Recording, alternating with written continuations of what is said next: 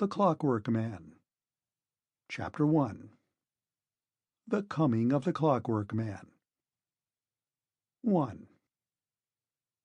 It was just as Dr. Allingham had congratulated himself upon the fact that the bowling was broken, and that he had only to hit now and save the trouble of running, just as he was scanning the boundaries with one eye and with the other following Tanner's short, crooked arm raised high above the white sheet at the back of the opposite wicket, that he noticed the strange figure. Its abrupt appearance, at first sight like a scarecrow dumped suddenly on the horizon, caused him to lessen his grip upon the bat in his hand.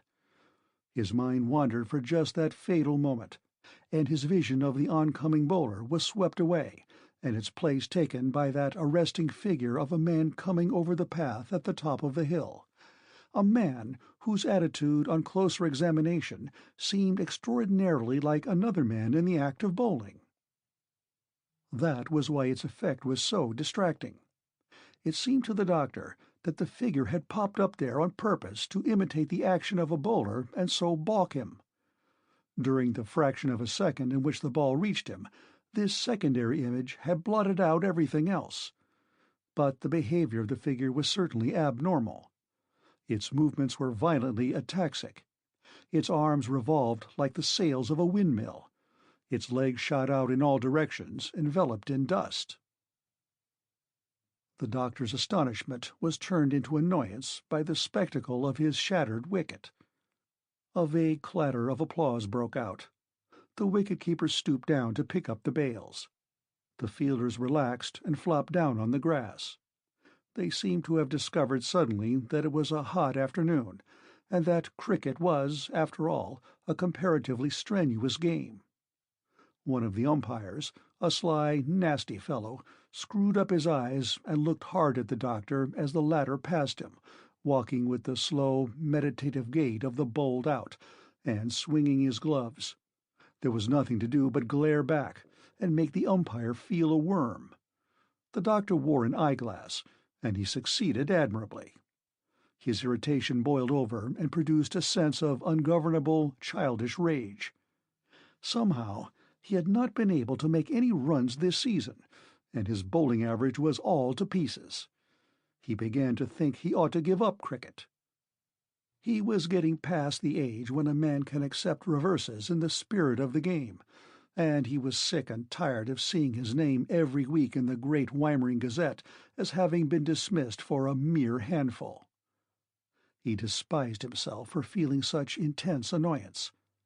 It was extraordinary how, as one grew older, it became less possible to restrain primitive and savage impulses. When things went wrong, you wanted to do something violent and unforgivable, something that you would regret afterwards, but which you would be quite willing to do for the sake of immediate satisfaction. As he approached the pavilion, he wanted to charge into the little group of players gathered around the scoring table. He wanted to rush at them and clump their heads with his bat. His mind was so full of the ridiculous impulse that his body actually jolted forward as though to carry it out, and he stumbled slightly. It was absurd to feel like this, every little incident pricking him to the point of exasperation, everything magnified and translated into a conspiracy against him. Someone was manipulating the metal figure plates on the black index board. He saw a 1 hung up for the last player. Surely he had made more than one. All that swiping and thwacking, all that anxiety and suspense, and nothing to show for it. But, he remembered, he had only scored once, and that had been a lucky scramble. The fielders had been tantalizingly alert. They had always been just exactly where he thought they were not. He passed into the interior of the pavilion. Someone said, "Hard luck, Allingham," and he kept his eyes to the ground for fear of the malice that might shoot from them. He flung his bat in a corner and sat down to unstrap his pads. Gregg, the captain, came in. He was a cool, fair young man, fresh from Cambridge. He came in grinning, and only stopped when he saw the expression on Allingham's face. "I thought you were pretty well set," he remarked casually. "So I was," said Allingham, aiming a pad at the opposite wall. So I was. Never felt more like it in my life. And then some idiot goes and sticks himself right over the top of the sheet. An escaped lunatic. A chap with a lot of extra arms and legs. You never saw anything like it in your life. Really, said Greg and grinned again. He remarked presently. 6 wickets down and all the best man out. We look like going to pieces, especially as we're a man short. Well, I can't help it, said Ellingham. You don't expect a thing like that to happen. What's the white sheet for? So that you can see the bowler's arm. But when something gets in the way, just over the sheet, just where you've got your eye fixed, it wouldn't happen once in a million times. Never mind, said Greg cheerfully. It's all in the game. It isn't in the game, Ellingham began, but the other had gone out. Ellingham stood up and slowly rolled down his sleeves and put on his blazer. Of course, Greg was like that, a thorough sportsman, taking the good with the bad. But then, he was only 24. You could be like that then, so full of life and high spirits that generosity flowed from you imperceptibly and without effort. At 40, you began to shrivel up, atrophy of the finer feelings. You began to be deliberately and consistently mean and narrow. You took a savage delight in making other people pay for your disappointments. He looked out of the window, and there was that confounded figure still jigging about. It had come nearer to the ground. It hovered, with a curious air of not being related to its surroundings that was more than puzzling. It did not seem to know what it was about, but hopped along aimlessly, as though scenting a track, stopped for a moment, blundered forward again, and made a zigzag course towards the ground. The doctor watched it advancing through the broad meadow that bounded the pitch, threading its way between the little groups of grazing cows that raised their heads with more than their ordinary slow persistency, as though startled by some noise. The figure seemed to be aiming for the barrier of hurdles that surrounded the pitch, but whether its desire was for cricket or merely to reach some kind of goal, whether it sought recreation or a mere pause from its restless convulsions, it was difficult to tell. Finally, it fell against the fence and hung there, 2 hands crooked over the hurdle and its legs drawn together at the knees. It became suddenly very still, so still that it was hard to believe that it had ever moved. It was certainly very odd. The doctor was so struck by something altogether wrong about the figure, something so suggestive of a pathological phenomenon, that he almost forgot his annoyance and remained watching it with an unlighted cigarette between his lips. 2. There was another person present at the cricket match to whom the appearance of the strange figure upon the hill seemed an unusual circumstance, only in his case it provided rather an agreeable diversion than an irritating disturbance. It had been something to look at, and much more interesting than cricket. All the afternoon Arthur Withers had been lying in the long grass, chewing bits of it at intervals and hoping against hope that something would happen to prevent his having to go out to the pitch and make a fool of himself. He knew perfectly well that Tanner, the demon bowler of the opposing team, would get him out first ball. He might linger at the seat of operations whilst 1 or 2 byes were run, but there were few quests more unwarranted and hopeless than that excursion, duly padded and gloved, to the scene of instant disaster. He dreaded the unnecessary trouble he was bound to give, the waiting while he walked with shaking knees to the wicket, the careful assistance of the umpire in finding centre for him, all the ceremony of cricket rehearsed for his special and quite undeserved benefit. And afterwards he would be put to field where there was a lot of running to do and only dead balls to pick up. Of course, he wasn't funking. That wouldn't be cricket. But he had been very miserable. He sometimes wondered why he paid a subscription in order to take part in a game that cost him such agony of mind to play. But it was the privilege that mattered as much as anything, just to be allowed to play. Arthur was accustomed to be allowed to do things. He accepted his fate with a broad grin and a determination to do whatever was crooked in life. Everybody in Great Weimering knew that he was a bit of a fool, and rather simple.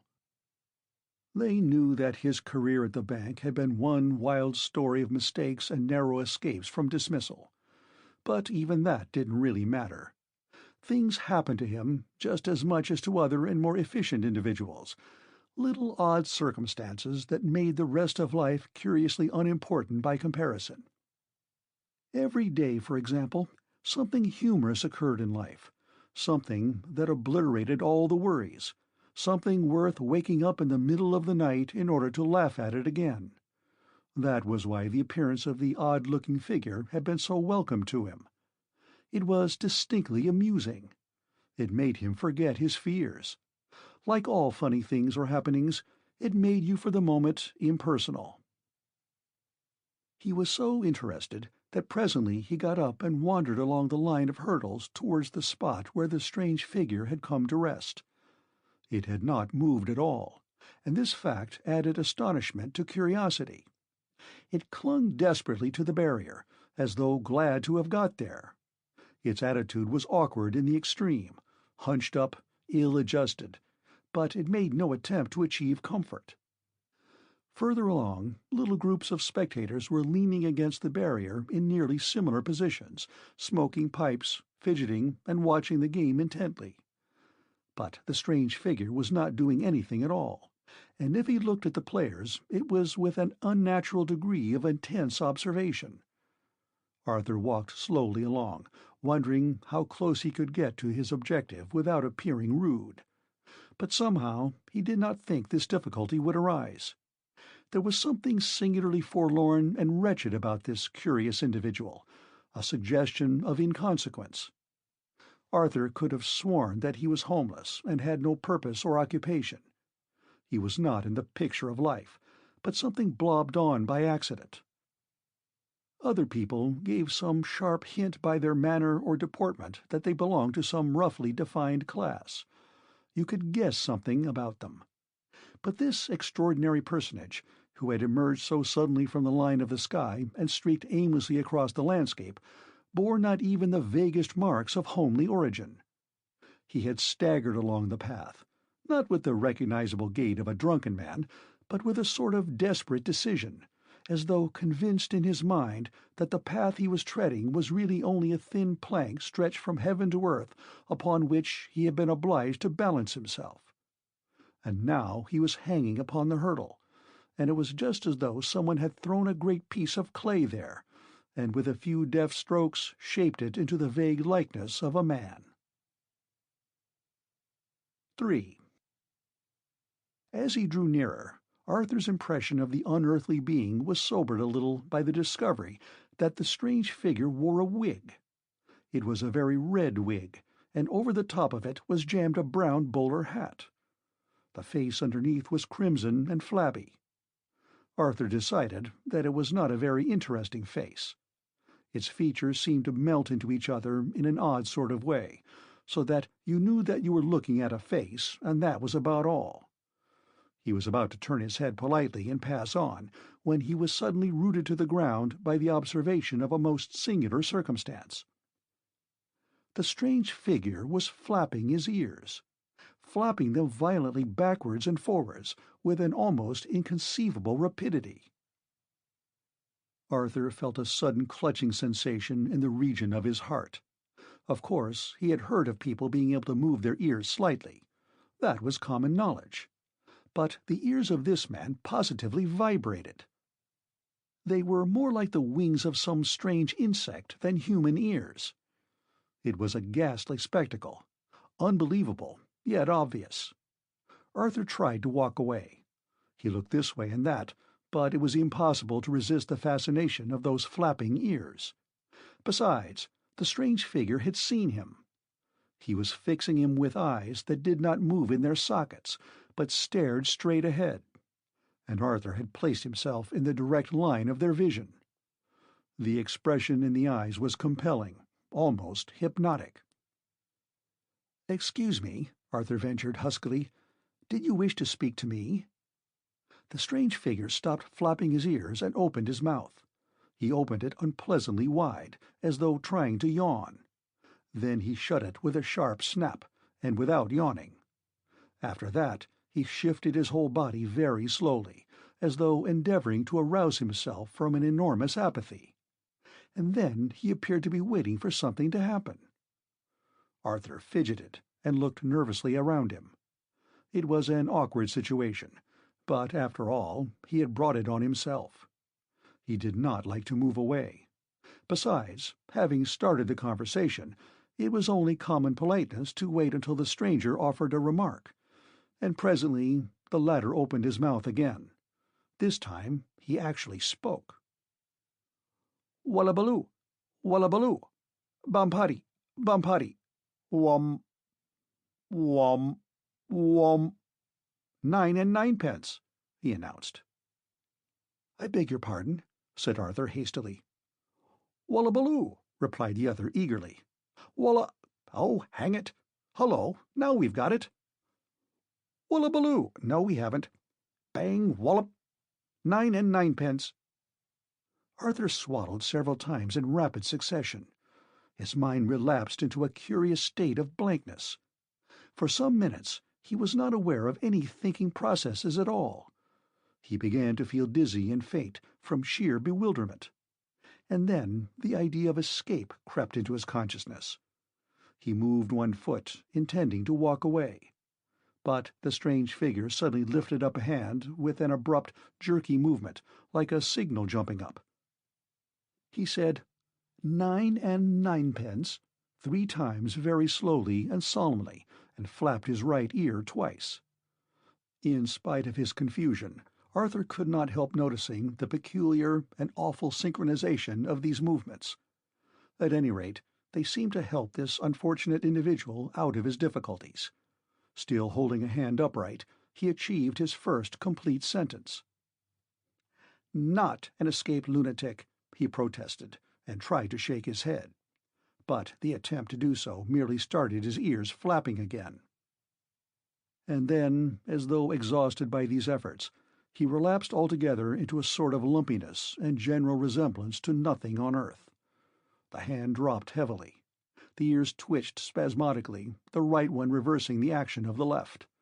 He seemed to sink down like a deflated balloon, and a faint whistling sigh escaped his lips. His face assumed an expression that was humble in the extreme, as though he were desirous of apologizing to the air for the bother of keeping him alive. Arthur stared, expecting every moment to see the figure before him fall to the ground, or even disappear through the earth. But just when his looseness and limpness reached the lowest ebb, a sudden pulse would shake the stranger from head to foot.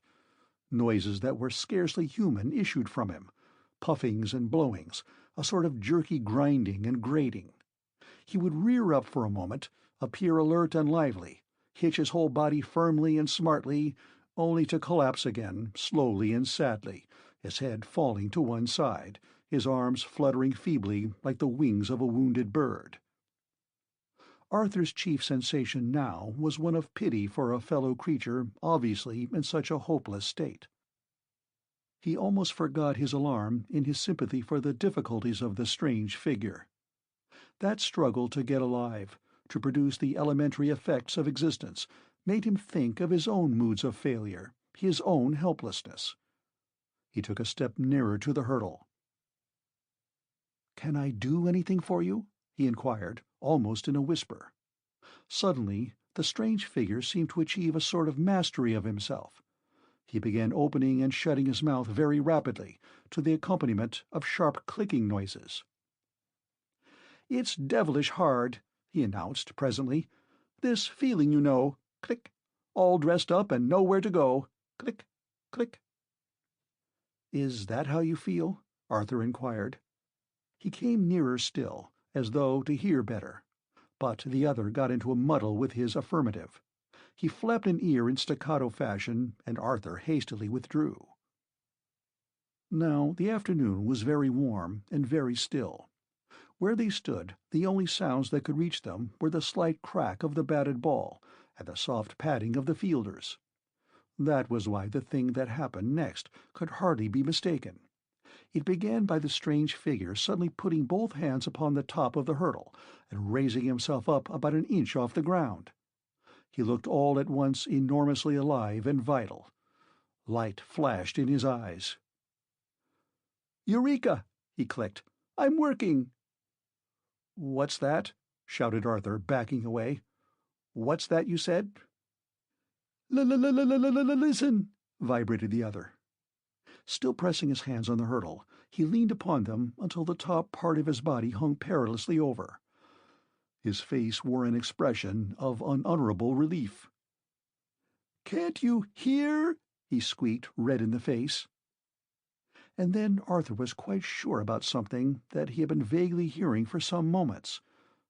It sounded like about 100 alarm clocks all going off at once, muffled somehow, but concentrated. It was a sort of whirring, low and spasmodic at first, but broadening out into something more regular, less frantic. "What's that noise?" he demanded, thoroughly frightened by now. "It's only my clock," said the other. He clambered over the hurdle, a little stiffly, as though not quite sure of his limbs. Except for a general awkwardness, an abrupt tremor now and again, he seemed to have become quite rational and ordinary. Arthur scarcely comprehended the remark, and it certainly did not explain the origin of that harassing noise.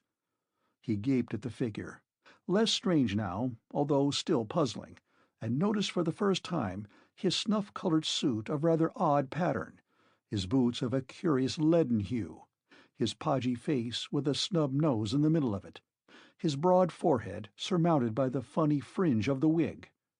His voice, as he went on speaking, gradually increased in pitch until it reached an even tenor. "Perhaps I ought to explain," he continued.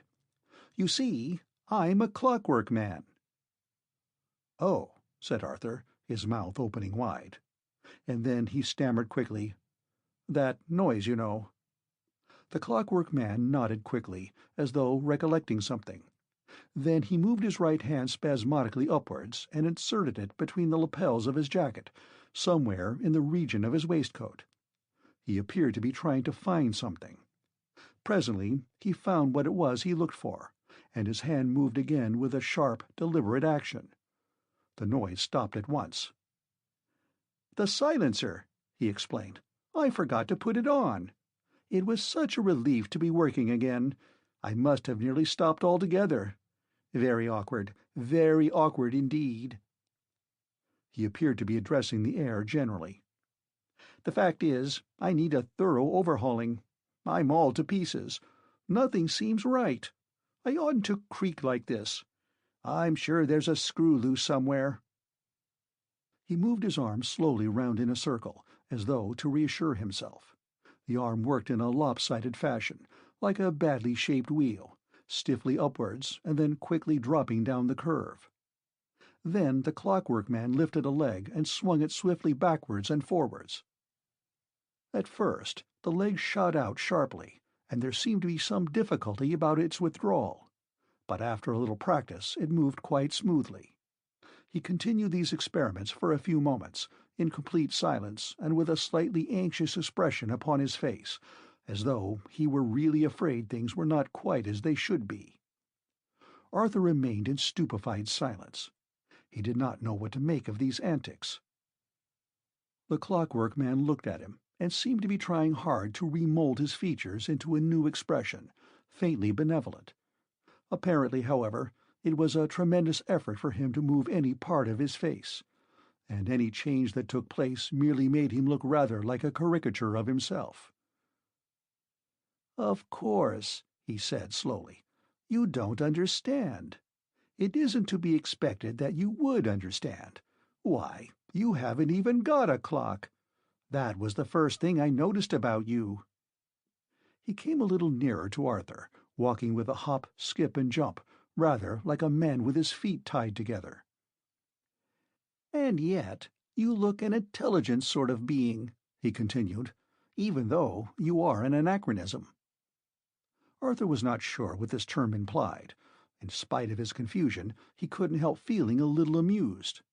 The figure standing by his side was so exactly like a waxwork come to life, and his talk was faintly reminiscent of a gramophone record. "What year is it?" inquired the other suddenly, and without altering a muscle of his face. 1923, said Arthur, smiling faintly. The Clockwork Man lifted a hand to his face, and with great difficulty lodged a finger reflectively against his nose. 1923, he repeated. That's interesting. Very interesting indeed. Not that I have any use for time, you know. He appeared to ruminate, still holding a finger against his nose. Then he shot his left arm out with a swift gymnastic action and laid the flat palm of his hand upon Arthur's shoulder. "Did you see me coming over the hill?" he inquired. Arthur nodded. "Where did you think I came from?" "To tell the truth," said Arthur, after a moment's consideration, "I thought you came out of the sky." The Clockwork Man looked as though he wanted to smile and didn't know how. His eyes twinkled faintly, but the rest of his face remained immobile, formal. "Very nearly right," he said in quick, precise accents, "but not quite." He offered no further information. For a long while Arthur was puzzled by the movements that followed this last remark. Apparently, the Clockwork Man desired to change his tactics. He did not wish to prolong the conversation. But in his effort to move away, he was obviously hampered by the fact that his hand still rested upon Arthur's shoulder. He did not seem to be able to bend his arm in a natural fashion. Instead, he kept on making a half-right movement of his body, with the result that every time he so moved he was stopped by the impingement of his hand against Arthur's neck. At last he solved the problem. He took a quick step backwards, nearly losing his balance in the process, and cleared his arm, which he then lowered in the usual fashion. Then he turned sharply to the left, considered for a moment, and waddled away. There was no other term, in Arthur's estimation, to describe his peculiar gait. He took no stride. He simply lifted one foot up and then the other, and then placed them down again slightly ahead of their former positions. His body swayed from side to side in tune with his strange walk. After he had progressed a few yards, he turned to the right, with a smart movement, and looked approximately in Arthur's direction. His mouth opened and shut very rapidly, and there floated across the intervening space some vague and very unsatisfactory human noise, obviously intended as an expression of leave-taking. Then he turned to the left again, with the same drill-like action, and waddled along. 4. Arthur watched him, feeling diffident, half inclined to follow him in case he fell over. For there was not much stability about the Clockwork Man. It was clear that the slightest obstacle would have precipitated him upon his nose. He kept his head erect and looked neither downwards or to right and left. He seemed wholly absorbed in his eccentric mode of locomotion, as though he found it interesting just to be moving along. Arthur kept his eyes glued upon that stiff, upright back, surmounted by the wig and hat, and he wondered what would happen when the Clockwork Man reached to the end of the line of hurdles, where another barrier started at right angles across the end of the cricket ground. It was a sight to attract attention, but fortunately, as Arthur thought, everybody seemed too absorbed in the game to notice what was happening. The dawning of humor saved him from some uncomfortable misgivings. There was something uncanny about the experience. Somehow it didn't seem natural, but it was certainly funny. It was grotesque. You had to laugh at that odd-looking figure, or else feel cold all over with another kind of sensation. Of course the man was mad. He was, in spite of his denial, an escaped lunatic. But the noise... that was certainly difficult to explain. Perhaps he had some kind of infernal machine hidden in his pocket, in which case he would be a dangerous kind of lunatic. What was he going to do next? He had reached to the end of the field and stopped abruptly. Apparently, the presence of another barrier acted as a complete check to further movement. For several seconds he remained perfectly still. He was now about 100 yards from Arthur, but the latter had good eyesight, and he was determined to miss nothing. Then the Clockwork Man raised a hand slowly to his face, and Arthur knew that he was repeating his former meditative action, finger to nose. He remained in that position for another minute, as though the problem of which way to turn was almost too much for him. Finally he turned sharp to the right and began to walk again. Arthur became aware of two other figures approaching the one he was watching so intently. They were Greg, the captain of the team, and Dr. Allingham. The yellow braid on their blazers shone in the sunlight, and Arthur could see the blue emblem on Greg's pocket. There would have to be a meeting.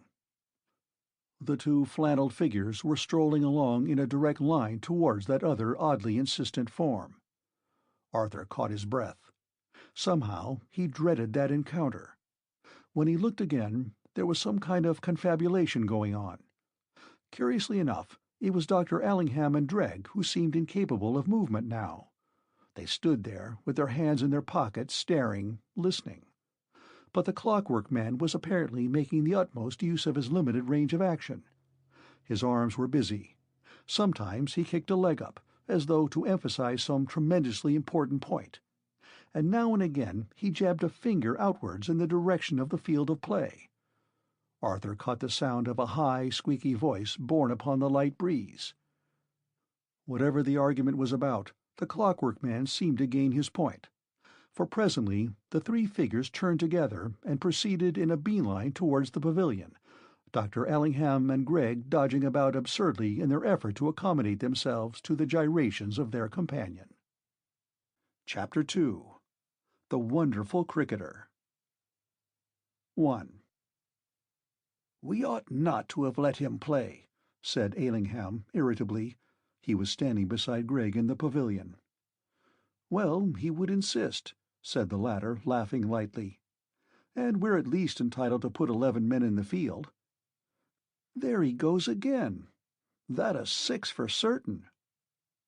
Allingham watched the ball disappear, for the fourth time since the Clockwork Man started his innings, somewhere in the direction of a big brewery that stood midway between the ground and the distant town. It was an incredible hit. No one had ever achieved such colossal drives in all the history of Great Weimering cricket. There was a certain absurdity about the thing. Already the club had been obliged to supply 3 extra balls, for it would have been useless to try and find those that had been lifted so far beyond the ground. "The man's a dangerous lunatic," asserted Allingham, who had not yet overcome his original annoyance with the strange figure, whose sudden advent had lost him his wicket. "It's uncanny, this sort of thing. You can't call it cricket." "Well, he's making runs anyhow," rejoined Greg, his eye falling upon the scoreboard. "At this rate we shall stand a chance after all." It was fortunate, perhaps, that the Great Weimering people took their cricket rather seriously. Otherwise they might have felt, as Dr. Allingham already felt, that there was something impossible about the Clockwork Man's performance. He had walked out to the wicket amidst comparative indifference. His peculiar gait might easily have been attributed to sheer nervousness, and his appearance, without flannels, provoked only a slight degree of merriment. When he arrived at the wicket, he paused and examined the stumps with great attention, as though wondering what they were for, and it was quite a little while before he arranged himself in the correct attitude before them. He remained standing still, holding the bat awkwardly in the air, and no amount of persuasion on the part of the umpire could induce him to take centre or place his bat to the ground in the recognized fashion. He offered no explanation for his eccentric behavior, and the fact simply had to be accepted. The game restarted. Tanner, who had by this time taken 8 wickets for just under 100 runs, put down a slow, tricky one. Everybody agreed, in discussing the matter afterwards, that the Clockwork Man never shifted his position or moved a muscle until the ball pitched, slightly to the off. Nobody seems to have seen exactly what happened, but there was a sudden ear-piercing crack and a swoop of dust. Some seconds elapsed before anyone realized that the ball had been hit at all. It was the Clockwork Man who drew attention to the fact by gazing steadily upwards in the direction of the town.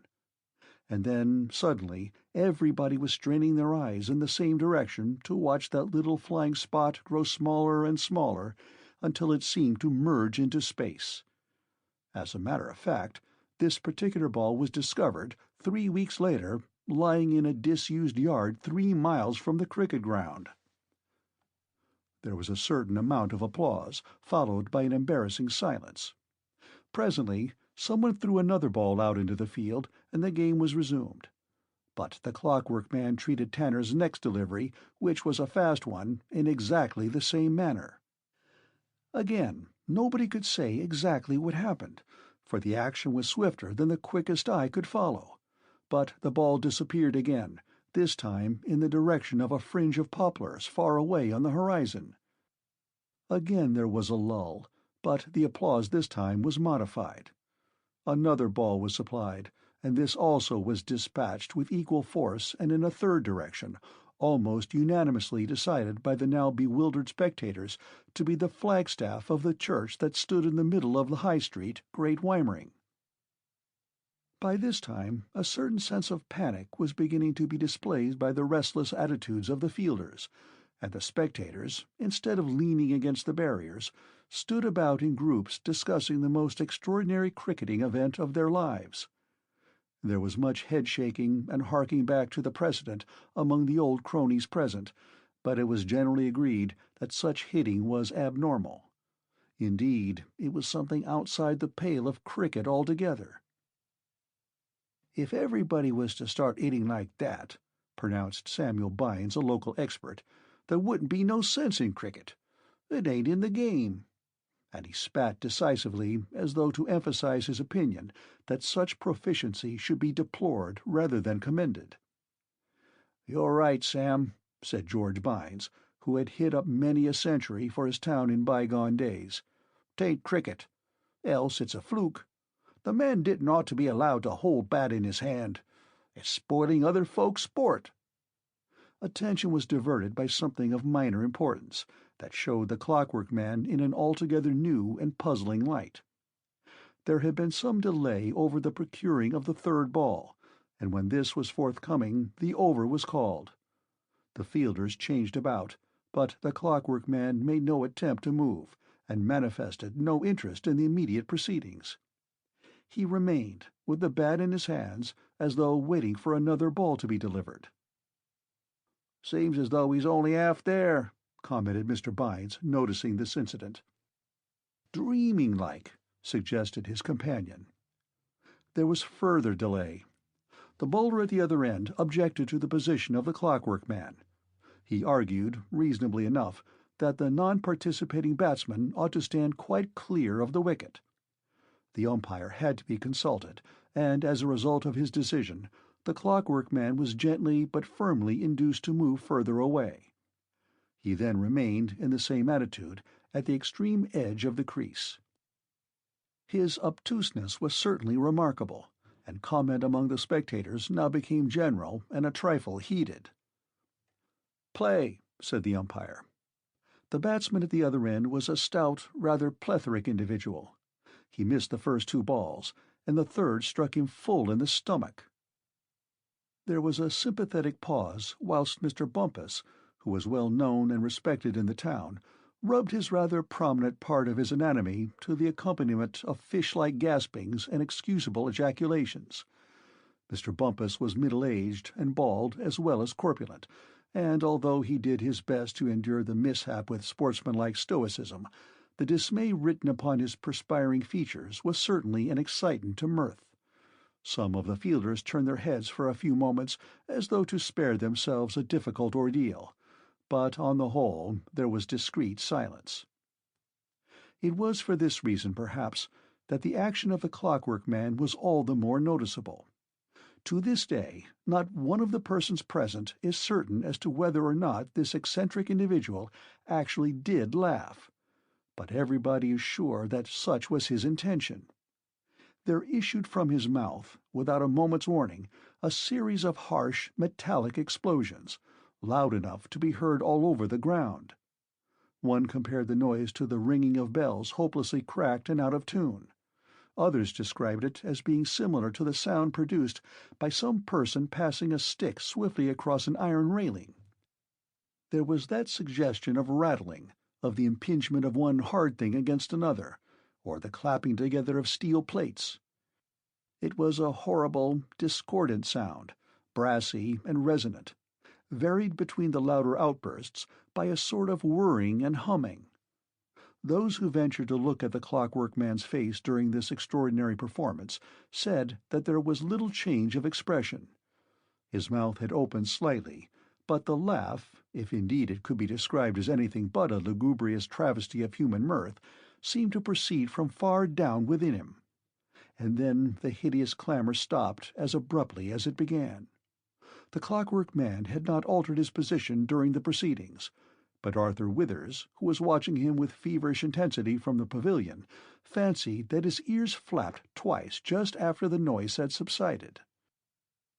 It was an unpleasant episode, but fortunately the object of such misplaced and ugly hilarity scarcely seemed to notice the outrage. Mr. Bumpus was not lacking in courage. After a few more groans and sighs, and a final rubbing of that part of him that had been injured, he placed himself in preparation to receive the next ball. The spectators loudly applauded him, and the bowler, perhaps unwilling to risk another misadventure, moderated his delivery. Mr. Bumpus struck the ball lightly, and it sped away through the slips. A fielder darted after it, but there was ample time for a run. "Come on!" shouted Mr. Bumpus, and started to puff and blow his way down the pitch. But the Clockwork Man paid not the slightest heed to the command. He remained, statuesque, a figure of gross indifference. Mr. Bumpus pulled himself up sharply, midway between the two wickets. His red face was a study in bewilderment. He slid a few paces, cast one imploring glance in the direction of the Clockwork Man, and then rushed desperately back to his own crease. But he was too late. His wicket had been put down.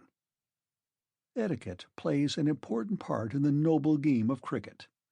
It may be bad form to refuse an obvious run, but to complain of your partner in public is still worse.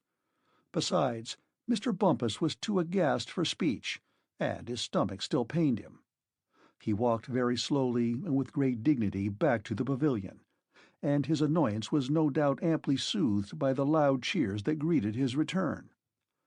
Gregg came out to meet him, with a rather shamefaced smile upon his features.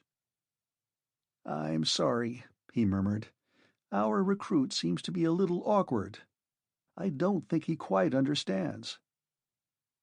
"He can hit," said Mr. Bumpus, mopping his brow, "but he's certainly an eccentric sort of individual.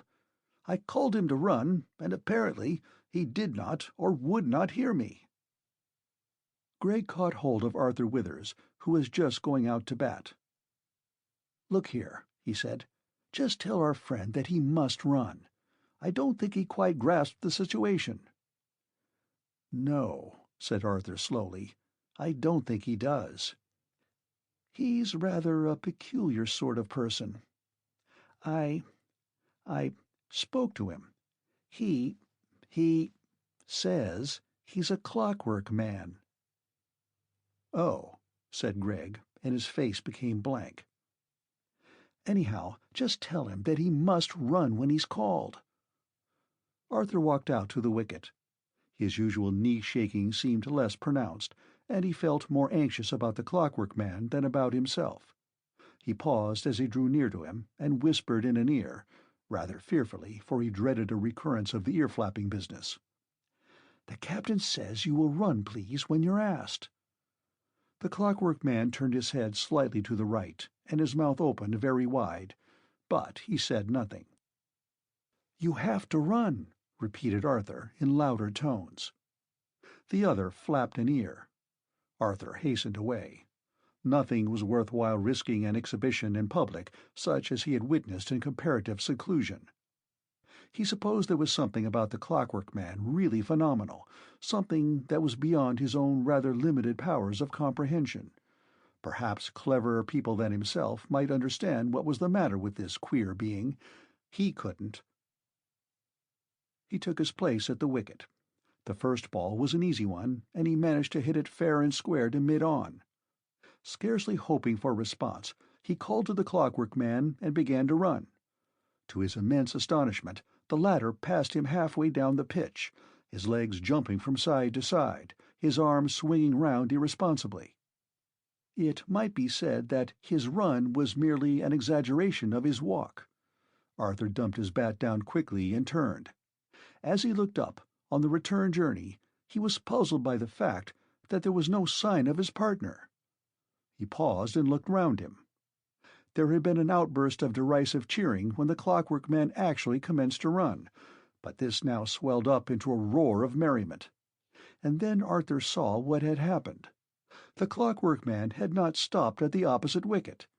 He had run straight on, past the wicket-keeper, past the fielders, and at the moment when Arthur spotted him, he was making straight for the white sheet at the back of the ground. No wonder the crowd laughed. It was so utterly absurd. And the Clockwork Man ran as though nothing could stop him, as though, indeed, he had been wound up and was without power to check his own ridiculous progress. The next moment he collided with the sheet, but even this could only prevent him from going further. His legs continued to work rapidly with the action of running, whilst his body billowed into the sagging sheet. The spectators gave themselves up wholly to the fun. It must have seemed to them that this extraordinary cricketer was also gifted with a sense of humour, however eccentric, and that his nonsensical action was intended by way of retaliation for the ironic cheers that had greeted his running at all. Nobody, except Arthur Withers, realized that the Clockwork Man run thus far because for some reason he had been unable to stop himself. It may be remarked here that many of the Clockwork Man's subsequent performances had this same accidental air of humour, and that even his most grotesque attitudes gave the observer an impression of some wild practical joke. He was so far human, in appearance and manner, in spite of those peculiar internal arrangements which will be dealt with later, that his actions produced an instantaneous appeal to the comic instinct, and in laughing at him, people forgot to take him seriously. But Arthur Withers, still feeling a certain sense of duty towards that helpless figure, battening himself against the sheet, ran up to him. He decided that it would be useless to try and explain matters.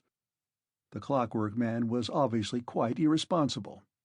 Arthur laid his hands on his shoulders and turned him round, much in the way that a child turns a mechanical toy after it has come to rest.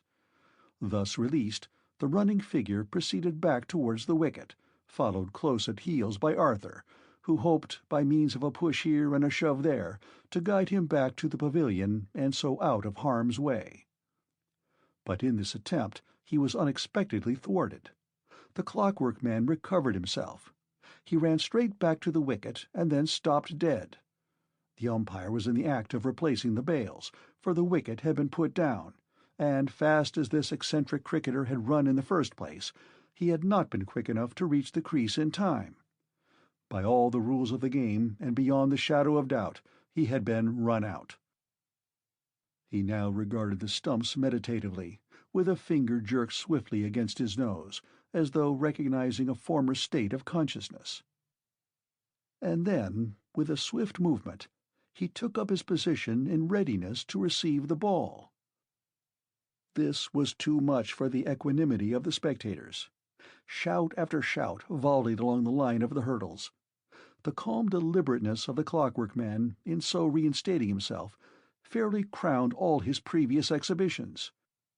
And the fact that he took no notice of the merriment at his expense, but simply waited for something to happen, permitted the utmost license.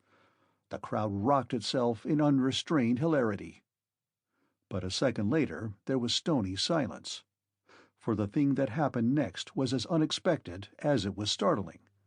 Nobody, save perhaps Dr. Allingham, anticipated that the Clockwork Man was capable of adding violence to eccentricity.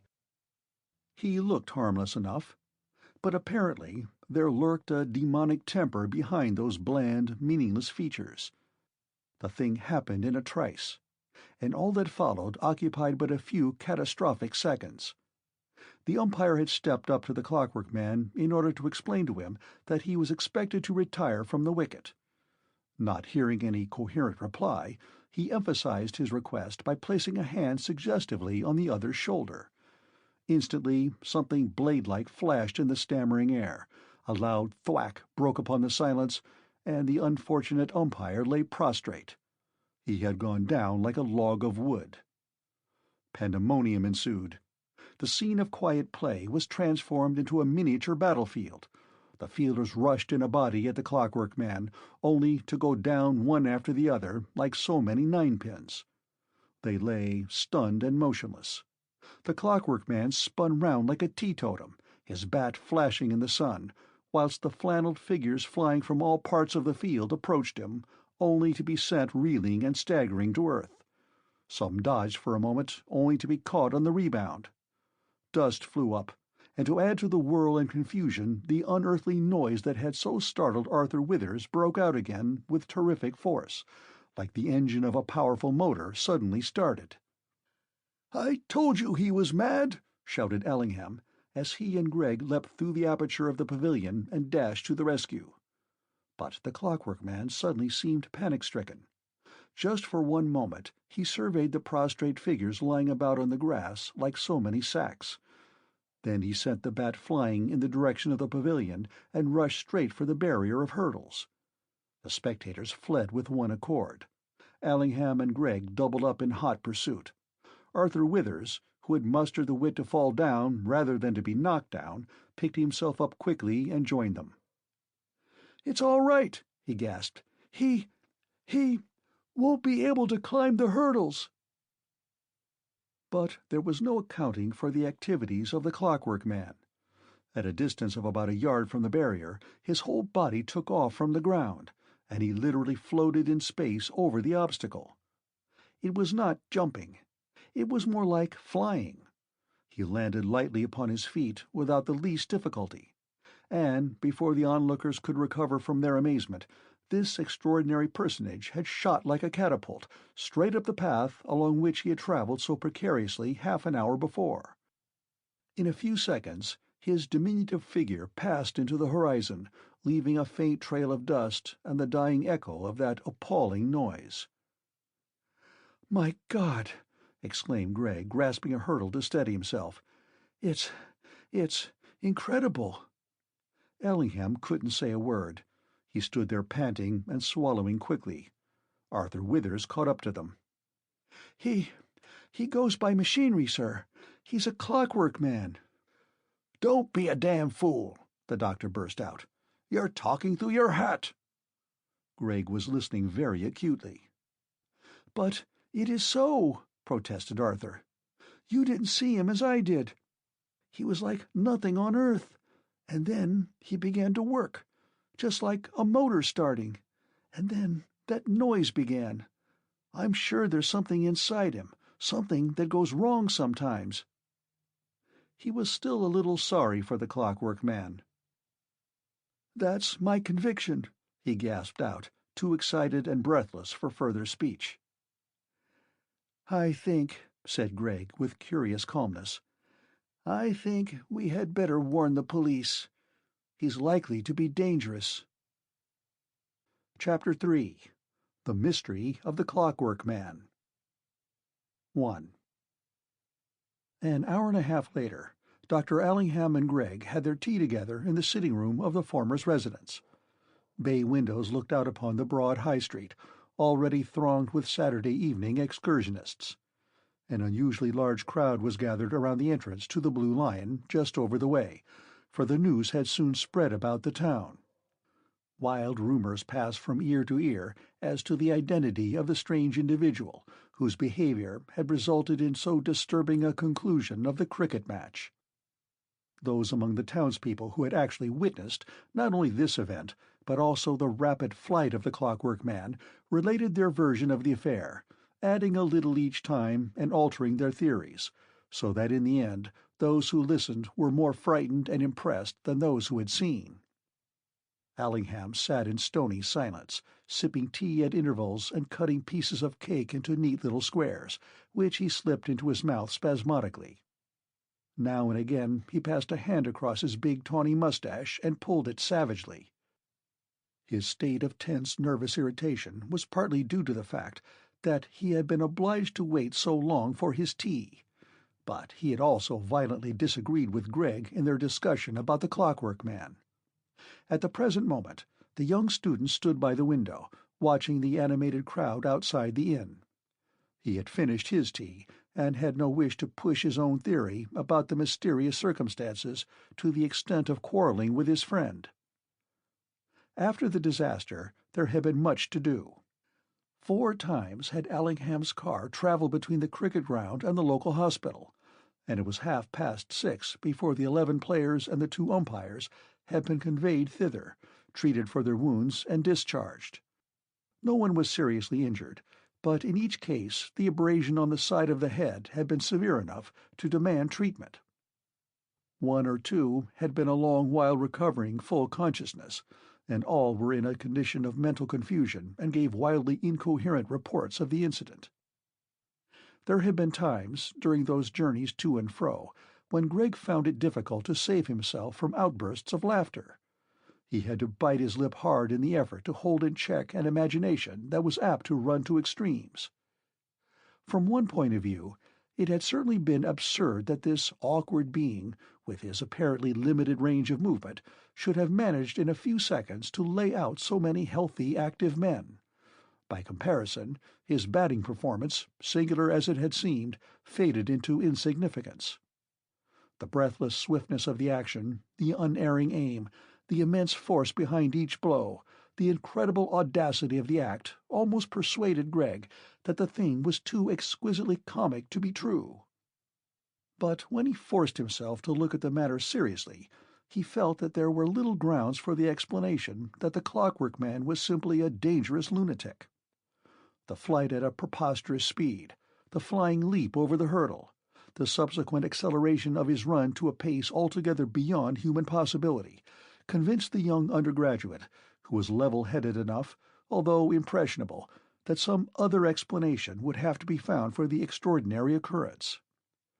Besides, there was Arthur Wither's story about the flapping ears and the queer conversation of the Clockwork Man, his peculiar jerky movements, his sudden exhibitions of uncanny efficiency contrasted with appalling lapses. Once you had grasped the idea of his mechanical origin, it was difficult to thrust the Clockwork Man out of your head. He became something immensely exciting and suggestive. If Greg's sense of humor had not been so violently tickled by the ludicrous side of the affair, he would have felt already that some great discovery was about to be revealed to the modern world. It had never occurred to him before that abnormal phenomena might be presented to human beings in the form of a sort of practical joke. Somehow, one expected this sort of thing to happen in solemn earnest and in the dead of night. But the event had taken place in broad daylight, and already there was mixed up with its queer unreality the most ridiculous tangle of purely human circumstance. Allingham had an explanation for everything. He said that the loud noise was due to some kind of machine that this ingenious lunatic carried in his pocket. He argued that the rapid flight was probably to be accounted for by a sort of electric shoe. Nothing was impossible so long as you could adduce some explanation that was just humanly credible. And the strange antics of the Clockwork Man, his sudden stoppings and beginnings, his Anglo-Saxon gestures and his staccato gait, all came under the heading of locomotor ataxia in an advanced form. As the doctor concentrated upon a delayed tea, his mind lapsed into its usual condition of fretful skepticism. Greg's idea that the Clockwork Man represented a mystery, if not a miracle, enraged him.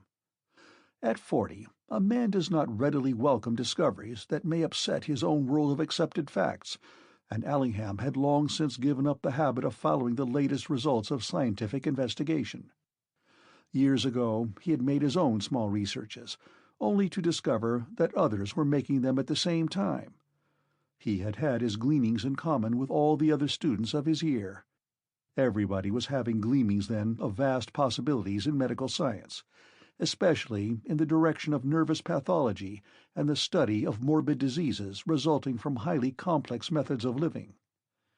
There had been much sound work, a good deal of irresponsible mudraking, and, in Allingham's case, a growing suspicion that the human organism was not standing very well the strains imposed upon it by modern civilization. He had wondered then if some experiments would not be made some day in the pursuit of evolutionary doctrines as applied to physiological progress, but that had been the most ephemeral of all his gleams.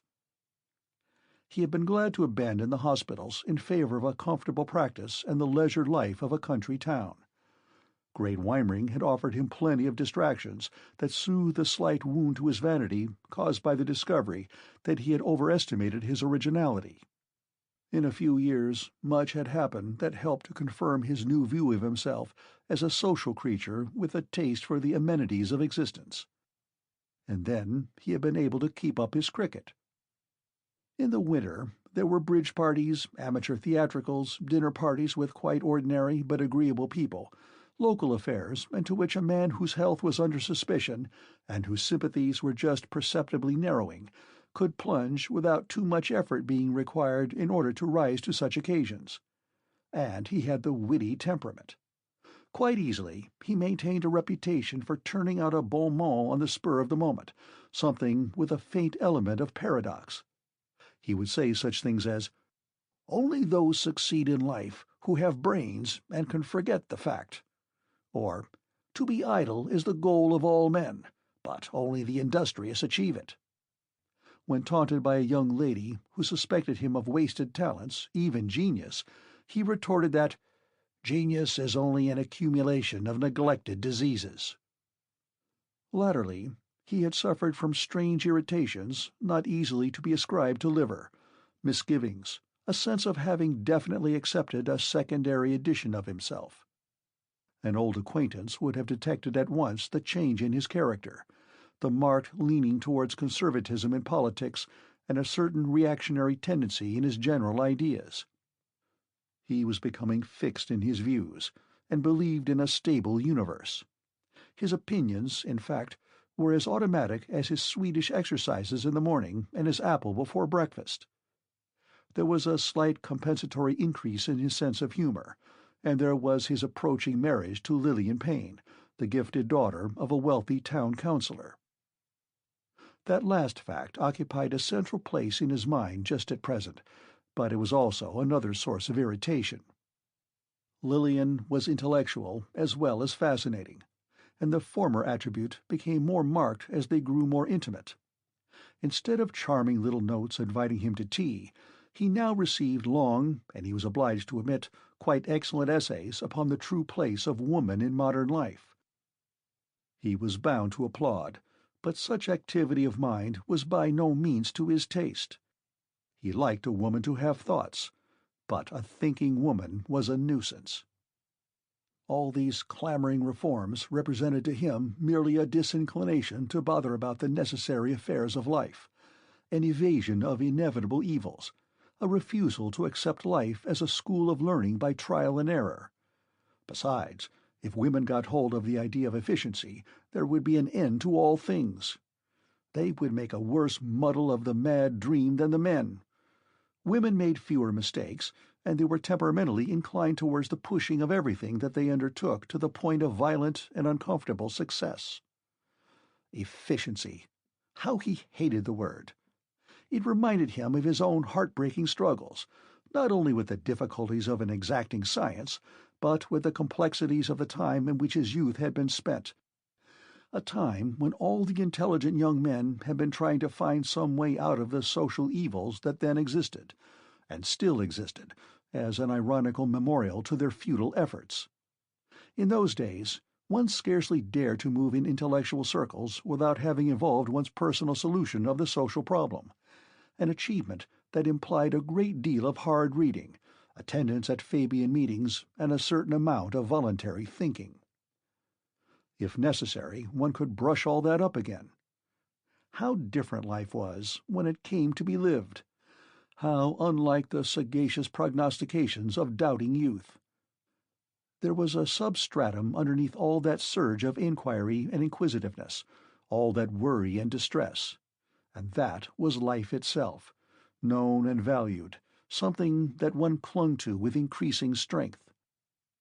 The mind grew out of its speculative stage and settled down to a careful consideration of concrete existence. And then, with a sharp jar, his thoughts reverted to the consideration of another irritating circumstance, this ridiculous Clockwork Man, in whom Greg believed even to the extent of thinking it worth while stating the case for the incredible before a man years his senior in experience and rational thought. 2. Allingham got up and stood behind Greg at the window. The latter raised his head a little, as though to catch any words that might float across from the babble of excited voices opposite, but there was nothing clearly distinguishable. "You see," said Allingham, nodding his head and wiping his mustache with a handkerchief, "let the thing work on your mind, and you ally yourself with these town gossips. They'll talk this affair into a 9 days' wonder." Greg shrugged his shoulders in silence. Presently he looked at his watch. "I wonder if Gray will be back soon." Gray was the local inspector of police, in whose hands they had placed the business of rounding up the Clockwork Man. Allingham had loaned out his car for the purpose. "I doubt if we shall see him before midnight," said the latter. "Even supposing he catches his man before dusk, which is unlikely, it will take him another hour or so to drive him to the asylum." Greg failed to suppress an abrupt snigger. He lit a cigarette to cover his confusion. Once more he envisaged that flying figure on the horizon. "At the rate he was going," he remarked steadily, "and barring accidents, I should say he's reached London by now." "There will be an accident," retorted Allingham. "Mark my words, he won't get very far." At that moment Mrs. Masters, the doctor's elderly housekeeper, entered the room in order to clear away the tea-things. She was a country woman, given to talking without reserve, except when the doctor's eye fell upon her, as it did upon this occasion. But for once she evaded this check to her natural proclivities. She was not going to be cheated out of her share in the local gossip. She placed the tray on the table and made the visitor an excuse for her loquacity. "Oh, Mr. Gregg, they say the devil's come to Great Weimering at last. I'm not surprised to hear it, for the goings-on in this town have been something terrible since the war, what with the drinking and the young people doing just as they like." "Have you heard anything fresh?" enquired Gregg pleasantly. "Only about old Mr. Winchape," said Mrs. Masters as she packed the tea-things. "He's seen the man that knocked the cricketers down with the bat. That is, if he is a man, but they do say—" "Where did Mr. Winchape see him?" broke in Allingham abruptly. "Along the path from Bapchurch, sir." Mrs. Masters moderated her manner before the doctor's searching eye. "Poor old Mr. Winchape! He's not so young as he was, and it did give him a turn. He said he was hurrying along so as to get home in time for tea, and all of a sudden something flashed by him, so quick that he hardly realized it. He looked round, but it was gone in no time. He reckons it was the old man himself. There was fire coming out of his mouth and his eyes like two red-hot coals." Allingham stamped his feet on the carpet. "I will not listen to such talk, Mrs. Masters. A woman of your age and supposed sense to lend an ear to such nonsense. I'm ashamed of you." Mrs. Masters trembled a little under the rebuke, but she showed no sign of repentance. "I'm only repeating what's said," she remarked, "and for all I know, it might have been the devil. It says in the Bible that he's to be unbound for 1,000 years, and I'm sure he might just as well come here as elsewhere for a start. The place is wicked enough." "Superstitious nonsense!" snorted Allingham, and he continued to snort at intervals while Mrs. Masters hastily collected cups and plates and retreated with dignity to the kitchen. "Perhaps you agree with Mrs. Masters?" said Allingham as soon as the door was closed. Greg laughed and lowered himself into an easy-chair. "Superstition, after all, is a perfectly legitimate, although rudimentary, form of human inquiry. These good people want to believe in the devil." At the least opportunity, they evoke his satanic majesty. They are quite right. They are simply using the only material in their minds in order to investigate a mystery." "A sort of glamour," suggested Ellingham, trying to look bored. "If you like," admitted Gregg. "Only it does help them to understand, just as all our scientific knowledge helps us to understand the future." "Why drag in the future?" said the other, opening his eyes quickly. "Because," said Gregg, purposely adopting a monotonous drawl as though to conceal his eagerness, "if my theory is correct, then I assume that the Clockwork Man comes from the future." "It's a harmless enough assumption," laughed Allingham. Gregg rested his head upon the back of the chair and puffed smoke out. "We will pass over the circumstance of his abrupt appearance at the top of the hill, for it is obvious that he might have come from one of the neighboring villages, although I don't think he did. You yourself admit that his manner of approach was startling, and that it almost seemed as though he had come from nowhere. But let that be. There are, I admit, as yet few facts in support of my theory, but it is at least significant that one of the first questions he asked should have been, not where he was, but when he was." "I don't quite follow you," interjected Allingham. "He asked Arthur Withers what year it was. Naturally, if he did come from the future, his first anxiety would be to know into what period of man's history he had, possibly by some accident, wandered." "But how could he have come from the future?" "Time," said Gregg quickly, "is a relative thing. The future has happened just as much as the past. It is happening at this moment." "Oh, well, you may be right there," blustered Allingham. "I don't know. I admit I'm not quite up to date in these abstruse speculations." "I regard that statement of his as highly significant," resumed Gregg, after a slight pause. "For, of course, if the Clockwork Man really is, as suggested, a semi-mechanical being, then he could only have come from the future.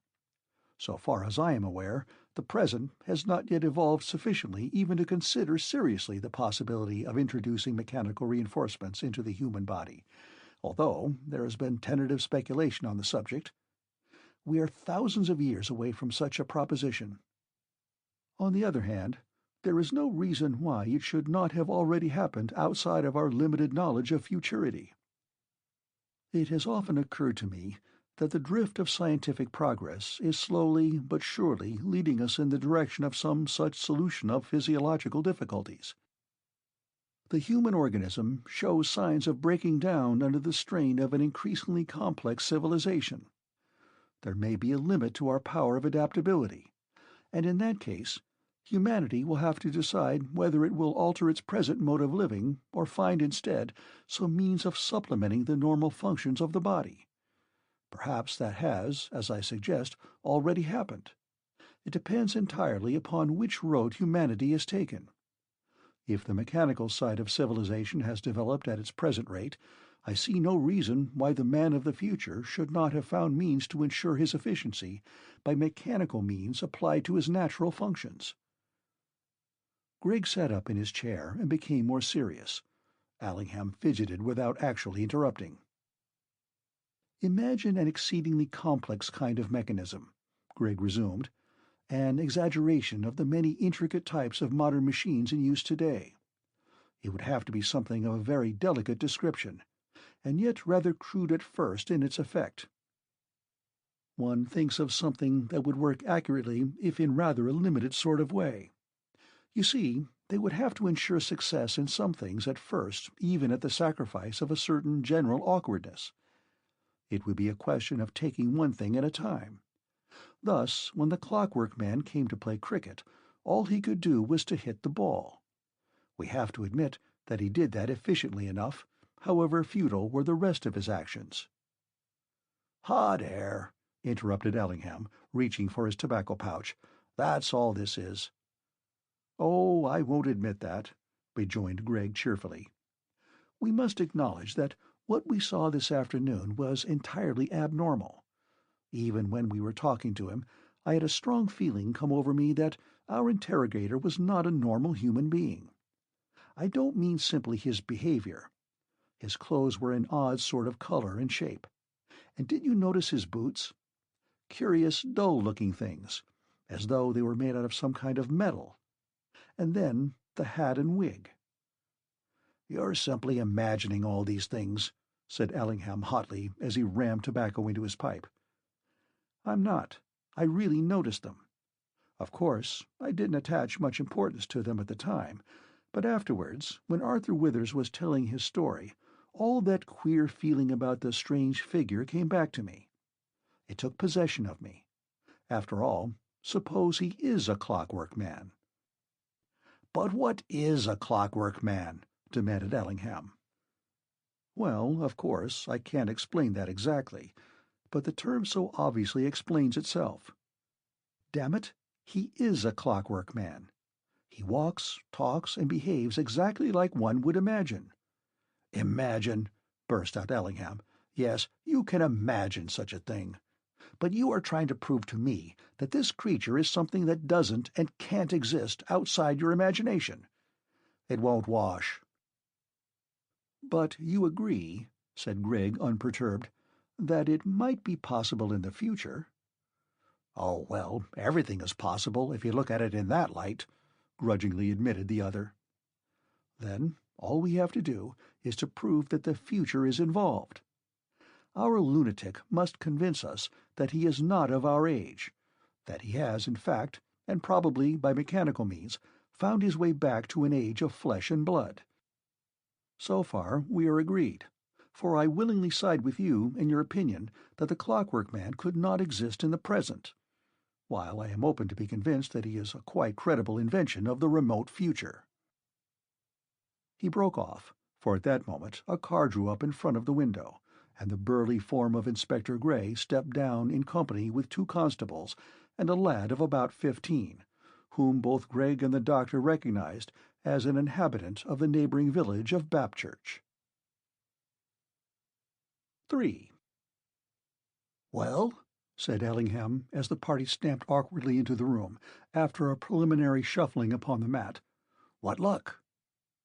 "Not much, Doctor," announced the inspector, removing his hat and disclosing a fringe of carroty hair. "We ain't found your man, and so far as I can judge, we ain't likely to. But we found these." He laid the Clockwork Man's hat and wig on the table. Gregg instantly picked them up and began examining them with great curiosity. "And young Tom Driver here, he's seen the man himself," resumed the inspector. "That's how we come by the hat and wig. Tell the gentleman what you saw, Tom." Tom Driver was a backward youth at best of times, but he seemed quite overcome by the amount of responsibility now thrust upon him. He shuffled forward, pressing his knees together and holding a tattered cap between his very dirty fingers. A great shock of curly yellow hair fell almost over his large brown eyes, and his face was long and pinched. "I see the man," he said timidly. "I see him as I was going along the path to Bapchurch." "Was he going very fast?" said Gregg. "No, sir. He weren't walking at all. He'd fallen into the chalk pit just by Rock's bottom." Ellingham burst out into a great roar of laughter, but Gregg merely smiled and listened. "That's how I come to see him," said Tom, shifting his cap about uneasily. "I was in a bit of a hurry, 'cause Mother said I wasn't to be late for tea, and I been into the town to buy butter, as we was a bit short. As I come by Rock's bottom, and you know how the path bends a bit sharp to the left where the chalk pit lies, it's a bit awkward for anyone as don't know the path." "Yes, go on," said Gregg impatiently. "Well, as I was coming along, I see something moving about just at the top of the pit. At first I thought it was a dog, but when I come nearer I could see it was a pair of legs kicking, only they was going so fast you couldn't hardly tell one from t'other. Well, I ran up, thinking as very likely someone had fallen in, and sure enough it was someone. I caught hold of the legs, and just as I was about to pull him out—" "Did the legs go on kicking?" said Gregg quickly. "Yes, sir. I had a job to hold 'em. And then, just as I was going to pull him out, I noticed something." Tom paused for a moment and began to tremble. His teeth chattered violently, and he looked appealingly at his listeners as though afraid to continue. "Go on, Tom," commanded Inspector Gray. "Spit it out, lad. It's got to be said." He hadn't got no back to his head," blurted out Tom at last. "What?" rapped out Allingham. "There you are," said Tom, cowering and glancing reproachfully at the inspector. "I told you as how the gentlemen wouldn't believe me. 'Tain't likely as anybody would believe it as hadn't seen it for themselves." "But what did you see?" inquired Gregg kindly. "What was there to be seen?" Tom's eyes searched the room as though looking for something. Gregg was standing with his back to the fireplace, but noticing that Tom seemed to be trying to look behind him, he moved away. Tom immediately pointed to the clock that stood on the mantelpiece. "It was a clock," he said slowly, "just like that one, only more so, in a manner of speaking. I mean, it had more hands and figures, and they was going round very fast. But it had a glass face just like that one, and it was stuck on his head just where the back ought to be. The sun was shining on it at first, that's why I couldn't be sure what it was for a long time, but when I looked closer I could see plain enough, and it made me feel all wobbly, sir." "Was there a loud noise?" asked Gregg. "No, sir, not then. But the hands was moving very fast, and there was a sort of humming going on, like a lot of clocks all going on at once, only quiet-like. I was so taken back I didn't know what to do, but presently I caught hold of his legs and tried to pull him out. It warn't an easy job, 'cause his legs was kicking all the time, and although I hollered out to him, he took no notice. At last I dragged him out, and he lay on the grass, still kicking. He never even tried to get up, and at last I took hold of his shoulders and picked him up. And then, as soon as I got him up and stood him on his feet, and afore I had time to have a good look at him, off he goes, like greased lightning.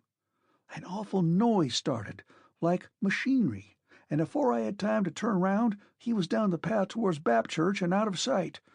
I tell you, sir, it gave me a proper turn." "But how did you come by these?" questioned Gregg, who was still holding the hat and wig. "I see them lying in the pit," explained Tom. "They must have dropped off his head as he lay there. Of course, he hadn't fallen very far, otherwise his legs wouldn't have been sticking up. It ain't very steep just there, and his head must have caught in a bit of furze. But the hat and wig had rolled down to the bottom. After he'd gone, I climbed down and picked him up." Gregg passed the hat and wig to Allingham and whispered something. The other looked at the inside of the hat. There was a small label in the center with the following matter printed upon it: Dunn Brothers, Universal Hat Providers, established over 2,000 years. For a moment, Allingham's face was a study in bewilderment. He tried to speak, but only succeeded in producing an absurd snigger. Then he tried to laugh outright, and was forced into rapid speech. "Well, what did I say? The whole thing is preposterous. I'm afraid, Inspector, we've troubled you for nothing. The fact is, somebody has been guilty of a monstrous hoax." "Look at the wig! Look at the wig!" interrupted Gregg feverishly. Allingham did so. Just on the edge of the lining there was an oblong-shaped tab with small gold lettering. W. Clarkson, wig-maker to the 7th International. "Well, well, it's what I said," the doctor went on, swallowing quickly. Someone has... He broke off abruptly. Gregg was standing with his hands behind him. He shook his head gravely. "It's no use, Doc," he observed quietly. "We've got to face it." Chapter 4. Arthur Withers Thinks Things Out. 1. After that last glimpse of the Clockwork Man and the conversation with Dr. Allingham and Gregg that followed, Arthur had hurried home to his tea. No amount of interest in the affair, however stupendous it might appear both to himself and others, could dissuade him from his usual Saturday night's program. Rose Lomas, to whom he had recently become engaged, was 100 times more important than a Clockwork Man, and whether a human being could actually exist who walked and talked by mechanical means was a small problem in comparison with that of changing his clothes, washing and tidying himself up in time for his assignation. As soon as the cricketers showed signs of stirring themselves, and so conveyed the comforting impression that they were not dead, Arthur felt himself able to resume normal existence. His lodgings were situated at the lower end of the town. The accommodation consisted of a small bedroom, which he shared with a fellow clerk, and a place at table with the other inmates of the house. The street was very dirty, and Mrs. Flack's house alone presented some sign of decency and respectability. It was a two-storied red-brick cottage.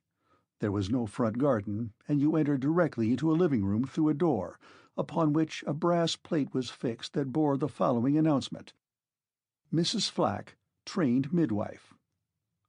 Arthur stumbled into the room, dropped his straw hat onto the broken-down couch that occupied the entire side of one wall, and sat down at the table. "Well," inquired Mrs. Flack as she poured him out a cup of tea, "who won?" "Nobody," remarked Arthur, cramming bread and butter into his mouth. "Game off." Mr. Flack, who was seated in his armchair by the fireplace, looked up in amazement. His interest in cricket was immense, but chronic rheumatism prevented him from getting as far as the ground. He was dependent upon Arthur's reports and the local paper. "How's that, then?" he demanded slowly.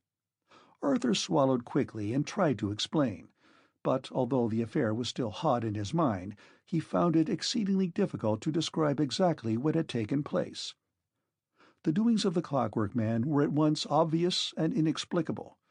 It was almost impossible to intrigue people who had not actually witnessed the affair into a realization of such extraordinary happenings. Arthur had to resort to abrupt movements of his arms and legs in order to produce an effect, but he made a great point of insistence upon the ear-flapping. "Go on!" exclaimed Mrs. Flack, leaning her red folded arms upon the table. "Well, I never!" "'Tain't possible," objected her husband. "He's pulling your leg, Ma." But Arthur persisted in his imitations, without caring very much whether his observers believed him or not. It at least afforded an entertaining occupation. Mrs. Flack's motherly bosom rose and fell with merriment. "It's as good as the pictures," she announced at last, wiping her eyes. But when Arthur spoke about the loud noise, and hinted that the Clockwork Man's internal arrangements consisted of some kind of machinery, Mr. Flack sat bolt upright and shook his head gravely. "You're a masterpiece," he remarked. "That's what you are." This was his usual term for anything out of the way. "You ain't gonna get me to believe that, not at my age." "If you saw him," said Arthur emphatically, "you'd have to believe. It's just that and nothing else. He's like one of those mechanical toys come to life. And it's so funny. You'd never guess." Mr. Flack shook his head thoughtfully. Presently he got up, walked to the end of the mantelpiece, placed his smoked-out pipe on the edge, and took an empty one from behind an ornament. Then he returned to his seat and sat for a long time with the empty pipe in his mouth. "'Tain't possible," he ruminated at last. "Not for a bloke to have machinery inside him. At least, not to my way of thinking." Arthur finished his tea and got up from his chair. Conscious that his efforts so far had not carried conviction, he spent a few moments of valuable time in an attempt to supplement them. "He went like this," he explained, imitating the walk of the Clockwork Man, and at the same time snapping his fingers to suggest sharp clicking noises. "And the row! Well, you know what a motor sounds like when it's being wound up? Like that, only worse." Mrs. Flack held the greater part of herself in a semicircle of red arm. "You are a one," she declared. Then she looked at Mr. Flack, who sat unmoved. "Why don't you laugh? It would do you good. You take everything so serious." "I ain't a-going to laugh," said Mr. Flack, "not unless I see fit to laugh." And he continued to stare gravely at Arthur's elaborate posturing. Presently the latter remembered his urgent appointment and disappeared through the narrow door that led upstairs. "Whoever he be," said Mr. Flack, referring to the strange visitor to Great Weimering. "I should judge him to be a bit of a masterpiece." 2. Upstairs in the bedroom, Arthur hastily removed his flannels and paced the limited amount of floor space between the two beds. What a little box of a place it was, and how absurdly crammed with furniture. You couldn't move an inch without bumping into things or knocking something over. There wasn't room to swing a cat, much less to perform an elaborate toilet with that amount of leisurely comfort necessary to its successful accomplishment. Ordinarily, he didn't notice these things. It was only when he was in a hurry and had all sorts of little duties to carry out that the awkwardness of his surroundings forced themselves into his mind and produced a sense of revolt. There were times when everything seemed a confounded nuisance, and a chair stuck in your way made you feel inclined to pitch it out of the window. Just when you wanted to enjoy simply being yourself, when your thoughts were running in a pleasant, easeful way, you had to turn to and dress or undress, shave or wash, prepare yourself for the conventions of life. So much of existence was spent in actions that were obligatory only because other people expected you to do the same as themselves. It wasn't so much a waste of time as a waste of life. He rescued his trousers from underneath the mattress.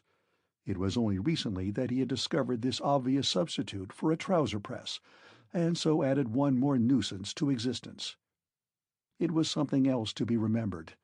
He grinned pleasantly at the thought of the circumstance which had brought about these careful habits.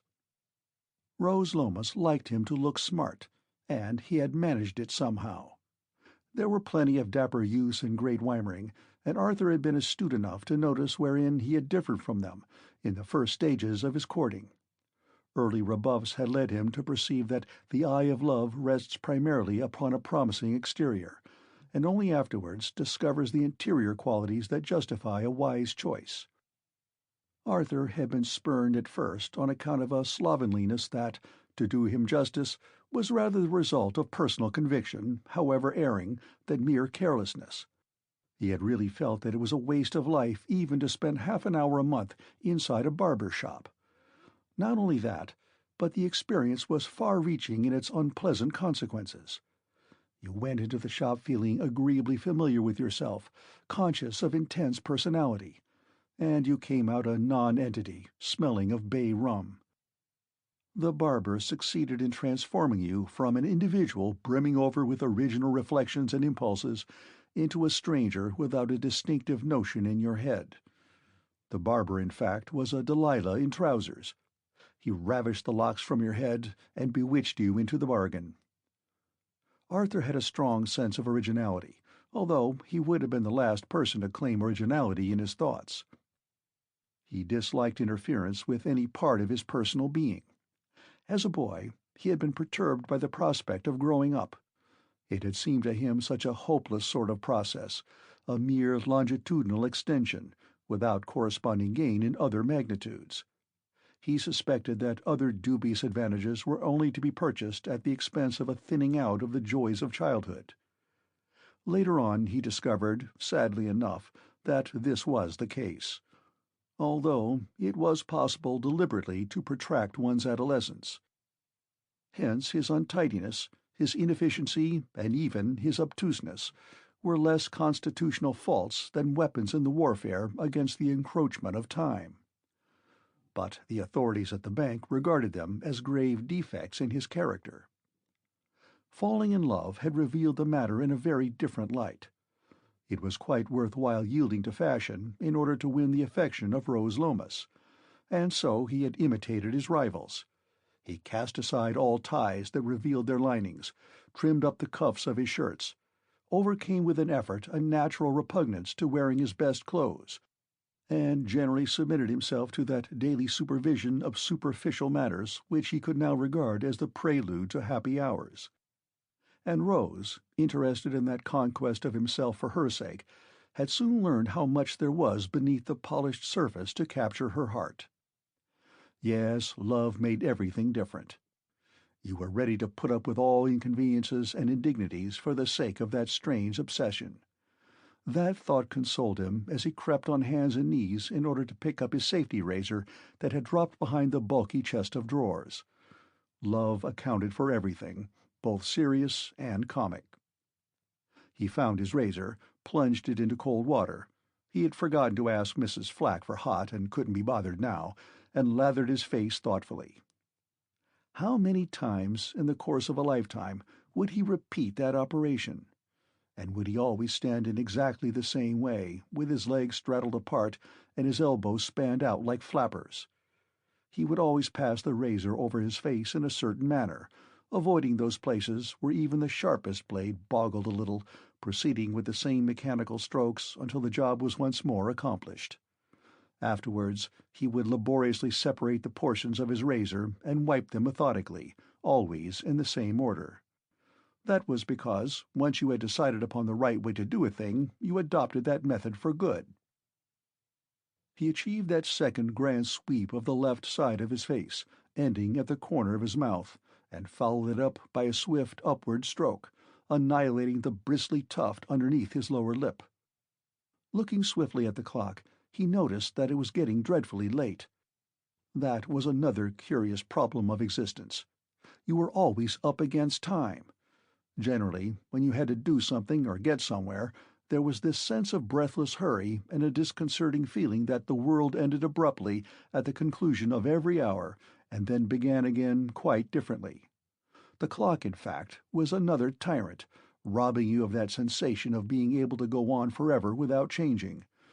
That was why people said, when they consulted their watches, "How's the enemy?" He attacked the problem of his upper lip with sturdy resolution. It was important that this part of his face should be quite smooth. There must not be even a suspicion of roughness. Tears started into his eyes as he harrowed that tender surface. He drew in his breath sharply, and in that moment of voluntary and glad travail achieved a metaphysical conception of the first magnitude. All really important questions in life came under the heading of time and space, thought of in capital letters. Recently he had struggled through a difficult book, in which the author used these expressions a great many times, although in a sense difficult to grasp. Nevertheless, it suddenly became obvious, in a small way, exactly what the chap had been driving at. And somehow his thoughts instantly returned to the Clockwork Man. He performed the rest of his toilet swiftly, the major part of his brain occupied with reflections that had for their drift the curious ease with which you could perform some operations in life without consciously realizing the fact. 3. "Oh, I'm not nearly ready yet." Rose Lomas stood at the open window of her bedroom. Her bare arms and shoulders gleamed softly in the twilight. One hand held her loosened hair on the top of her head, and the other pressed a garment to her chest. "All right," said Arthur, standing at the gate. "Buck up." Rose looked cautiously around as though to make sure no one else was in a position to observe her décolleté. But the road was empty. It seemed pleasant to see Arthur standing there twirling his walking-stick and looking upwards at her. She decided to keep him there for a few moments. "Lovely evening," she remarked presently. "Yes, jolly," said Arthur. "Buck up." "I am bucking up." "You're not even dressed." "I am," Rose insisted distantly. "Much more than you think. I've got lots on." They looked solemnly at one another for a long while without even approaching a stare-out. "How many runs did you make?" Rose asked. She had to repeat the question again before he could hear it distinctly. Besides, he never could believe that her interest in cricket was serious. "None," he admitted. "But I was not out." Rose considered. "That's not as good as making runs, though." Arthur heard a slight noise somewhere round the back of the cottage. "Someone coming," he warned. Rose retreated a few steps and lowered her head. "Walk up the lane," she whispered. "I'll come presently." "All right," Arthur nodded. "Buck up." He walked a few yards up the road, and then turned through a wicket gate and mounted the hump of a meadow. The narrow path swerved slightly to right and left. Arthur fell to meditating upon paths in general and how they came into existence. Obviously, it was because people always walked in the same way. Countless footsteps, following the same line until the grass wore away. That was very odd when you came to think about it. Why didn't people choose different ways of crossing that particular meadow? Then there would be innumerable paths representing a variety of choice. It would be interesting to start a path of your own and see how many people would follow you, even though you deliberately chose a circuitous or not obviously direct route. You could come every day until the path was made. He climbed over the top of the meadow, descended again into a valley, and stopped before a stile with hedges running away on either side. He decided to wait here for Rose. It would be pleasant to see her coming over the hill. It was gloaming now. The few visible stars shone with a peculiar individual brightness, and looked strangely pendulous in the fading blue sky. He leaned back and gazed at the depths above him. This time of the day was always puzzling. You could never tell exactly at what moment the sky really changed into the aspect of evening, and then night. Yet there must be some subtle moment when each star was born. Perhaps by looking hard enough it would be possible to become aware of these things. It would be like watching a bud unfold. Slow change was an impenetrable mystery, for actually things seemed to happen too quickly for you to notice them. Or rather, you were too busy to notice them. Spring was like that. Every year you made up your mind to notice the first blossoming, the initial tinge of green. But always it happened that you awoke one morning and found that some vast change had taken place, so that it really seemed like a miracle. He sat there, dangling an empty pipe between his teeth. He was not conscious of a desire to smoke, and he felt strangely tolerant of Rose's delay. She would come presently. Presently his reverie was abruptly disturbed by a faint noise, strangely familiar although remote. It seemed to reach him from the right, as though something crept slowly along the hedge line, hidden from his view.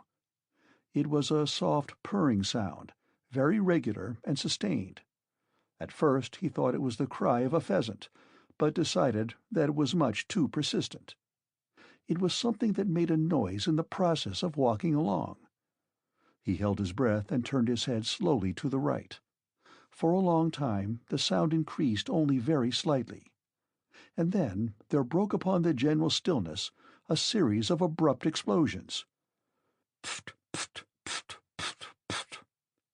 And the other noise, the purring and whirring, resumed this time so close to Arthur that he instinctively, and half in fear, arose from the stile and looked around him.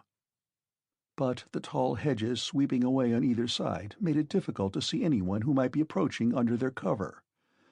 There was a pause. Then a different sound. Click, click, clickerty-click, clicker, clicker, clicker, and so on, becoming louder and louder until at last it stopped, and its place was taken by the dull pitter-patter of footsteps coming nearer and nearer. There was a little harsh snort that might have been intended for a sigh, and then a voice. "Oh dear, it is trying. It really is most dreadfully trying." The next moment the Clockwork Man came into full view round the corner of the hedge. He was swaying slightly from side to side in his usual fashion, and his eyes stared straight ahead of him.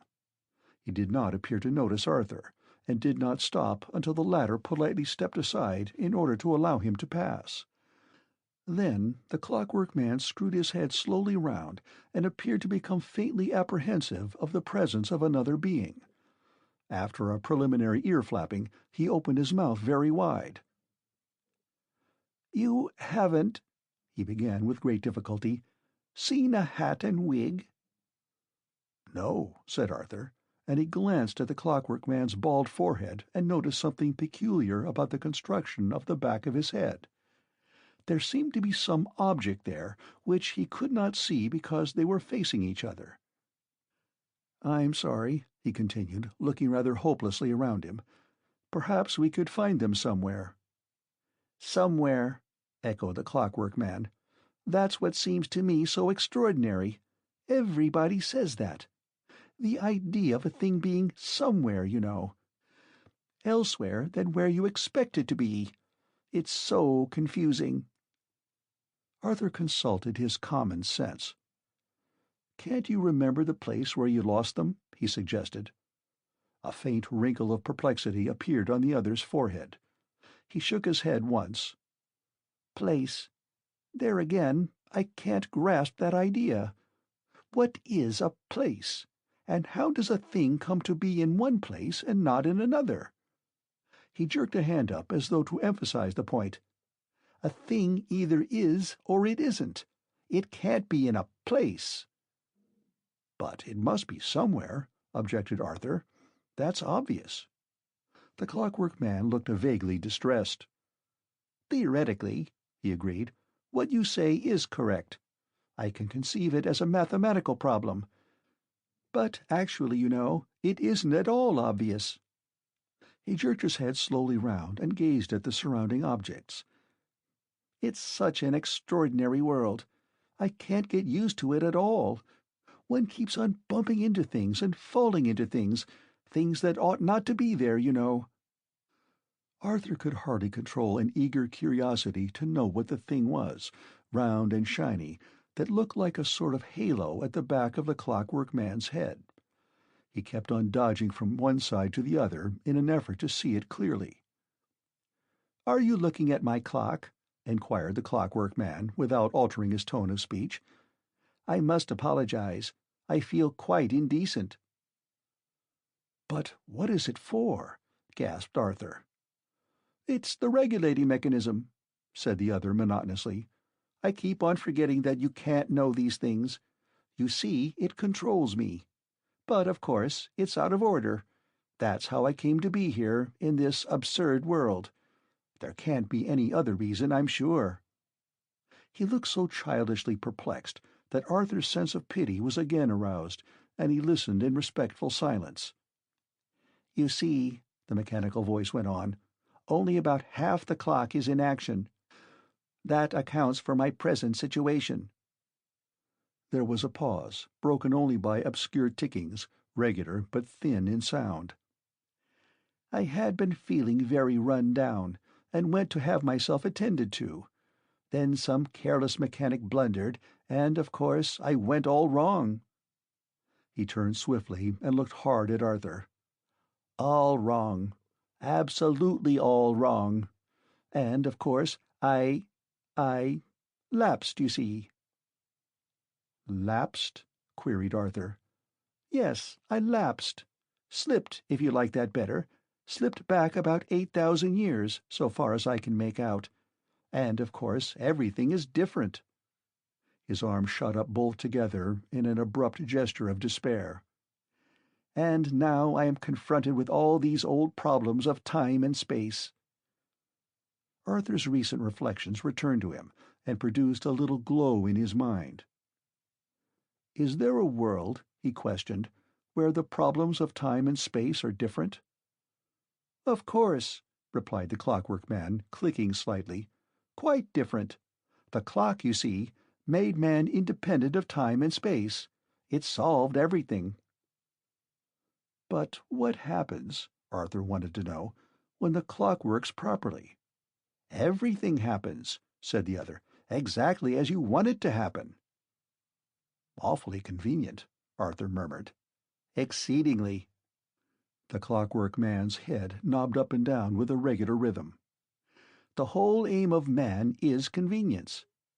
He jerked himself forward a few paces, as though impelled against his will.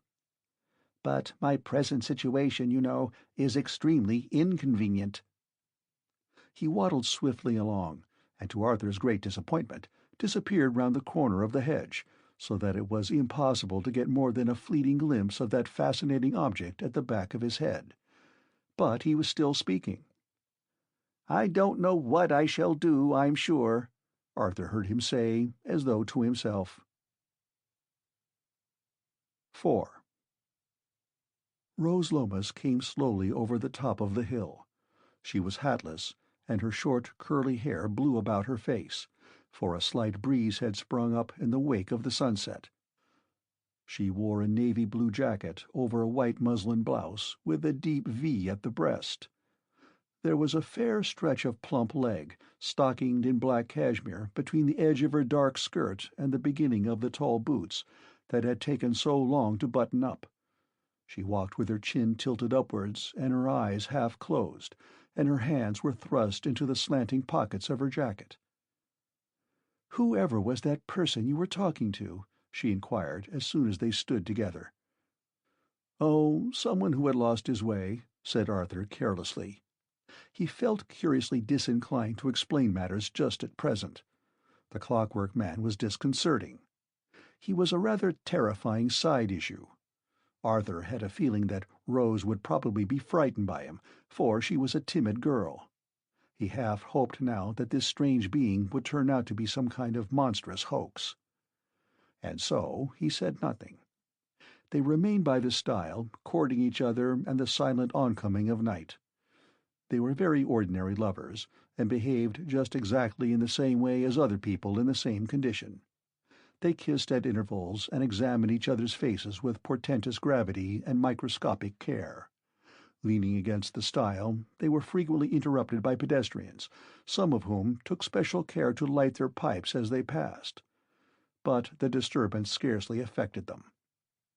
Being lovers, they belonged to each other, and the world about them also belonged to them, and seemed to fashion its laws in accordance with their desires. They would not have offered you twopence for a reformed House of Commons or an enlightened civilization. "Oh, Arthur," said Rose suddenly, "I want to be like this always, don't you?" "Yes," murmured Arthur, and then caught his breath sharply, for his ear had detected a faint throbbing and palpitation in the distance. It seemed to echo from the far-off hills, a sort of choo-choo constantly repeated, and presently another and more familiar sound aroused his attention. It was the toot-toot of an automobile and the jerk of a brake, and then the steady whine of the engine as the car ascended a hill. Perhaps they were pursuing the Clockwork Man. Arthur hoped not. It seemed to him the troubles of that strange being were bad enough without there being added to them the persecution suffered by those to whom existence represents an endless puzzle, full of snares and surprises. Chapter 5. The Clockwork Man Investigates Matters. 1.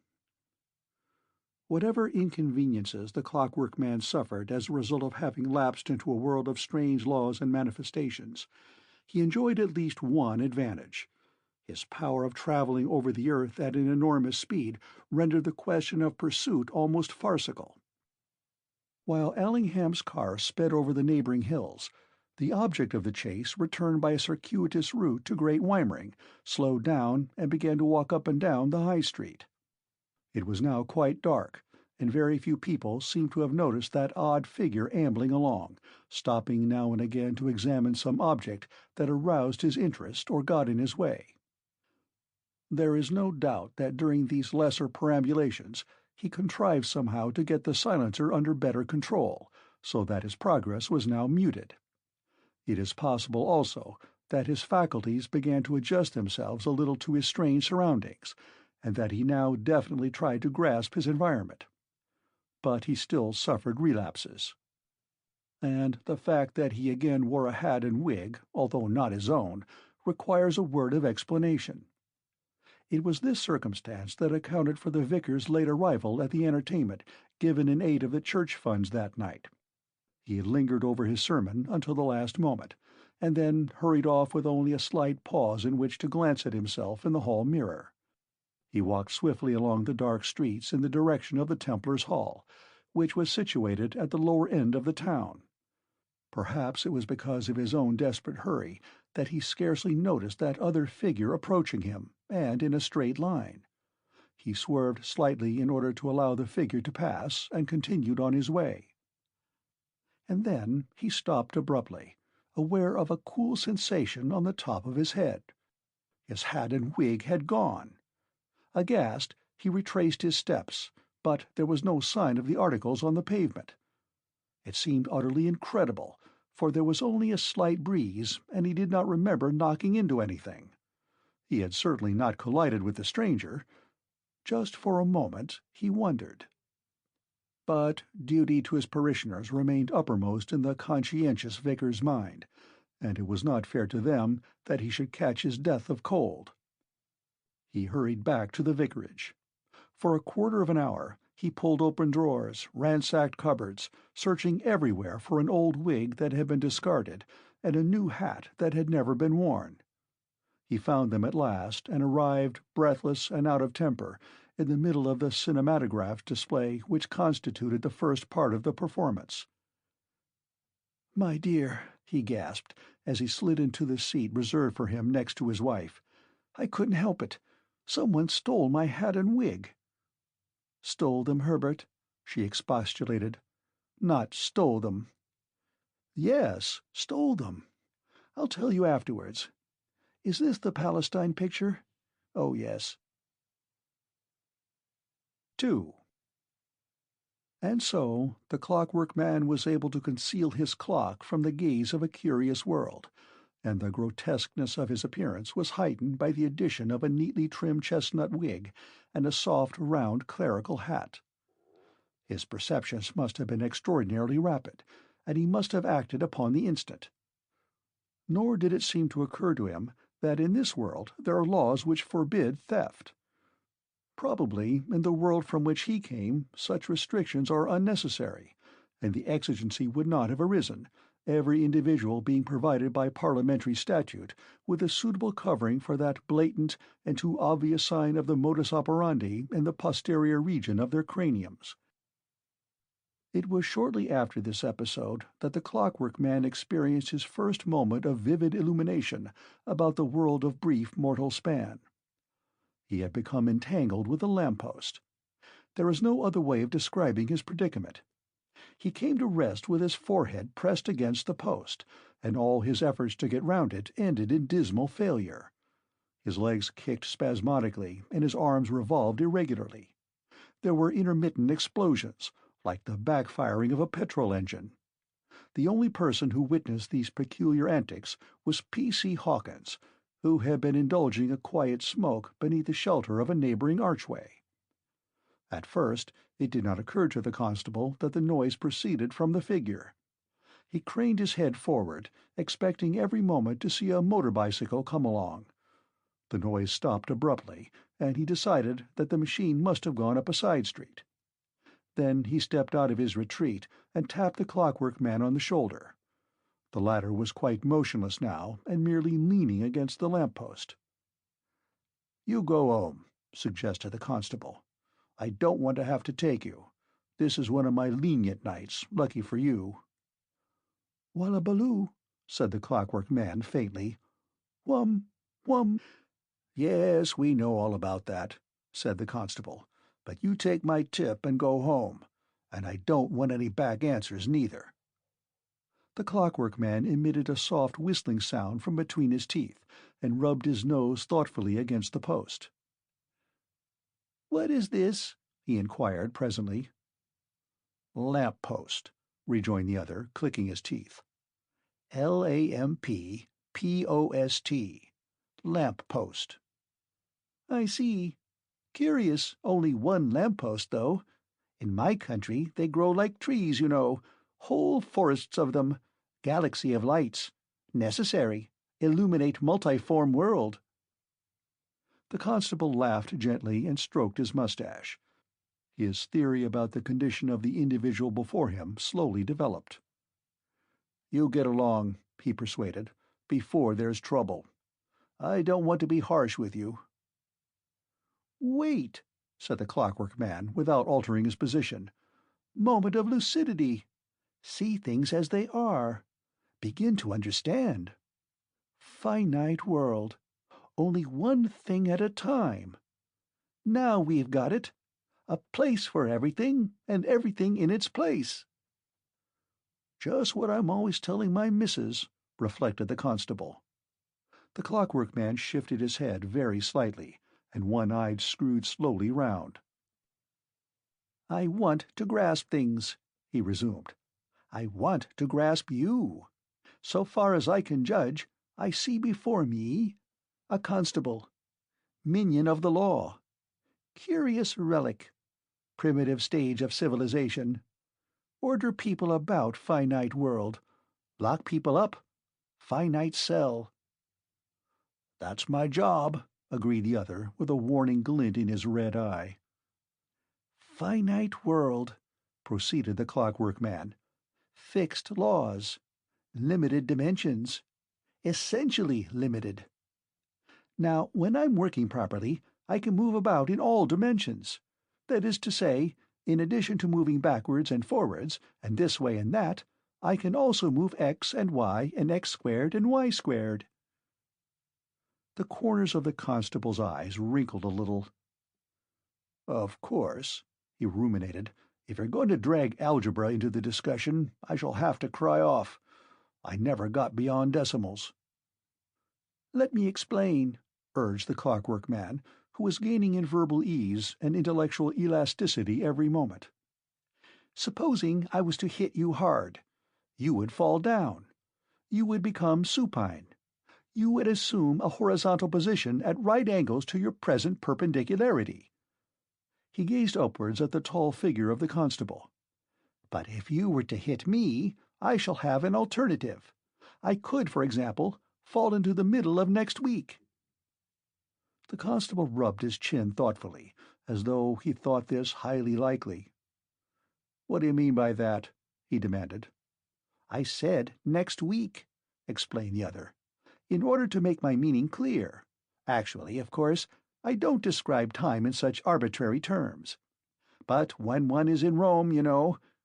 What I mean to convey is that I am capable of going not only somewhere, but also somewhen."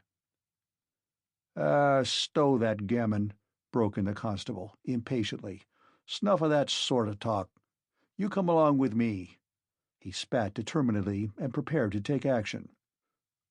But at that moment, as the constable afterwards described it to himself, it seemed to him that there came before his eyes a sort of mist.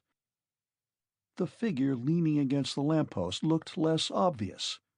He did not appear now to be a palpable individual at all, but a sort of shadowy outline of himself, blurred and indistinct. The constable rubbed his eyes and stretched out a hand. "All right," he heard a tiny, remote voice. "I'm still here. I haven't gone yet. I can't go. That's what's so distressing. I don't really understand your world, you know, and I can't get back to my own. Don't be harsh with me. It's so awkward, between the devil and the deep sea." "What's up?" exclaimed the constable, startled. "What are you playing at? Where are you?" "Here I am," the thin voice echoed faintly. The constable wheeled round sharply and became aware of a vague, palpitating mass, hovering in the dark mouth of the archway. It was like some solid body subjected to intense vibration. There was a high-pitched spinning noise. "Here," said the constable, "cut that sort of caper. What's the little game?" He made a grab at where he thought the shadowy form ought to be, and his hand closed on the empty air. "God," he gasped, "it's a blooming ghost." He fancied he heard a voice very indistinctly begging his pardon. Again he clutched wildly at a shoulder and merely snapped his fingers. "Strike a light," he muttered, under his breath. "This ain't good enough. It ain't nearly good enough."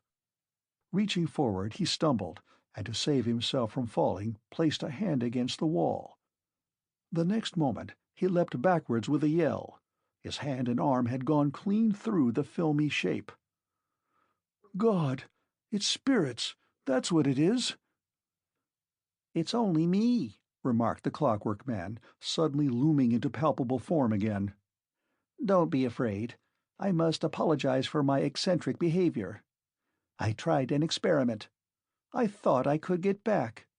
You said I was to go home, you know, but I can't get far." His voice shook a little. It jangled like a badly struck chord. "I'm a poor, maimed creature. You must make allowances for me. My clock won't work properly." He began to vibrate again, his whole frame quivering and shaking. Little blue sparks scintillated around the back part of his head. He lifted one leg up as though to take a step forward, and then his ears flapped wildly, and he remained with one leg in mid-air and a finger to his nose. The constable gave way to panic. He temporized with his duty. "Stow it," he begged. "I can't take you to the station like this. They'll never believe me." He took off his hat and rubbed his tingling forehead. "Say it's a dream, mate," he added in a whining voice. "How can I go home to the missus with a tale like this? She'll say it's the gin again. It's always my luck to strike something like this. When the ghost came to Bapchurch churchyard, it was me what saw it first, and nobody believed me. You go along quietly, and we'll look over it this time." But the Clockwork Man made no reply. He was evidently absorbed in the effort to restart some process in himself. Presently his foot went down on the pavement with a smart bang. There followed a succession of sharp explosions, and the next second he glided smoothly away. The constable returned furtively to his shelter beneath the arch, hitched himself thoughtfully, and found a half-cigarette inside his waistcoat pocket. "It's the gin," he ruminated half out loud. "I'll have to knock it off. 'Tain't as though I ain't had warnings enough. I've seen things before, and I shall see them again." He lit the cigarette and puffed out a cloud of smoke. "I never see him," he soliloquized. "Not really." 3. Perhaps it was the strong glare of light issuing from the half-open door of the Templars' hall that attracted the attention of the Clockwork Man as he wandered along towards the lower end of the town. He entered and found himself in a small lobby curtained off from the main body of the hall. He must have made some slight noise as he stepped upon the bare boards, for the curtain was swept hastily back, and the curate, who was acting as chief steward of the proceedings, came hurriedly forward. As he approached the figure standing beneath the incandescent lamp, the clerical beam upon the curate's clean-shaven features deepened into a more secular expression of heartfelt relief. "I'm so glad you have come at last," he began in a strong whisper. "I was beginning to be afraid you were going to disappoint us." "I am certainly late," remarked the Clockwork Man, "about 8,000 years late, so far as I can judge." The curate scarcely seemed to catch this remark. "Well, I'm glad you've turned up," he went on. "It's so pitiful when the little ones have to be disappointed, and they have been so looking forward to the conjuring. Your things have arrived." "What things?" inquired the Clockwork Man. "Your properties," said the curate. "The rabbits and mice and so forth. They came this afternoon. I had them put on the stage." He fingered nervously with his watch, and then his eye rested for a second upon the other's headgear. "Excuse me, but you are the conjurer, aren't you?" he inquired, a trifle anxiously. Before the Clockwork Man had time to reply to this embarrassing question, the curtain was again swiftly drawn, and an anxious female face appeared. "James, has the conjurer—" "Oh, yes, I see he has. Do be quick, James. The picture is nearly over." The face disappeared, and the curate's doubts evaporated for the moment. "Will you come this way?" he continued, and led the way through a long, dark passage to the back of the hall. Behind the screen, upon which the picture was being shown, there was a small space, and here a stage had been erected. Upon a small table in the center stood a large bag and some packages. The curate adjusted the small gas jet so as to produce an illumination sufficient to move about. "We must talk low," he explained, pointing to the screen in front of them. "The cinematograph is still showing. We shall be ready in about 10 minutes. Can you manage in that time?" But the Clockwork Man made no reply. He stood in the middle of the stage and slowly lifted a finger to his nose. The curate's doubts returned. Something seemed to occur to him as he examined his companion more closely. "You haven't been taking anything, my good man, have you? Anything of an alcoholic nature?" "Conjuring," said the Clockwork Man slowly. "Obsolete form of entertainment. Quickness of the hand deceives the eye." Yes," murmured the curate. He laughed rather hysterically and clasped his hands behind his back. "I suppose you do usual things, gold watches and so forth out of, hats? The children have been so looking forward." He paused and unclasped his hands. The Clockwork Man was looking at him very hard, and his eyes were rolling in their sockets in a most bewildering fashion. There was a long pause. "Dear me," the curate resumed at last, "there must be some mistake. You don't look to me like a conjurer. You see, I wrote to Gamages, and they promised they would send a man. Naturally, I thought when you—" "Gamages," interrupted the Clockwork Man. "Wait. I seem to understand. It comes back to me. Universal Providers. Cash account. 9 and 9 pence, 9 and 9 pence, 9 and 9 pence. I beg your pardon." "Really?" The curate's jaw dropped several inches. "I must apologize. You see, I'm really rather flurried. I have the burden of this entertainment upon my shoulders. It was I who arranged the conjuring. I thought it would be so nice for the children." He started rubbing his hands together vigorously, as though to cover up his embarrassment. Then you aren't the man from Gamages?" "No," said the Clockwork Man with a certain amount of dignity. "I am the man from nowhere." The curate's hands became still. "Oh, dear."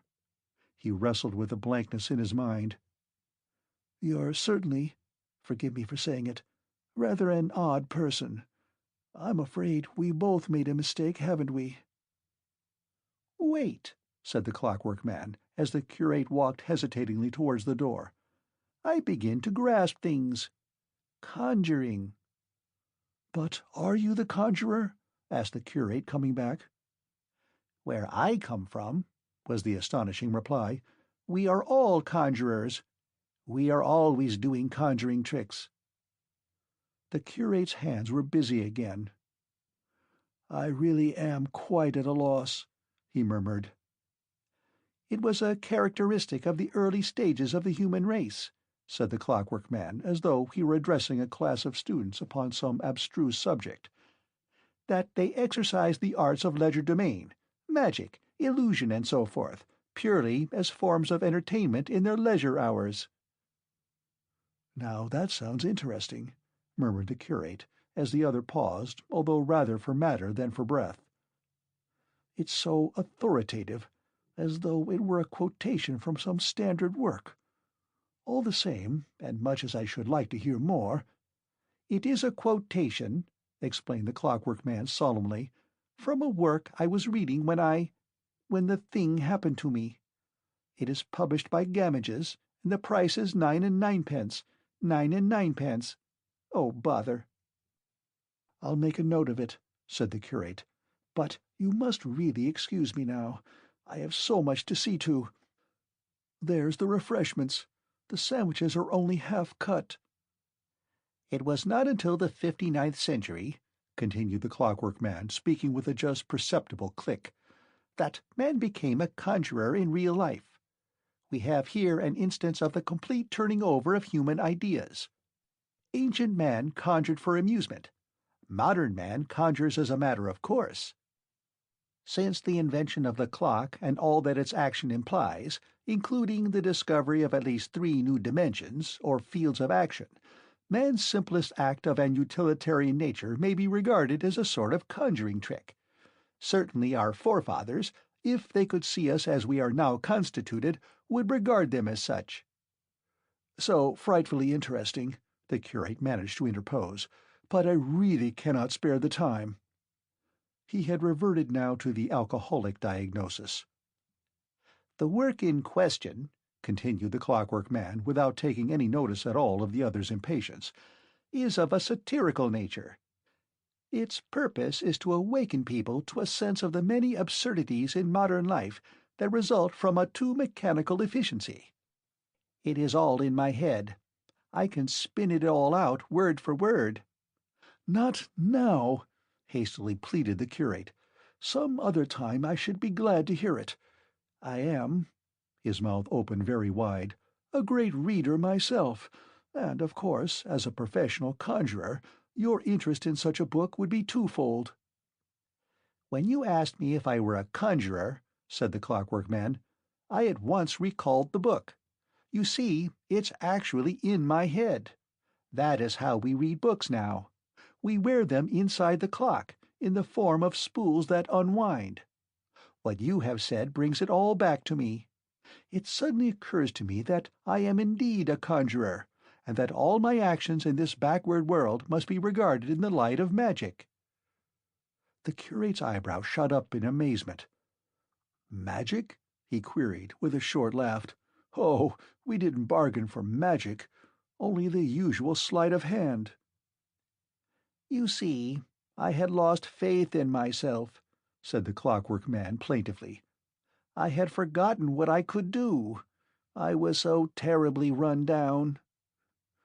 "Ah," said the curate kindly, "very likely that's what it is. The weather has been very trying.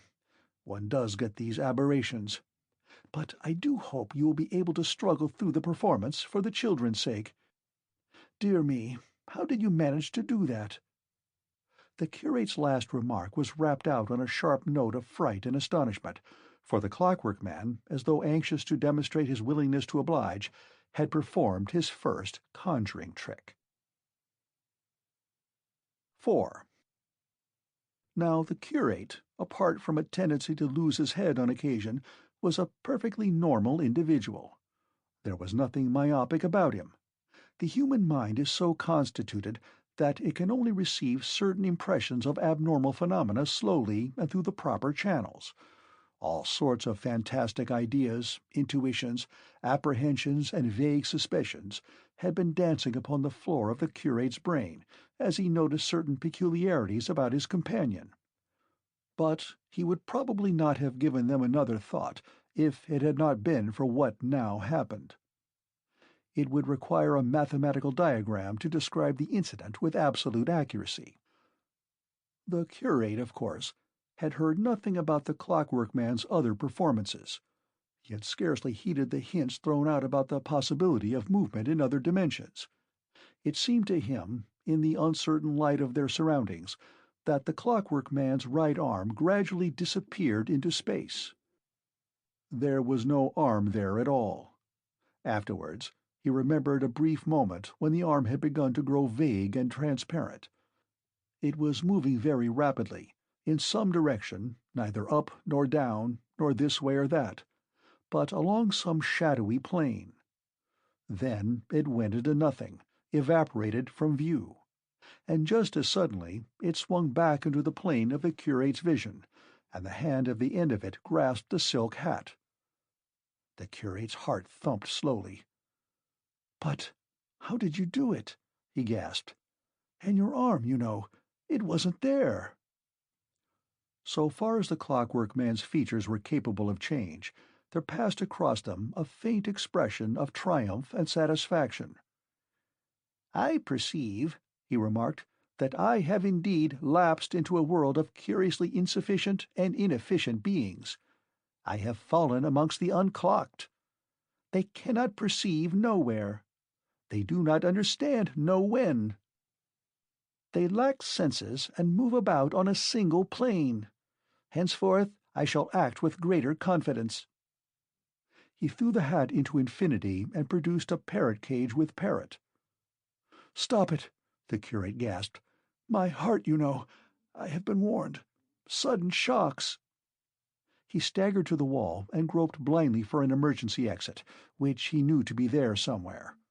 He found it, forced the door open, and fell limply upon the pavement outside. The Clockwork Man turned slowly and surveyed the prostrate figure. "A rudimentary race," he soliloquized, with his finger nosewards, "half-blind and painfully restricted in their movements. Evidently they have only a few senses, 5 at the most." He passed out into the street, carefully avoiding the body. "They have a certain freedom," he continued, still nursing his nose, with narrow limits, but they soon grow limp, and when they fall down or lose balance, they have no choice but to embrace the earth." He waddled along with his head stuck jauntily to one side. "I have nothing to fear," he added, "from such a rudimentary race of beings." 5. "Evidently," his thoughts ran on, "they must regard me as an extraordinary being, and, of course, I am, and far superior. I am a superior being suffering from a nervous breakdown." He stopped himself abruptly, as though his view of the matter solved a good many problems. "I must get myself seen to," he mused, "because, of course, that accounts for everything. My lapse into this defunct order of things and my inability to move about freely in the usual multiform manner. And it accounts for my absurd behavior just now."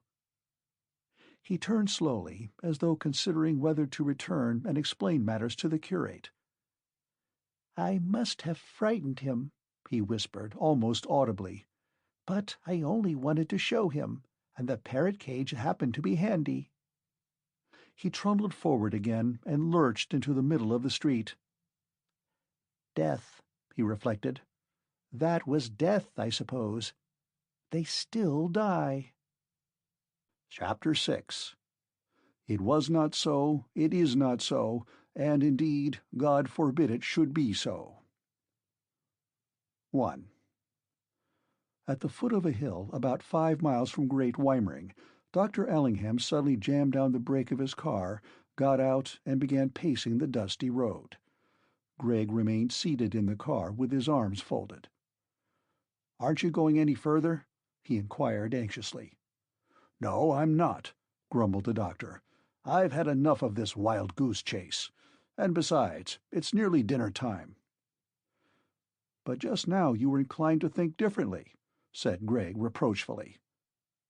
"Well, I admit I was rather mystified by that hat and wig. But when you come to rationalize the thing, what is there in it?" The doctor was taking long strides and flourishing his leather gloves in the air. "How could such a thing be?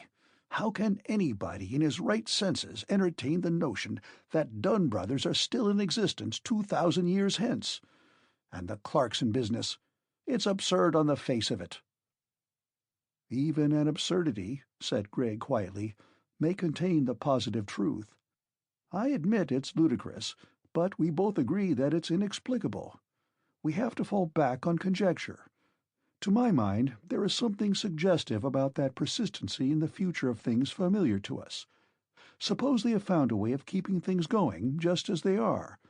Hasn't the aim of man always been the permanence of his institutions?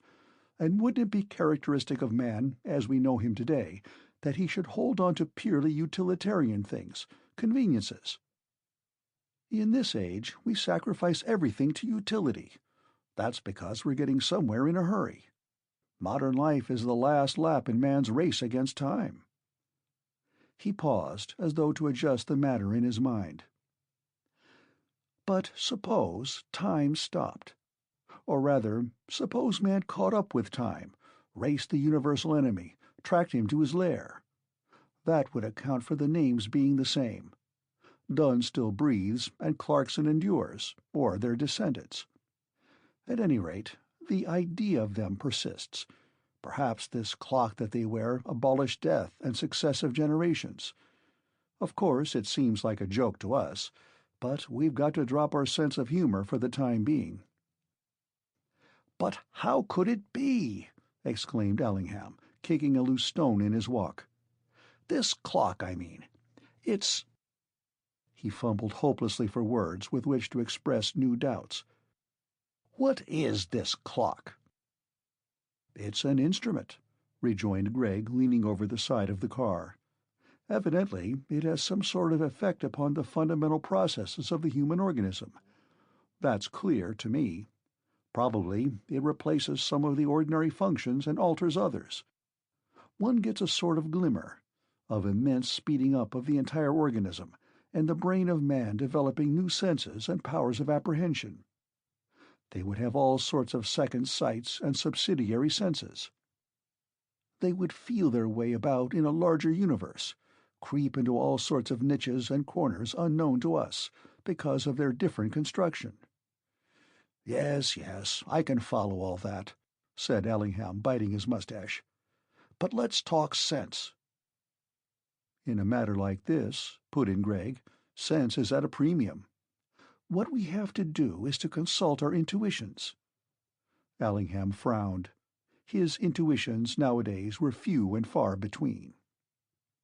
"When you get to my age, Gregg, you'll have something else to do besides consult your intuitions. The fact is, you want all these wonderful things to happen. You have a flair for the unexpected, like all children and adolescents. But I tell you, the Clockwork Man is a myth, and I think you ought to respect my opinion." "Even if he's a myth," interrupted Gregg, "he is still worth investigating. What annoys me is your positive antagonism to the idea that he might be possible. You seem to want to go out of your way to prove me in the wrong. I may add that once a man has ceased to believe in the impossible, he is damned." Allingham shot a look of veiled anger at the other and prepared to re-enter the car. "Well, you prove yourself in the right," he muttered, "and then I'll apologize. I'm going to let the Clockwork Man drop. I've got other things to think about, and I don't mind telling you that if the Clockwork Man turns out to be all that you claim for him, I shall still wish him at the other end of the earth." "Which is probably where he is now," remarked Gregg, with a slight bantering note in his voice. "Well, let him stop there," growled Ellingham, restarting the car with a vicious jerk. "Let someone else bother their heads about him. I don't want him. I tell you, I don't care a brass farthing about the future of the human race. I'm quite content to take the good and bad in life, and I want it to go on in the same damned old way." Gregg beat his fist into his open palm. "But that's just what has happened," he exclaimed. "They found a way of keeping on just the same. That explains the Clarkson business. If the clock is what I think it is, that precisely is its function." Allingham shouted out some impatient rejoinder, but it was drowned in the rising roar of the engine as they sped along the road. 2. So the argument had waged since the telling of Tom Driver's story. Gregg's chief difficulty was to get Ellingham to see that there really might be something in this theory of a world in which merely trivial things had become permanent, whilst the cosmos itself, the hitherto unchanging outer environment of man's existence, might have opened up in many new directions. Man might have tired of waiting for a so long heralded eternity and made one out of his own material tools. The Clockwork Man, now crystallized in Gregg's mind as an unforgettable figure, seemed to him to stand for a sort of rigidity of personal being, as opposed to the fickleness of mere flesh and blood. But the world in which he lived probably had widely different laws, if indeed it had humanly comprehensible laws at all. The clock, perhaps, was the index of a new and enlarged order of things. Man had altered the very shape of the universe in order to be able to pursue his aims without frustration. That was an old dream of Gregg's. Time and space were the obstacles to man's aspirations, and therefore he had invented this cunning device, which would adjust his faculties to some mightier rhythm of universal forces. It was a logical step forward in the path of material progress. That was Gregg's dimly conceived theory about the mystery, although, of course, he read into the interpretation a good deal of his own speculations. His imagination seized upon the clock as the possible symbol of a new counterpoint in human affairs. In his mind he saw man growing through the ages, until at last, by the aid of this mechanism, he was able to roll back the skies and reveal the vast other worlds that lay beyond, the unthinkable mysteries that lurked between the stars, all that had been sealed up in the limited brain of man since creation. From that extreme postulate, it would be necessary to work backward, until some reasonable hypothesis could be found to explain the working of the clock mechanism. That difficulty, even, might be overcome if only an opportunity occurred to examine this strange being from the future, or if he could be prevailed upon to explain matters himself. As the car sped swiftly along, Greg sat back with folded arms and gazed upwards at the new crystalline skies, wondering, as he had never wondered before, about that incomprehensible immensity which for centuries of successive generations man had silently respected. No authoritative voice had ever claimed to penetrate that supreme mystery. Priests had evoked the gods from that starry depth, poets had sung of the swinging hemispheres, scientists had traced comets and knew the quality of each solar earth. But still, that vast arch spanned all the movements of crawling mankind, and closed him in like a basin placed over a colony of ants. True, it was an illusion, and man had always known that. For generations he had known that the universe contained more than his limited faculties could perceive, and beauty. There had always been the consoling fact of beauty, lulling the race of man to content, while every now and again a great mind arose and made one more effort to sweep aside the bejeweled splendor that hung between man and his final destiny, to know. And yet a slight alteration in man's perceptive organs, and that wide blue shell might shatter and disclose 1,000 new forms, like fantastic cities shaped in the clouds at sunset. Physiologists claim that the addition of a single lobe to the human brain might mean that man would know the future as well as the past. What if that miracle had been performed? By such means man might have come to know not only the future, but other dimensions as yet unnamed or merely sketched out by the mathematician in brief, arbitrary terms.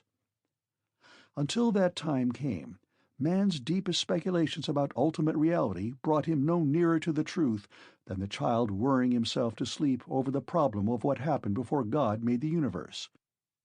Man remained, in that sense, as innocent as a child from birth to death. Until the actual structure of the cells in his brain suffered a change, man could not actually know. Einstein could say that we were probably wrong in our basic conceptions. But could he say how we were to get right? The Clockwork Man might be the beginning. And then, when that change had been wrought, that physical reconstruction, what else might follow in its train? The truth at last, an end to all suffering and pain, a solution of the problems of civilization, such as overpopulation and land distribution, the beginning of human sovereignty in the universe. But Greg had the sense to admit to himself that his generalization was no more than a faint aurora hovering around the rumored dawn of the future. It was necessary, in the first place, to posit an imperfect thinking apparatus. After all, the Clockwork Man was still a mystery to be solved, and even if he failed to justify a single theory born of merely human conjecture, there still remained the exhilarating task of finding out what actually he was and how he had come to Earth. 3. Leaving Greg at his rooms in the upper part of the town, the doctor drove slowly along the high street in the direction of his own house. Everything was quiet now, and there was no sign of further disturbance, no indication that a miracle had taken place in the prosaic town of Great Weimering. The doctor noted the fact with quiet satisfaction. It helped him to simmer down, and it was necessary, for the sake of his digestion, that he should feel soothed and comforted. Still, if Greg's conjectures were anywhere near the mark, in a very few hours it would be known all over England that the jaws of the future had opened and disclosed this monstrosity to the eyes of the present. There would be a great stir of excitement. The newspapers would be full of the event. Indeed, the whole course of the world might be altered as a result of this astounding revelation. He would be dragged into the affair. In spite of himself, he would be obliged to go into some sort of witness box and declare that from the first he had thought the Clockwork Man phenomenal, when, as a matter of fact, he had merely thought him a nuisance. But as one of those who had first seen the strange figure on the hill, and as a medical man, he would be expected to make an intelligent statement. One had to be consistent about such things. And the real truth was that he had no desire to interest himself in the matter.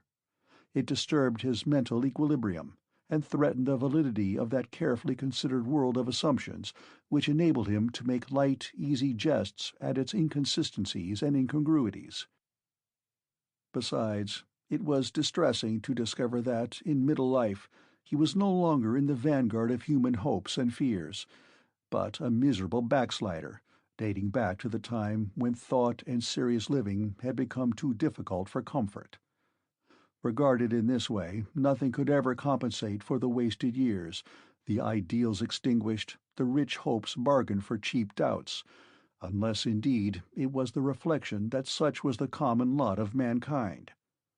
The comfortable old world rolled on from generation to generation, and nothing extraordinary happened to startle people out of their complacent preoccupation with passions, desires, and ambitions.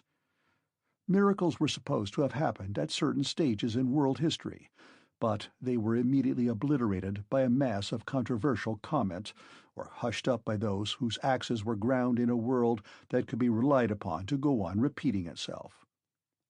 A comfortable world. Of course there were malcontents. When the shoe pinched, anybody would cry out for fire from heaven. But if a plebiscite were to be taken, it would be found that an overwhelming majority would be in favor of a world without miracles.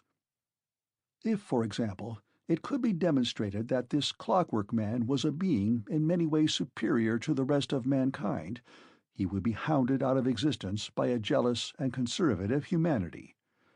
But the Clockwork Man was not. He never had been, and indeed, God forbid he ever should be. With that reflection illuminating his mind, the doctor ran his car into the garage, and with some return of his usual debonair manner, with something of that abiding confidence in a solid earth which is a necessary prelude to the marshalling of digestive juices, opened the front door of his house. 4. Mrs. Masters was standing in the sitting-room awaiting him. The doctor strode in without stopping to remove his hat or place his gloves aside, a peculiar mannerism of his upon which Mrs. Masters was wont occasionally to admonish him, for the good lady was not slow to give banter for banter when the opportunity arose, and she objected to these relics of the doctor's earlier bohemian ways. But for the moment her mood seemed to be rather one of blandishment. "A young lady called to see you this evening," she announced smilingly. The doctor removed his hat, as though in honor of the mere mention of his visitor. "Did you give her my love?" was his light rejoinder, hat still poised at an elegant angle. "Indeed, no," retorted Mrs. Masters. "It wouldn't be my place to give such messages. Not as though she weren't inquisitive enough, with asking questions about this and that, as though it were any business of hers how you choose to arrange your household." "On the contrary, I am flattered," said the doctor, inwardly chafing at this new example of Lillian's originality. "But tell me, Mrs. Masters, am I not becoming more successful with the ladies?" As he spoke, he flicked with his gloves the reflection of himself in the mirror. "You don't need to be reminded of that fact, I'm sure," sighed Mrs. Masters. "Life sits lightly enough on you. I fear too lightly. If I might venture to say so, a man in your position ought to take life more seriously." "My patients would disagree with you." "Ah, well, I grant you that. They say you cure more with your tongue than with your physic." "I certainly value my wit more than my prescriptions," laughingly agreed the doctor. "But tell me, what was the lady's impression of my menage? And that reminds me, you have not told me her name yet. Did she carry a red parasol, or was it a white one?" "I'm sure I never noticed," frowned Mrs. Masters. "Such things don't interest me. But her name was Miss Lillian Payne." The doctor interrupted with a guffaw. "Come, Mrs. Masters, we need not beat about the bush. I rather fancy you are aware of our relationship. Did you find her agreeable?" "Pretty middling," said Mrs. Masters reluctantly, "although at first I was put out by her manners. Such airs these modern young women give themselves. But she got round me in the end with her pretty ways, and I found myself taking her all round the house, which of course I ought not to have done without your permission." "Tell me," said the doctor, without moving a muscle in his face, "was she satisfied with her tour of my premises?" "There now, exclaimed Mrs. Masters, hastily arranging an antimacassar on the back of a chair. "I won't tell you that, because, of course, I don't know." She retreated towards the door. "But did she leave any message?" inquired the doctor, fixing her with his eyeglass. "Botheration!" ejaculated Mrs. Masters in aggrieved tones. "Now you've asked me, and I've got to tell you. I wanted to keep it back.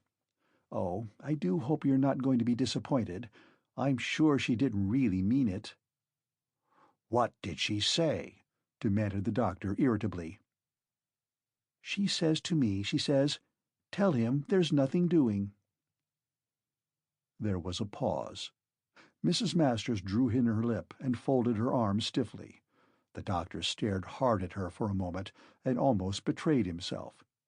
Then he threw back his head and laughed with the air of a man to whom all issues of life, great and small, had become the object of a graduated hilarity. "Then upon some other lady will fall the supreme honor," he observed. "You mean—" began Mrs. Masters, and then eyed him with the meaning expression of a woman scenting danger or happiness for some other woman. "That young lady is not suited to you at all events," she continued, shaking her head. "Evidently not," replied the doctor carelessly.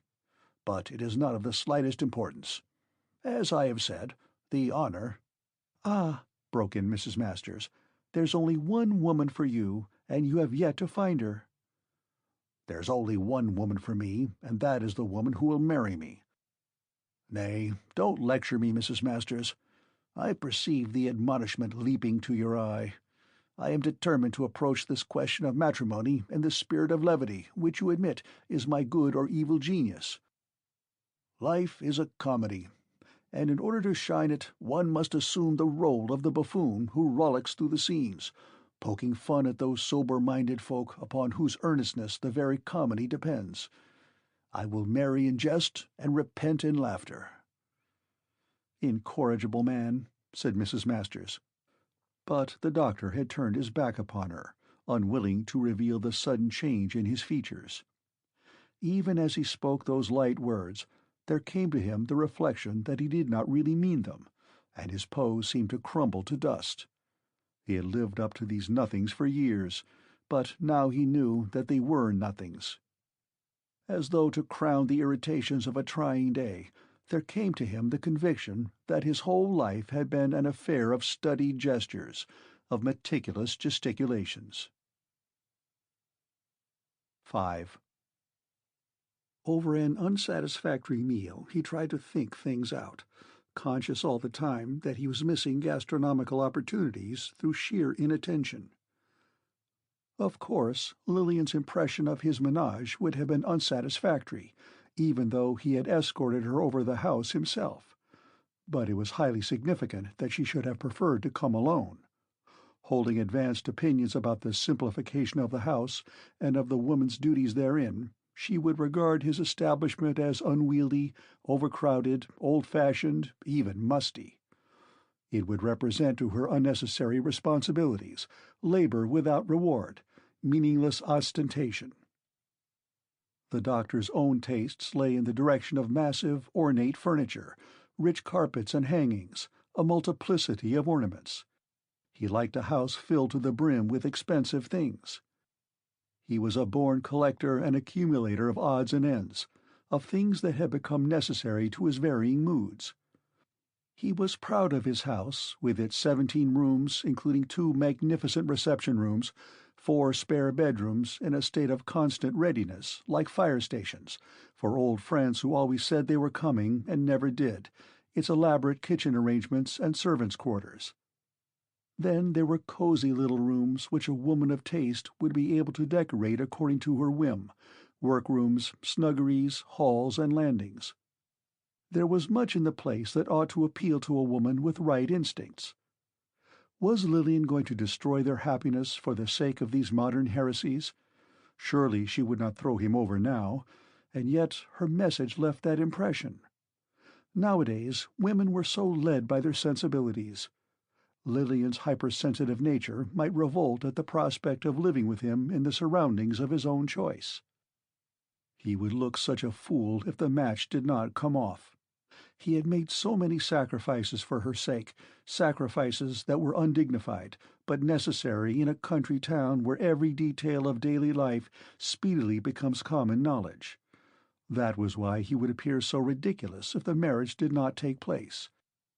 It had been necessary in the first place to establish himself in the particular clique favored by Lillian's parents, and although this maneuver had involved a further lapse from his already partly disestablished principles, and an almost palpable insincerity, the doctor had adopted it without much scruple. He had resigned his position as vicar's churchwarden at the rather Eucharistic parish church, and become a mere worshipper in a back pew at the Baptist chapel, for Lillian's father favored the humble religion of self-made men. He had subscribed to the local temperance society, and contributed medical articles to the local paper on the harmful effects of alcohol and the training of midwives. In the winter evenings he gave lantern lectures on the wonders of science. He organized a PSA, delivered addresses to young men only, and generally did all he could to advance the Baptist cause, which in Great Weimering stood not only for simplicity of religious belief, but also for the simplification of daily life aided by scientific knowledge and common sense. All that had been necessary in order to become legitimately intimate with the Payne family, for they enjoyed the most aggravating good health, and the doctor had grown tired of awaiting an opportunity to dispense antitoxins in exchange for tea. But the class to which the Paynes belonged were not really humble.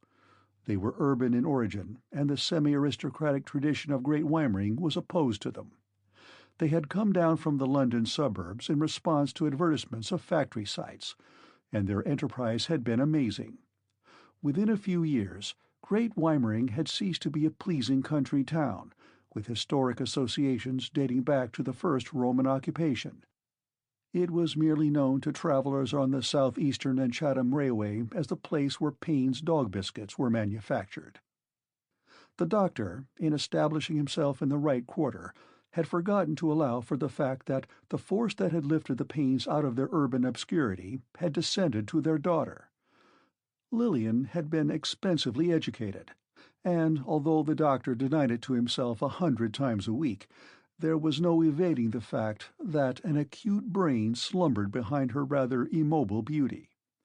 True, the fruits of her learning languished a little in Great Weimering, and that beyond a slight permanent frown and a disposition to argue about modern problems, she betrayed no revolt against the narrowness of her existence, but appeared graceful and willowy at garden parties or whist drives.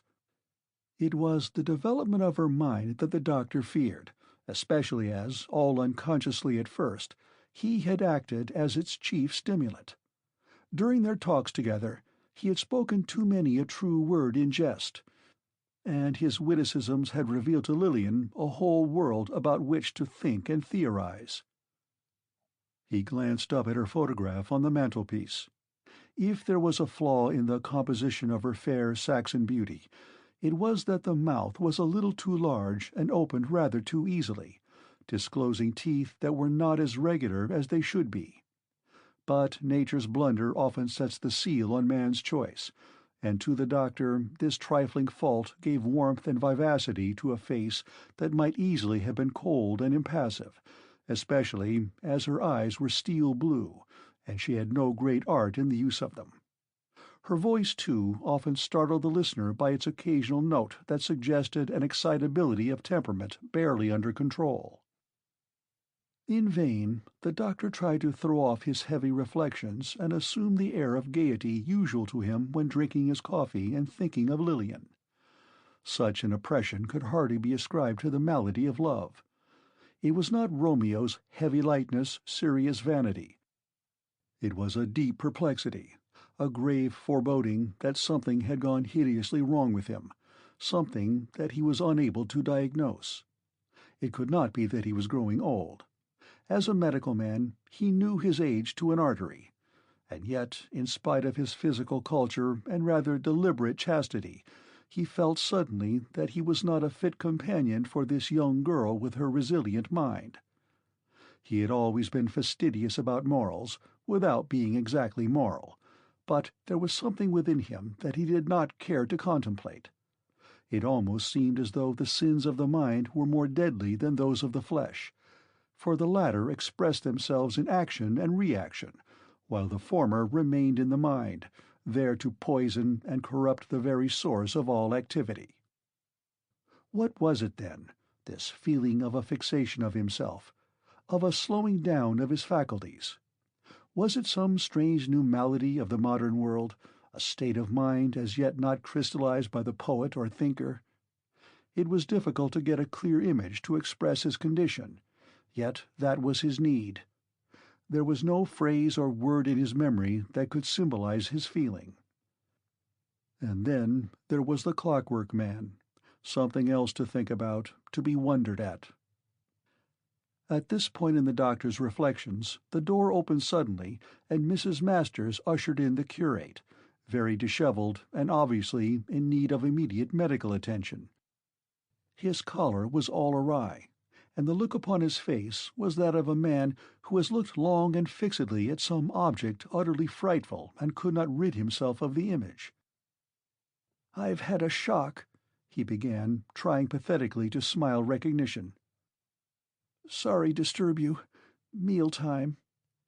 He sank into a saddlebag chair and waved limp arms expressively. "There was a man," he got out. The doctor wiped his mouth and produced a stethoscope. His manner became soothingly professional. He murmured sympathetic phrases and pulled a chair closer to his patient. "There was a man," continued the curate in ancient mariner-like tones, "at the Templars' Hall. I thought he was the conjurer, but he wasn't. At least, I don't think so. He did things. Impossible things." "What sort of things?" inquired the doctor slowly, as he listened to the curate's heart. "You must make an effort to steady yourself." He made things appear," gasped the curate, with a great effort. "Out of nowhere. Positively." "Well, isn't that what conjurers are supposed to do?" observed the doctor blandly. But the curate shook his head. Fortunately, in his professional character, there was no need for the doctor to exhibit surprise. On the contrary, it was necessary, for his patient's sake, to exercise control. He leaned against the mantelpiece and listened attentively to the curate's hurried account of his encounter with the Clockwork Man, and shook his head gravely. "Well now," he prescribed, "complete rest for a few days in a sitting posture. I'll give you something to quieten you down. Evidently you've had a shock." "It's very hard," the curate complained, "that my infirmity should have prevented me from seeing more. The spirit was willing, but the flesh was weak." "Very likely," the doctor suggested, "someone has played a trick upon you. Perhaps your own nerves are partly to blame. Men with highly strung nerves like you are very liable to, hallucinations." "I wonder," said the curate, grasping the edge of his chair, "I wonder now if Moses felt like this when he saw the burning bush." "Ah, very likely," rejoined the doctor, glad of the opportunity to enforce his analogy. "There's not the least doubt that many so-called miracles in the past had their origin in some pathological condition improperly understood at the time. Moses probably suffered from sort of hysteria, a sort of hypnosis. Even in those days there was the problem of nervous breakdown." His voice died away.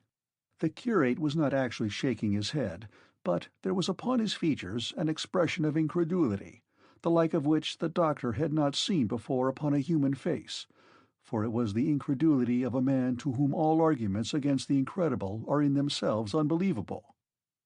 It was a grotesque expression, and with it there went a pathetic fluttering of the curate's eyelids, a twitching of his lips, a clasping of small white hands. "I'm afraid your explanation won't hold water," he rejoined. "I can't bring myself not to believe in what I saw. You see, all my life I have been trying to believe in miracles, in manifestations. I have always said that if only we could bring ourselves to accept what is not obvious. My best sermons have been upon that subject, of the desirability of getting ourselves into the receptive state. Sometimes the vicar has objected. He seems to think I was piling it on deliberately. But I assure you, Dr. Allingham, that I have always wanted to believe, and in this case it was only my infirmity and my unfortunate nervousness that led me to lose such an opportunity." The doctor drew himself up stiffly and just perceptibly indicated the door. "I think you need a holiday," he remarked, "and a change from theological pursuits. And don't forget, rest for a few days in a sitting posture." "Thank you," the curate beamed. "I'm afraid the vicar will be very annoyed, but it can't be helped." They were in the hall now, and the doctor was holding the street door open. "But it happened," the curate whispered. "It really did happen, and we shall hear and see more. I only hope I shall be well enough to stand it. We are living in great days." He hovered on the doorstep, rubbing his hands together and looking timidly up at the stars, as though half expecting to see a sign. "It distressed me at first," he resumed, "because he was such an odd-looking person, and the whole experience was really on the humorous side. I wanted to laugh at him, and it made me feel so disgraceful. But I'm quite sure he was a manifestation of something, perhaps an apotheosis." "Don't hurry home," warned the doctor. "Take things quietly." "Oh, yes, of course. The body is a frail instrument. One forgets that. So good of you. But the spirit endures. Good night." He glided along the deserted High Street. The doctor held the door ajar for a long while and watched that frail figure nursing a tremendous conviction and hurrying along in spite of instructions to the contrary. Chapter 7. The Clockwork Man Explains Himself. 1. Late that evening, the doctor returned from a confinement case, which had taken him to one of the outlying villages near Great Weimering.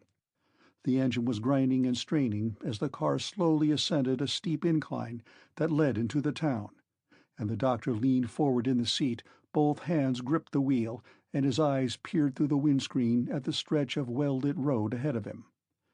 He had almost reached the top of the hill and was about to change his gear when a figure loomed up out of the darkness and made straight for the car. The doctor hastily jammed his brake down, but too late to avert a collision. There was a violent bump, and the next moment the car began running backwards down the hill, followed by the figure, who had apparently suffered no inconvenience from the contact. Aware that his brakes were not strong enough to avert another disaster, the doctor deftly turned the car sideways and ran backwards into the hedge. He leapt out into the road and approached the still-moving figure. "What the devil?" The figure stopped with startling suddenness, but offered no explanation. "What are you playing at?" the doctor demanded, glancing at the crumpled bonnet of his car. "It's a wonder I didn't kill you." And then, as he approached nearer to that impassive form, staring at him with eyes that glittered luridly in the darkness, he recognized something familiar about his appearance. At the same moment, he realized that this singular individual had actually run into the car without apparently incurring the least harm. The reflection rendered the doctor speechless for a few seconds. He could only stare confusedly at the Clockwork Man. The latter remained static, as though, in his turn, trying to grasp the significance of what had happened. It occurred to the doctor that here was an opportunity to investigate certain matters. "Look here," he broke out after a collected pause. "Once and for all, who are you?" A question, sharply put, generally produced some kind of effect upon the Clockwork Man. It seemed to release the mechanism in his brain that made coherent speech possible, but his reply was disconcerting. "Who are you?" he demanded after a preliminary click or two. "I am a doctor," said Allingham, rather taken aback. "A medical man. If you are hurt at all—" An extra gleam of light shone in the other's eye, and he seemed to ponder deeply over this statement. "Does that mean that you can mend people?" he inquired at last. "Why, yes, I suppose it does," Ellingham admitted, not knowing what else to say. The Clockwork Man sighed, a long, whistling sigh. "I wish you would mend me. I'm all wrong, you know. Something has got out of place, I think. My clock won't work properly." "Your clock?" echoed the doctor. "It's rather difficult to explain," the Clockwork Man continued. "But so far as I remember, doctors were people who used to mend human beings before the days of the clock. Now they are called mechanics, but it amounts to the same thing." "If you will come with me to my surgery," the doctor suggested, with as much calmness as he could assume, "I'll do my best for you." The Clockwork Man bowed stiffly. "Thank you. Of course, I'm a little better than I was, but my ears still flap occasionally." The doctor scarcely heard this. He had turned aside and stooped down in order to rewind the engine of his car. When he looked up again, he beheld an extraordinary sight. The Clockwork Man was standing by his side, a comic expression of pity and misgiving animating his crude features. With one hand he was softly stroking the damaged bonnet of the car. "Poor thing," he was saying. "It must be suffering dreadfully. I am so sorry." Ellingham paused in the turning of the handle and stared aghast at his companion. There was no mistaking the significance of the remark, and it had been spoken in tones of strange tenderness. Rapidly there swept across the doctor's mind a sensation of complete conviction. If there was any further proof required of the truth of Greg's conjecture, surely it was expressed in this apparently insane and yet obviously sincere solicitude on the part of the Clockwork Man for an inanimate machine. He recognized in the mechanism before him a member of his own species. The thing was at once preposterous and rational, and the doctor almost yielded to a desire to laugh hysterically. Then, with a final jerk of the handle, he started the engine and opened the door of the car for the Clockwork Man to enter. The latter, after making several absurd attempts to mount the step in the ordinary manner, stumbled and fell head foremost into the interior. The doctor followed, and picking up the prostrate figure, placed him in a sitting posture upon the seat.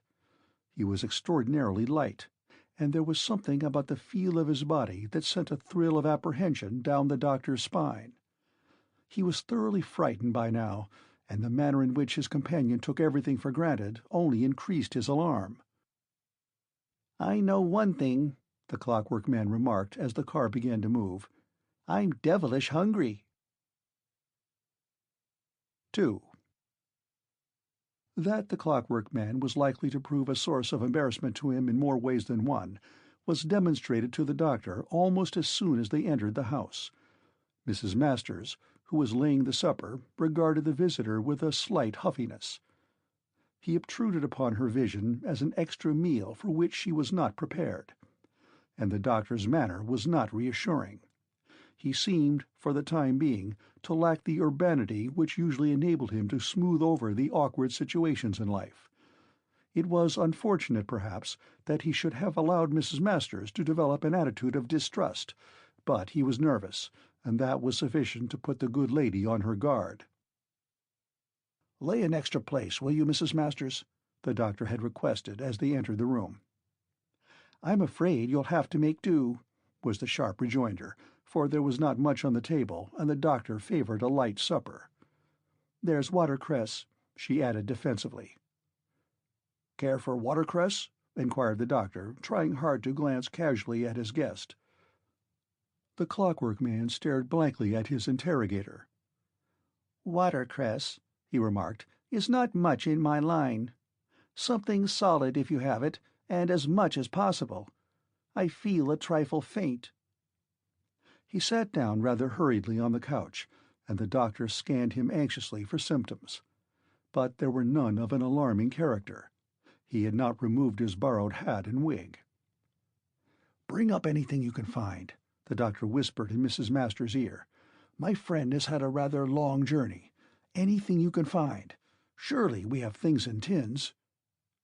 His further suggestions were drowned by an enormous hyena-like yawn coming from the direction of the couch. It was followed by another, even more prodigious. The room fairly vibrated with the Clockwork Man's uncouth expression of omnivorous appetite. "Bless us," Mrs. Masters could not help saying. "Manners." "Is there anything you particularly fancy?" inquired the doctor. "Eggs," announced the figure on the couch. "Large quantities of eggs. Infinite eggs." "See what you can do in the matter of eggs," urged the doctor, and Mrs. Masters departed, with the light of expedition in her eye, for to feed a hungry man, even one whom she regarded with suspicion, was part of her religion. "I'm afraid I put you to great inconvenience," murmured the visitor, still yawning and rolling about on the couch. "The fact is, I ought to be able to produce things, but that part of me seems to have gone wrong again.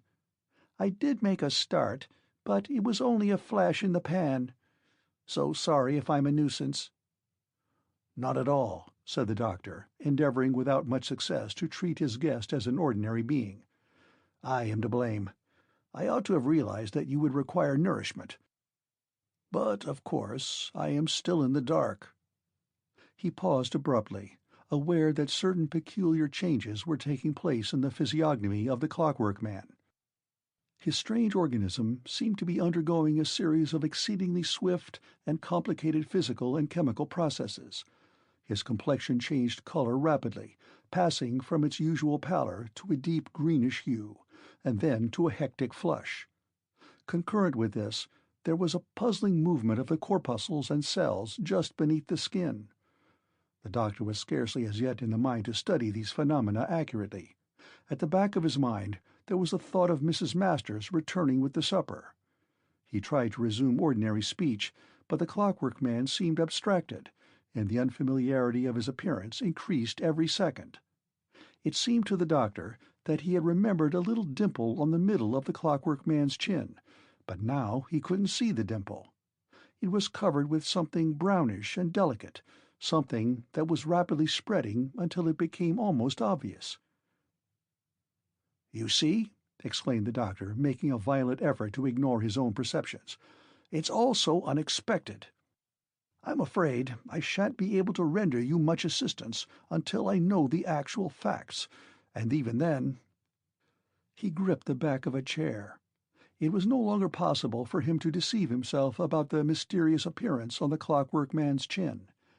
He was growing a beard, swiftly and visibly. Already some of the hairs had reached to his collar. "I beg your pardon," said the Clockwork Man, suddenly becoming conscious of the hirsute development. "Irregular growth. Most inconvenient. It's due to my condition. I'm all to pieces, you know. Things happen spontaneously." He appeared to be struggling hard to reverse some process within himself, but the beard continued to grow. The doctor found his voice again. "Great heavens!" he burst out in a hysterical shout. "Stop it! You must stop it! I simply can't stand it!" He had visions of a room full of golden-brown beard. It was the most appalling thing he had ever witnessed, and there was no trickery about it. The beard had actually grown before his eyes, and it had now reached the second button of the Clockwork Man's waistcoat. And at any moment Mrs. Masters might return. Suddenly, with a violent effort involving two sharp flappings of his ears, the Clockwork Man mastered his difficulty. He appeared to set in action some swift depilatory process. The beard vanished as if by magic. The doctor collapsed into a chair. "You mustn't do anything like that again," he muttered hoarsely. "You must let me know when you feel it coming on." In spite of his agitation, it occurred to him that he must be prepared for worse shocks than this. It was no use giving way to panic. Incredible as had been the cricketing performance, the magical flight, and now this ridiculously sudden growth of beard, there were indications about the Clockwork Man that pointed to still further abnormalities. The doctor braced himself up to face the worst. He had no theory at all with which to explain these staggering manifestations, and it seemed more likely that the most ghastly serio-comic figure seated on the couch would presently offer some explanation of his own. A few moments later, Mrs. Masters entered the room bearing a tray with the promised meal. True to her instinct, the good soul must have searched the remotest corners of her pantry in order to provide what she evidently regarded as but an apology of a repast. Little did she know for what Brobdingnagian appetite she was catering. At the sight of the 6 gleaming white eggs in their cups, the guest made a movement expressive of the direction of his desire, if not of very sanguine hope of their fulfillment. Besides eggs, there were several piles of sandwiches, bread and butter, and assorted cakes. Mrs. Masters had scarcely murmured her apologies for the best she could do at such short notice and retired, than the Clockwork Man set to with an avidity that appalled and disgusted the doctor. The 6 eggs were cracked and swallowed in as many seconds. The rest of the food disappeared in a series of jerks, accompanied by intense vibration of the jaws, the whole process of swallowing resembling the pulsations of the cylinders of a petrol engine. So rapid were the vibrations that the whole of the lower part of the Clockwork Man's face was only visible as a multiplicity of blurred outlines. The commotion subsided as abruptly as it had begun, and the doctor inquired, with as much grace as his outraged instincts would allow, whether he could offer him any more. "I have still," said the Clockwork Man, locating his feelings by placing a hand sharply against his stomach, "an emptiness here." "Dear me," muttered the doctor, "you find us rather short at present. I must think of something." He went on talking as though to gain time. "It's quite obvious, of course, that you need more than an average person. I ought to have realized. There would be exaggerated metabolism, naturally, to sustain exaggerated function. But, of course, the motive force behind this extraordinary efficiency of yours is still a mystery to me. Am I right in assuming that there's a sort of mechanism?" "It makes everything go faster," observed the Clockwork Man, "and more accurately." "Quite," murmured the doctor. He was leaning forward now, with his elbows resting on the table and his head on one side. "I can see that. There are certain things about you that strike one as being obvious.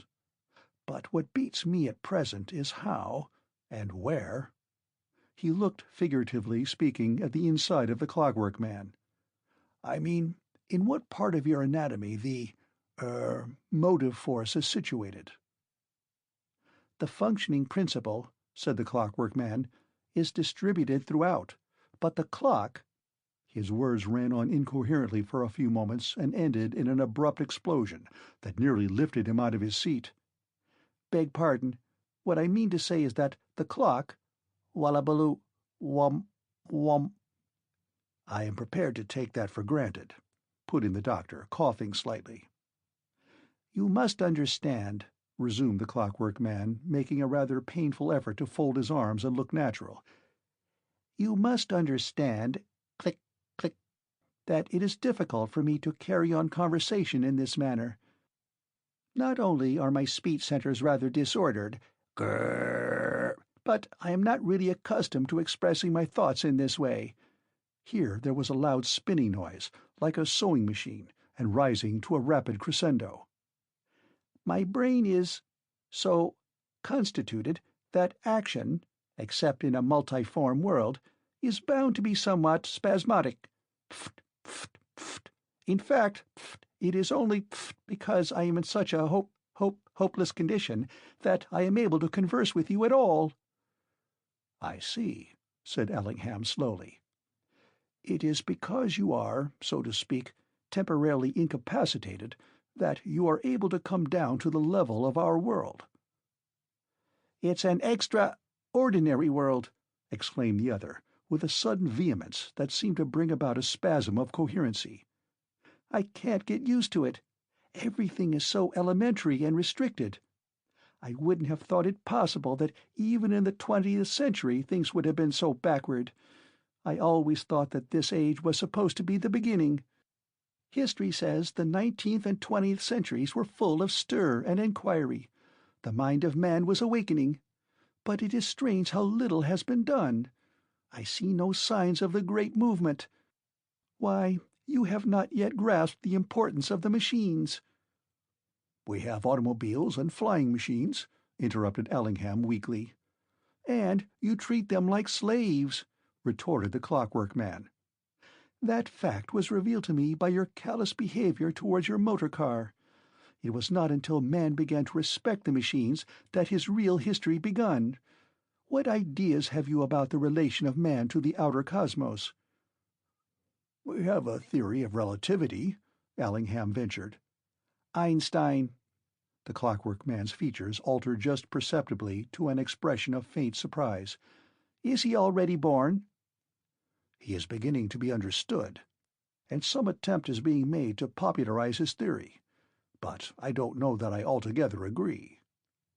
The doctor hesitated, aware of the uselessness of dissension upon such a subject where his companion was concerned.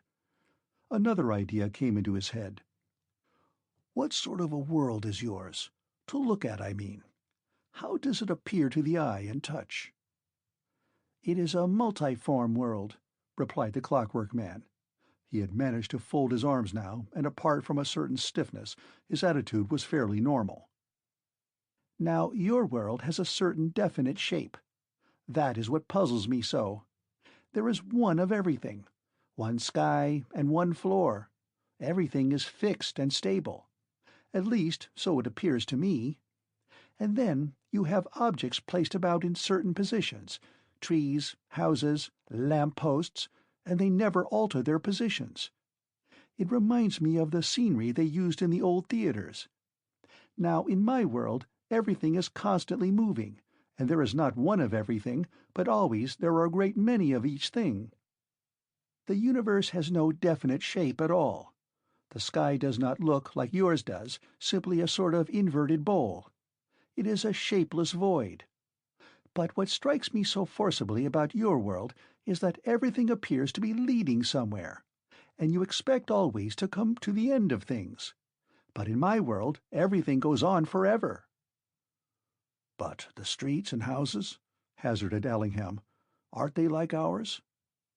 The Clockwork Man shook his head. "We have houses, but they are not full of things like yours are, and we don't live in them. They are simply places where we go when we take ourselves to pieces or overhaul ourselves. They are," his mouth opened very wide, "the nearest approach to fixed objects that we have, and we regard them as jumping-off places for successive excursions into various dimensions. Streets are, of course, unnecessary, since the only object of a street is to lead from one place to another, and we do that sort of thing in other ways. Again, our houses are not placed together in the absurd fashion of yours. They are anywhere and everywhere, and nowhere and nowhen. For instance, I live in the day before yesterday, and my friend in the day after tomorrow." "I begin to grasp what you mean," said Allingham, digging his chin into his hands. "As an idea, that is. It seems to me that, to borrow the words of Shakespeare, I have long dreamed of such a kind of man as you, but now that you are before me, in the flesh, I find myself unable to accept you." The unfortunate doctor was trying hard to substitute a genuine interest in the Clockwork Man for a feeling of panic, but he was not very successful. "You seem to me," he added rather lamely, "so very theoretical."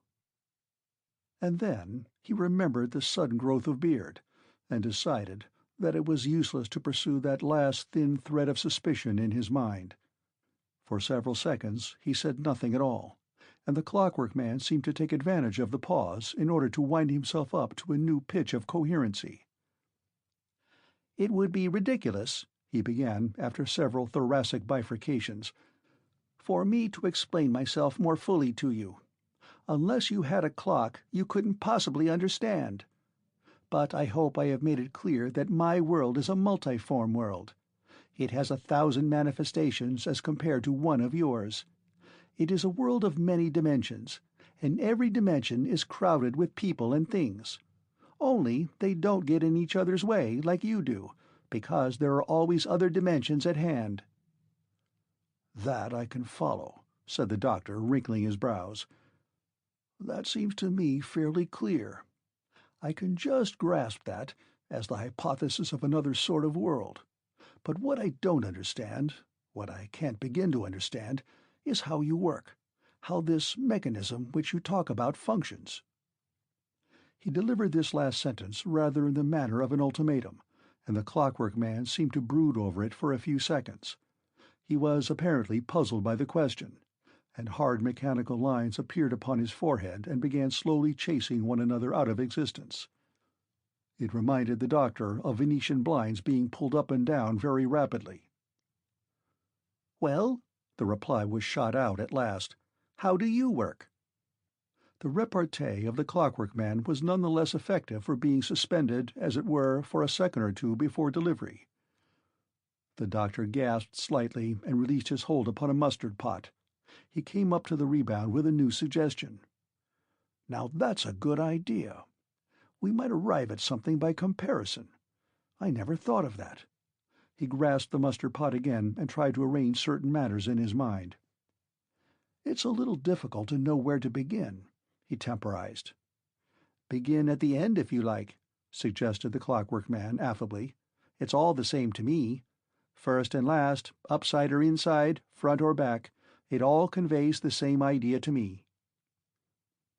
"We are creatures of action," hazarded the doctor, with the air of a man embarking upon a long mental voyage. "We act from certain motives. There is a principle known as cause and effect. Everything is related. Every action has its equal and opposite reaction. Nobody can do anything, or even think anything, without producing some change, however slight, in the general flow of things. Every movement that we make, almost every thought that passes through our minds, starts another ripple upon the surface of time, upon this endless stream of cause and effect." "Ah," interrupted the Clockwork Man, placing a finger to the side of his nose, "I begin to understand. You work upon a different principle, or rather an antiquated principle. You see, all that has been solved now. The clock works all that out in advance. It calculates ahead of our conscious selves. No doubt we still go through the same processes, subconsciously, all such processes that relate to cause and effect. But we, that is, ourselves, are the resultant of such calculations, and the only actions we are conscious of are those which are expressed as consequence." Allingham passed a hand across his forehead. "It all seems so feasible," he remarked, "once you grasp the mechanism. But what I don't understand—" Here, however, the discussion came to an abrupt conclusion, for something was happening to the Clockwork Man. Chapter 8. The Clock. 1. At first it seemed to the doctor that his companion was about to explain matters further. There was still something vaguely communicative about his manner, and a kind of noise issued from his rapidly moving jaws. But it was not a human noise. It began with a succession of deep-toned growls and grunts, and ended abruptly in a distinct bark. Hydrophobia flashed through the doctor's mind, but he dismissed the idea immediately. He had lit a cigarette in order to soothe his nerves. He was trying so hard to rationalize the whole proceeding, to fit the Clockwork Man into some remotely possible order of things. But it was a difficult process, for no sooner had he grouped certain ideas in his head than some fresh manifestation took place which rendered all previous theories futile. At the present moment, for instance, it was obvious that some new kind of structural alteration was taking place in the Clockwork Man's physiognomy. The phenomenon could hardly be classed in the same category as the sudden growth of beard, although there were points in common. Hair was again visible, this time spread all over the rounded face and on the jaw. The nose was receding and flattening out. The eyes were dwindling in size, and the expression in them changed into a dull stare. The bark was repeated and followed by an angry rumbling. The doctor dropped his cigarette on the plate before him and grasped the edges of the table. His eyes were riveted upon the ghastly spectacle of transmutation. "Oh, God!" he cried out at last, and shivering from head to foot. "Are you doing these things on purpose to frighten me? Or can't you help it?" Do you think I don't believe you? Do you think I can keep on deceiving myself? I tell you, I'm ready to believe anything. I capitulate. I only ask you to let me down lightly. I'm only human, and human nerves weren't made to stand this." "Grrr," growled the Clockwork Man. "Wow, wow. Can't help it. Woof, woof. Most regrettable. Wow, wow. Atavism. Tendency to return. Remote species. Moment's notice. Family failing. Darwinism. Better in a moment. Something gone wrong with the controls. There. That's done it. Phew." His face suddenly cleared, and all trace of the canine resemblance vanished as if by magic. He got up and took 2 or 3 jerk-like strides up and down the room. "Must keep going. When I feel like this, either food or violent stimulus. Otherwise, the confounded thing runs down, and there you are." He paused and confronted Ellingham, who had risen from his chair and was still trembling. "How can I help it?" implored the Clockwork Man in despair. "They made me like this. I don't want to alarm you, but you know, it alarms me sometimes. You can't imagine how trying it is to feel that at any moment you might change into something else, some horrible tree-climbing ancestor. The thing ought not to happen, but it's always possible. They should have thought of that when they made the clock." "It mustn't happen," said the doctor, recovering slightly. "That's the flat fact. If it's food you require, then food you shall have." It had suddenly flashed across his fevered mind that downstairs in the surgery there lay a collection of tinned foods and patent medicines, samples that had been sent for him to test. Rather than risk a further manifestation of collapse on the part of the Clockwork Man, he would sacrifice these. 2. He was only just in time. On the way down the stairs that led to the basement surgery, the Clockwork Man began to flap his ears violently, and it was then that the doctor noticed for the first time this circumstance that had so puzzled Arthur Withers.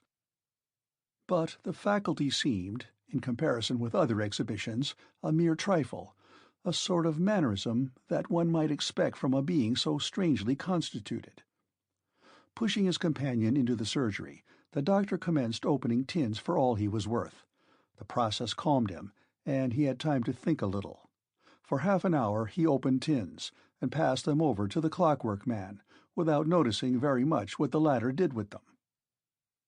Then he went on to bottles containing patent foods, phosphates, hypophosphates, glycerohypophosphates, all the phosphates in fact, combined with malt or other substances which might be considered almost necessary as an auxiliary diet for the Clockwork Man. At least the latter seemed grateful to receive whatever was given to him, and his general manner became decidedly more possible. There seemed less chance now of a drastic relapse. The doctor had locked the door of the surgery. It would be embarrassing to be discovered in such circumstances, and Mrs. Masters might faint with horror at the sight of the empty tins and bottles and the gorging visitor. It was symptomatic of the doctor's frame of mind that even now the one thing he dreaded more than anything else was the intrusion of a curious world into this monstrous proceeding. He had been forced into accepting the evidence of his own eyes, but there still remained in him a strong desire to hush up the affair, to protect the world at large from so fierce a shock to its established ideas. The surgery was a low-pitched apartment, and it was approached by patients from the outside by way of the area steps. One door communicated with the dark passage that led to the kitchen quarters, and the other opened directly upon the area. A double row of shelves, well stocked with bottles, occupied the center of the room and divided it into 2 halves. Beneath the window stood the doctor's neat bureau, and to the left of this was a low couch beside the wall. A shaded lamp on the desk was sufficient to light the room for ordinary purposes, but there was a gas burner near the further door, which had to be lit when the doctor was engaged upon some very close examination or had to perform a slight operation. Directly underneath this burner there stood an armchair of ample proportions, and it was here that the Clockwork Man had seated himself at the beginning of his orgy. The doctor sat upon the couch, with his hands limply hanging between his knees. He was conscious of perspiration, but made no attempt to wipe his forehead. His heart was knocking hard against his ribs, and occasionally missed a beat. He noticed this fact also, but it caused him little concern.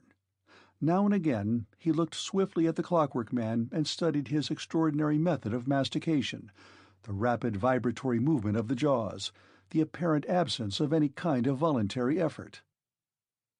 Uppermost in the doctor's mind was the reflection that he of all persons should have been selected by an undiscriminating providence to undergo this distressing and entirely unprecedented experience.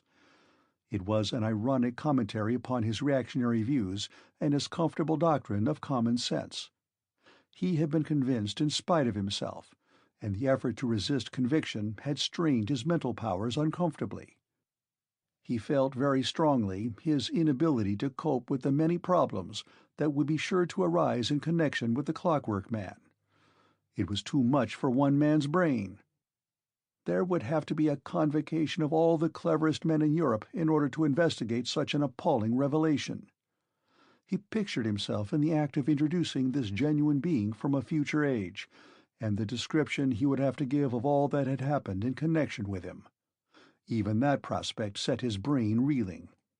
He would like to be able to shirk the issue. It was enough to have looked upon this archetype of the future. The problem now was to forget his existence. But that would be impossible. The Clockwork Man was the realization of the future. There was no evading that. The future.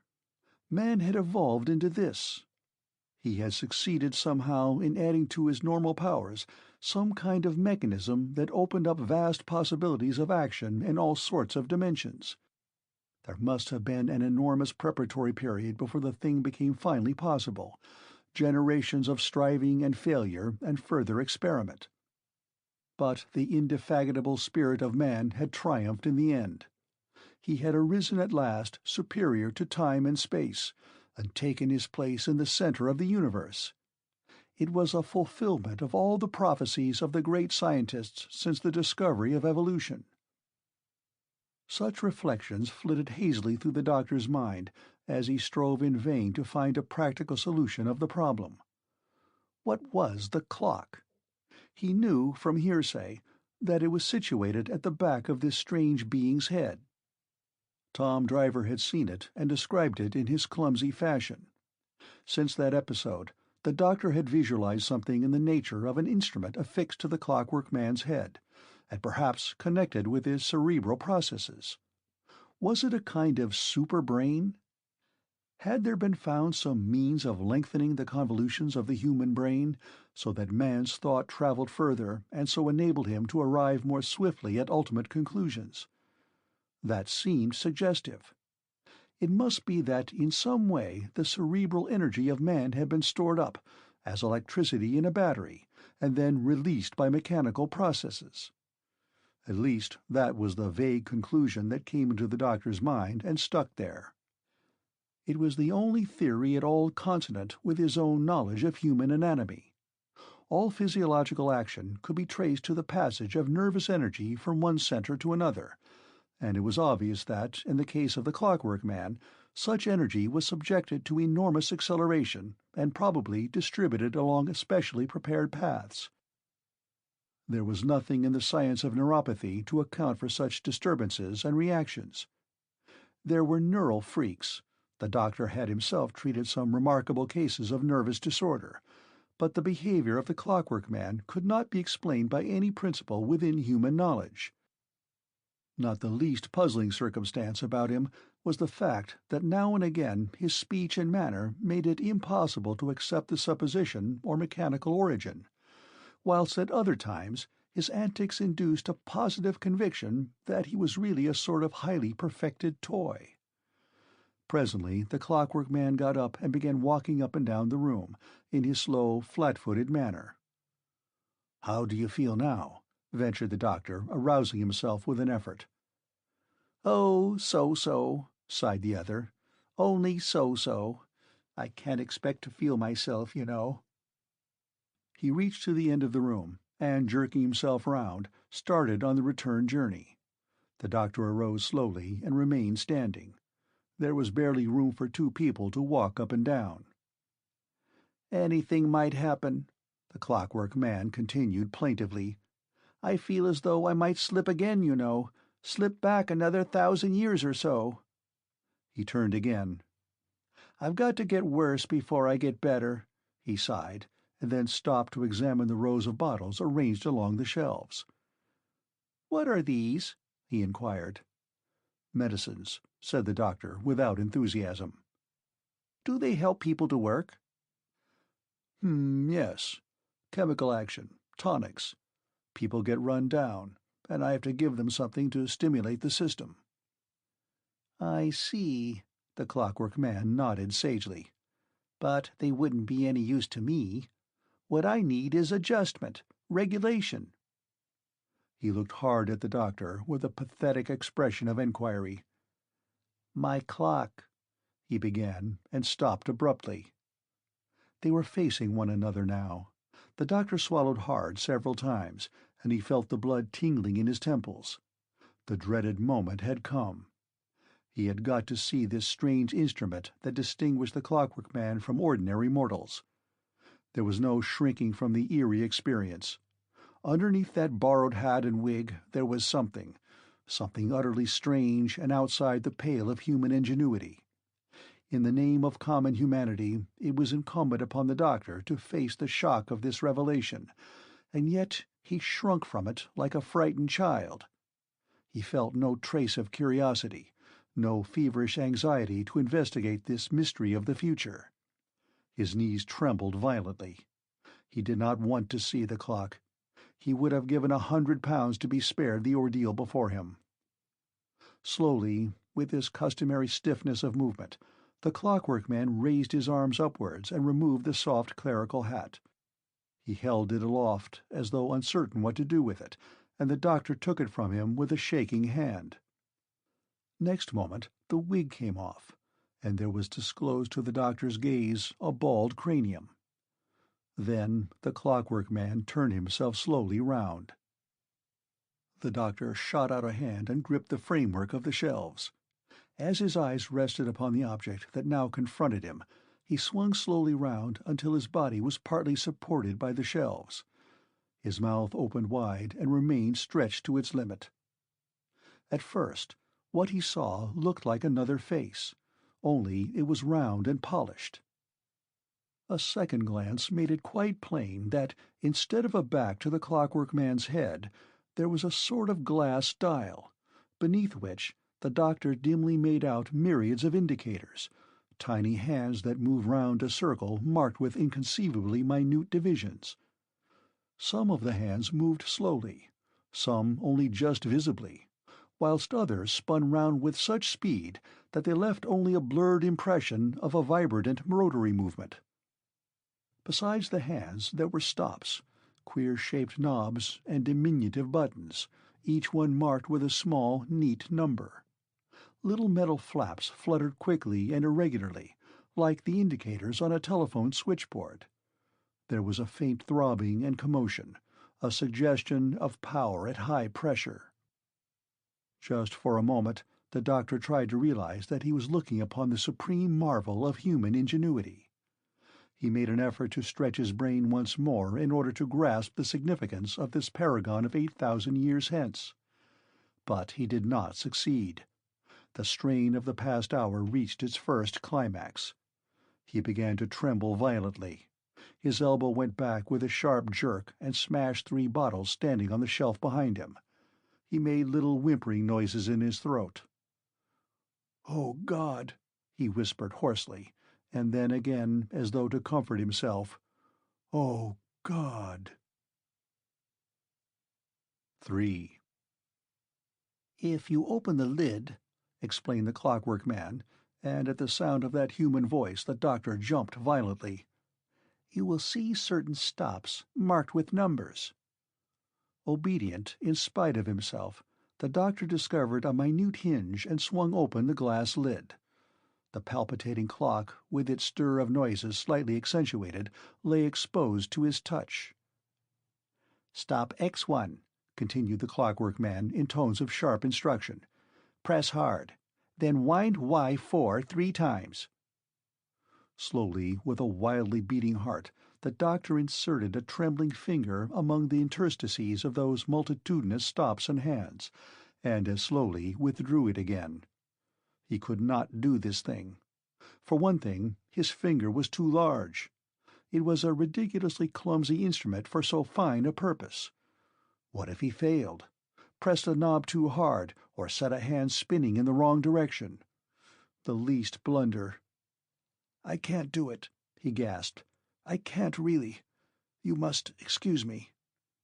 "Be quick," said the Clockwork Man in a squeaky undertone. "Something is about to happen." So it came about that the doctor's final action was hurried and ill-considered. It seemed to him that he must have committed some kind of assault upon the mechanism. Actually, he succeeded in pressing the knob marked X1, and the immediate result was a sort of muffled ringing sound arising from somewhere in the depths of the Clockwork Man's organism. "Registered!" exclaimed the latter triumphantly. "Now the hand." The doctor found the hand and tried to twist it very slowly and carefully.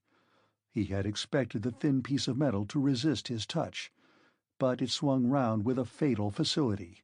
5.5 times. The Clockwork Man suddenly turned round. Immediately afterwards the doctor became aware of a series of loud popping noises, accompanied by the sound of tearing and rending.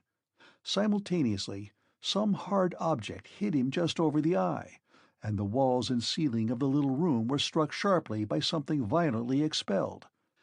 And then he felt himself being pushed gently away by some pressure that was steadily insisting upon more space.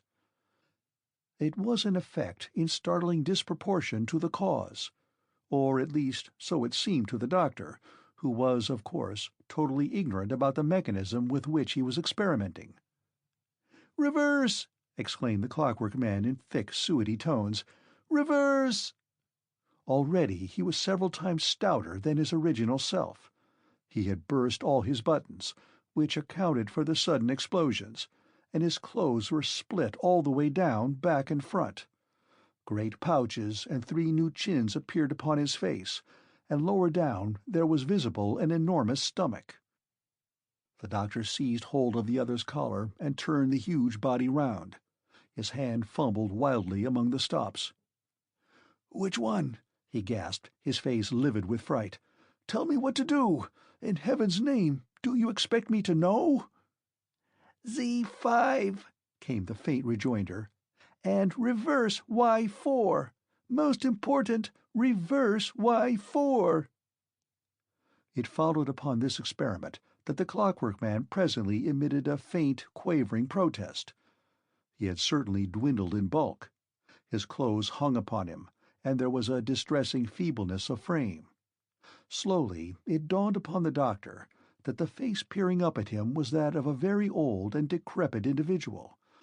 Painful lines crossed his forehead, and there were rheumy lodgments in the corner of each eye. The change was rapidly progressive. By this time the doctor's condition of hysteria had given way to a sort of desperate recklessness. He had somehow to restore the Clockwork Man to some semblance of passable humanity. He pressed stops and twisted hands with an entire disregard for the occasional instructions bellowed at him by the unfortunate object of his random experiments. He felt that the very worst could scarcely surpass what had already taken place. And it was obvious that the Clockwork Man had but the haziest notions about his own mechanism. Evidently he was intended to be adjusted by some other person. He was not, in that sense, autonomous. It was also manifest that the Clockwork Man was capable of almost limitless adaptability. Several of the stops produced only slight changes, or the first beginnings of some fundamental alteration of structure. Usually these changes were of a sufficiently alarming character to cause the doctor immediately to check them by further experiments. The Clockwork Man seemed to be an epitome of everything that had ever existed. After one experiment he developed gills. Another produced frightful atavistic snortings. There was one short-lived episode of a tail. By the end of another 5 minutes, the doctor had sacrificed all scruple. His fingers played over that human keyboard with a recklessness that was born of sheer horror of his own actions. He almost fancied that he might suddenly arrive at some kind of mastery of the stunning instrument. He alternated between that delusion and trusting blindly to chance. It was, indeed, by accident that he discovered and pressed hard home a large stop marked simply 0. The next second he found himself contemplating what was apparently an empty heap of clothes lying upon the floor at his feet. The Clockwork Man had vanished. "Ah!" screamed the doctor, dancing round the room, and forgetting even God in his agony. "What have I done? What have I done?" He knelt down and searched hastily among the clothes. There was a lump moving about very slightly in the region of the waistcoat, a lump that was strangely soft to the touch. Then he felt the hard surface of the clock. Before he could remove the mass of clothing, there broke upon the stillness a strange little cry, to the doctor curiously familiar. It was the wail of an infant, long drawn and pitiful. When the doctor found him, he appeared to be about 6 weeks old, and rapidly growing smaller and smaller. Only the promptest and most fortuitous action upon the doctor's part averted something inconceivably disastrous. Chapter 9. Greg. 1. An hour later, the doctor alone paced the floor of the little surgery. He had done everything possible to calm himself. He had taken bromide. He had been out for a smart turn around the roads. He had forced himself to sit down and answer some letters. But it was impossible to ease the pressure of his thoughts. He felt that his brain would never cease from working round and round in a circle of hopeless inquiry. In the end, and late as it was, he had telephoned for Greg.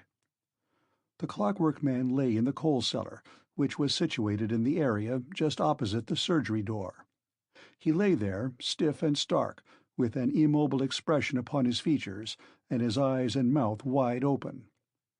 After that final collapse, the doctor had succeeded somehow in restoring him to his normal shape, and then, by miraculous chance, he discovered a hand that, when turned, had the effect of producing in the Clockwork Man an appearance of complete quiescence. He looked now more like a tailor's dummy than anything else, and the apparent absence of blood circulation and even respiration rendered the illusion almost perfect. He looked lifelike without seeming to be alive. But he was alive. The doctor had made sure of that by certain tentative experiments, and he had also taken advantage of his passive condition in order to make a thorough examination, so far as was possible, of this marvel of the future. As a result of his investigation, the doctor had failed to come to any definite conclusion. There was merely deepened in him a sense of outrage and revolt. It was impossible to accept the Clockwork Man as a human being. He was a tissue of physiological lies. It could be proved beyond a shadow of a doubt, and by reference to all known laws of anatomy, that he did not exist. His internal organs, heard in action through a stethoscope, resembled the noise made by the humming of a dynamo at full pitch. And yet this wildly incredible being, this unspeakable travesty of all living organisms, this thing most opposite to humanity, actually breathed and conversed. He was a sentient being. He was more than a man, for he could be turned into something else by simply pressing a stop. Properly understood, there was no doubt that the mechanism permitted the owner of it to run up and down the evolutionary scale of species according to adjustment. There were one or two other details which the doctor had not failed to observe. The Clockwork Man had no apparent sex. The body was scarred and disfigured, as though many surgical operations had been performed upon it. There was some organ faintly approximating to the human heart, but it was infinitely more powerful, and the valvular action was exceedingly complex. Fitted into the clock in such a way that they could be removed were a series of long tubes with valve-like endings. The doctor had removed one or two of these and examined them very closely, but he could not arrive at any idea of their purpose. At every point in his examination, the doctor had found himself confronted by an elaboration, in some cases a flat contradiction, of ordinary human functions. He could not grasp even the elementary premises of a state of affairs that had made the Clockwork Man possible. 2. Shortly after midnight, the doctor's expectant ear caught the sound of someone alighting from a bicycle. A moment later, footsteps clattered down the area stairs, and Greg, still attired in his cricket flannels, appeared at the open door. The smile faded from his lips as he beheld the drawn, agitated features of the doctor. "Hello," he exclaimed. "You look pretty bent." The doctor shut the door carefully and lifted a warning finger. "Greg, this thing must never be known. It must never go beyond ourselves." "Why not?" Greg sat down on the couch and twisted his hat idly between his fingers. "Because," said the doctor, trying hard to control the twitching of his features, "it's too terrible. What I have seen tonight is not fit for mortal eye to behold. It's inhuman. It's monstrous." He sank into a chair and covered his face with his hands. The presence of another person brought a kind of relief to his pent-up feelings. He let himself go. "Oh, God, it's the end of all things, Greg. It's the end of all sane hopes for the human race. If it is true that in the future man has come to this, then the whole of history is a farce and mockery. The universe is no more than a box of conjuring tricks, and man is simply a performing monkey. I tell you, Greg, this discovery, if it is made known, will blast everything good in existence." "Stop a minute," exclaimed Greg, arising in sheer astonishment. "You seem to be upset. I don't understand what you are raving about." The doctor stabbed a finger wildly in the direction of the coal cellar. "If you had seen what I have seen tonight, you would understand. You would be feeling exactly as I am now." Greg placed a hand soothingly upon his friend's shoulder. "Why didn't you send for me before? You're overstrung. This experience has been too much for you." "I grant you that," said the doctor hollowly. "I know only too well what effect this shock will have upon me. You are a younger man than I am, Greg. I am glad you have been spared this sight." "But where is the Clockwork Man?" demanded Greg presently. The doctor's finger again indicated the coal cellar. He's in there. I managed to stop him. He's in a kind of sleep." And then, as Greg took a leisurely stride towards the door, as though to investigate matters on his own, the doctor caught hold of his sleeve. "Don't do that. Listen first to what I have to tell you. I rather fancy it will take the edge off your curiosity." Greg swung round and sat on the couch.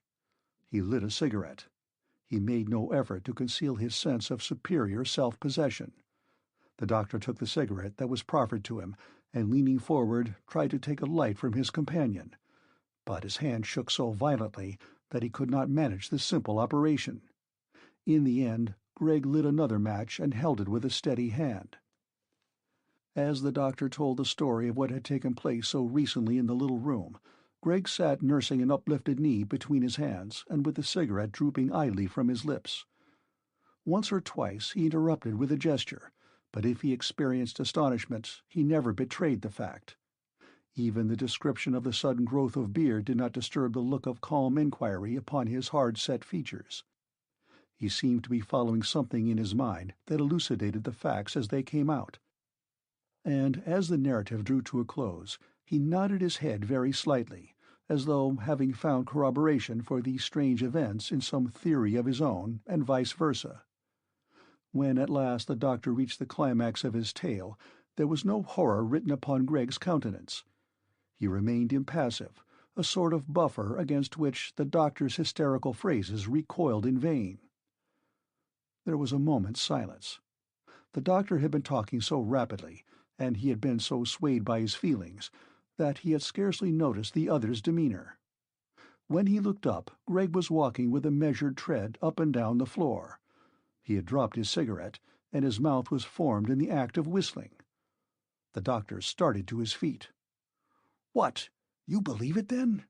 You, who have not seen this mystery, you believe it?" "Why not?" Greg paused in his walk and looked genuinely surprised.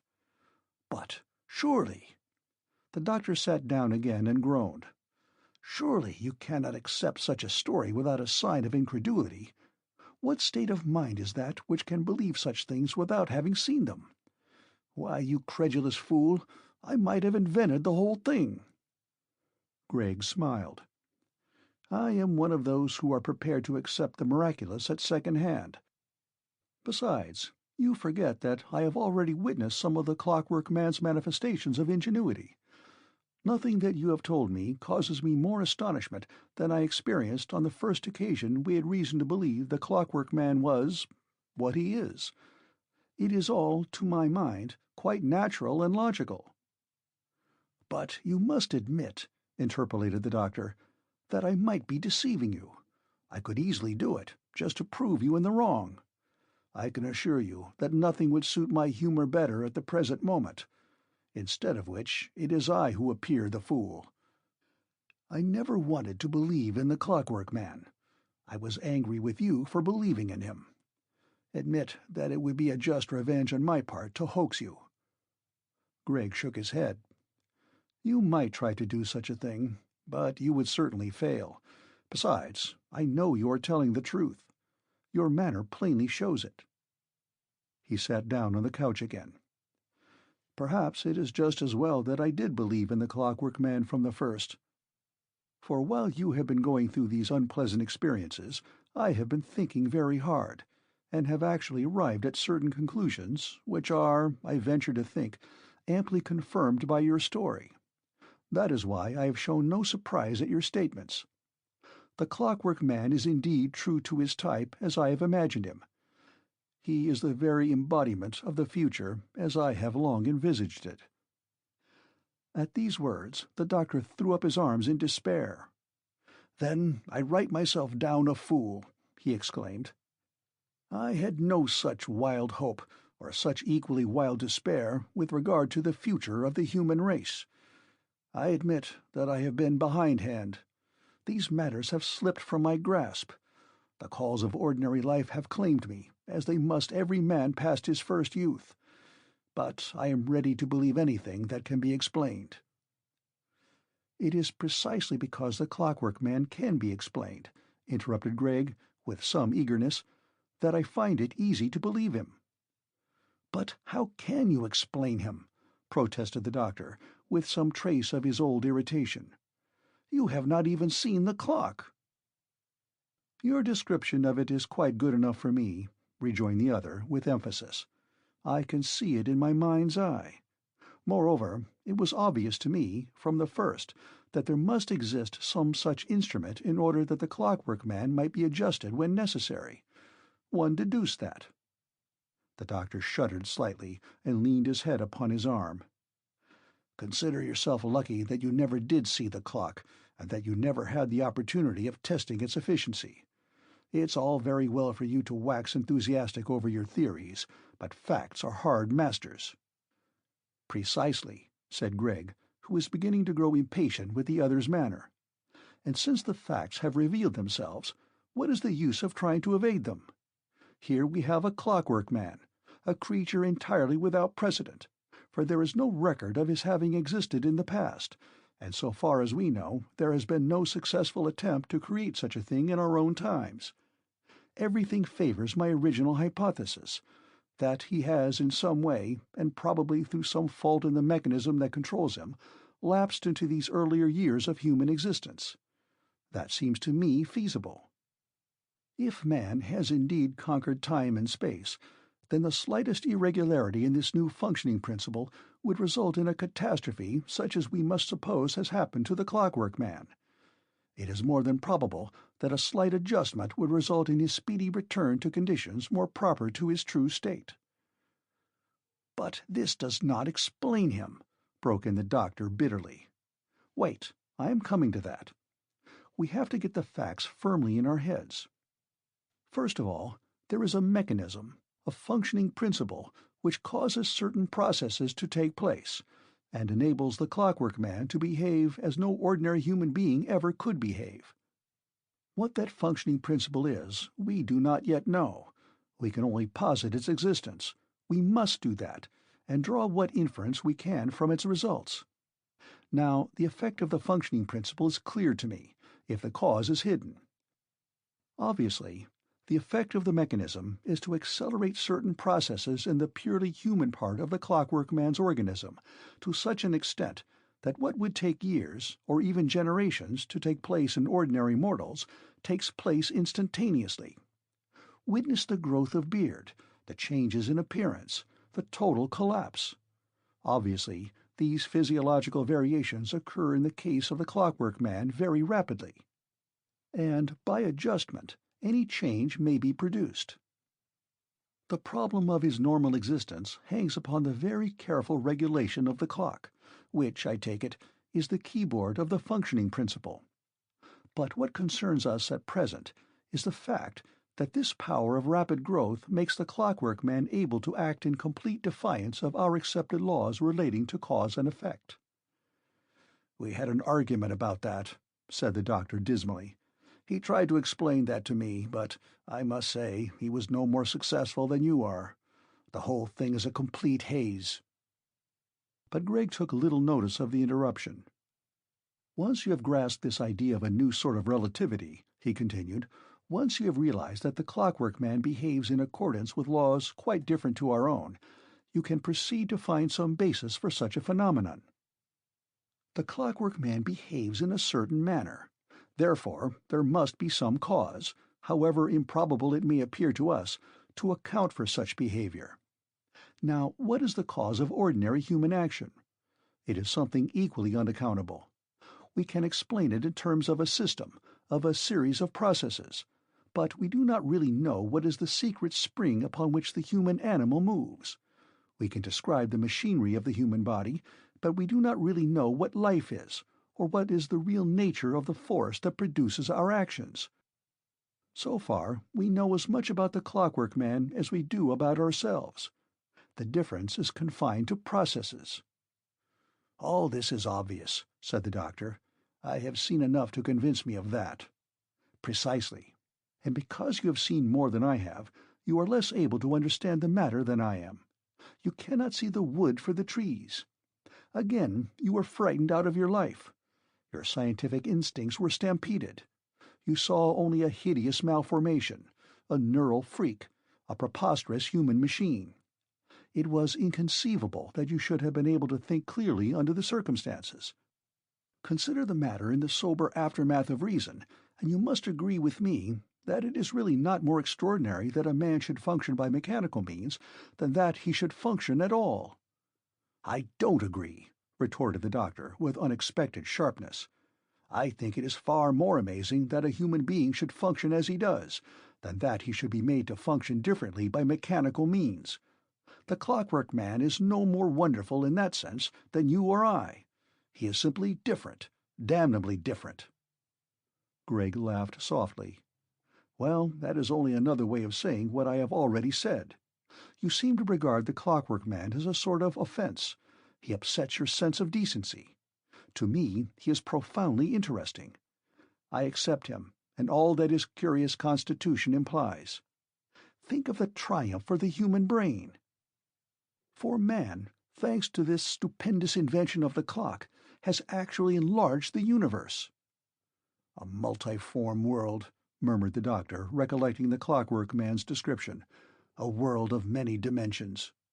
"Yes," echoed Gregg enthusiastically, "a multiform world. A world in which man moves as he will, grows as he will, behaves in every way exactly as he wills. A world set free. Think of what it means." "Stop!" cried the doctor, and there was almost anger in his features as he leapt to his feet. "It is you who are raving now. How can there exist such a world? And what plight has overtaken the human race that it is now dependent upon mechanical contrivance for its actions. But no, I refuse to believe that the Clockwork Man represents the final destiny of man. He is a myth, a caricature, at the most a sort of experiment. This multiform world of which he talks so glibly is an extravagant boast. Besides, who would care to live in such a world, and with every action conditioned by an exact mechanism? Your optimism about this extraordinary affair amazes me even more than the thing itself. At the best, what it means is that man has come to final ruin, not that he has achieved any real mastery of life. If all the creatures in the world 8,000 years hence are indeed clockwork men, then it is because some monstrous tyranny has come to birth in the race of man. It is because some diabolical plan has been evolved to make all men slaves. The clock may make men independent of time and space, but it obviously condemns him to an eternity of slavery. That is why I am still loath to believe in the evidence of my own eyes. That is why any explanation of this phenomenon is better than the obvious one." "But the proof," interjected Gregg. "You cannot escape from the facts. There lies the Clockwork Man. Explain him otherwise if you can." "I cannot," groaned the doctor, his face hidden between his hands. And then he looked up quickly, and his eyes cleared. "Perhaps, after all, that is the consoling feature of the affair. If the Clockwork Man were really capable of explanation, then indeed there would be an end to all sanity. But since he is inexplicable, there still remains the chance that we may be able to put all thought of him out of our minds. I tell you, Gregg, I can live this down, I can forget this night of horror, but not if there is an explanation to fit the case, not if I can satisfy my reason." "As I remarked before," Gregg resumed coolly, "you were not in a fit state to carry out the investigation. You could not bring yourself to accept even the obvious. Fortunately, you remembered some of the most salient facts. Those tubes fitted into the clock, for example. I regard those as highly suggestive. Think of it, Allingham. The energy of generations compressed into a tube and so utilized by a single individual. For that is what must have happened in the year 8000. The scientists must have discovered the means of gathering up and storing nervous energy. Everybody has this extra reserve of force. That solved one problem. Then there was the question of a better distribution. They had to invent a new nervous system.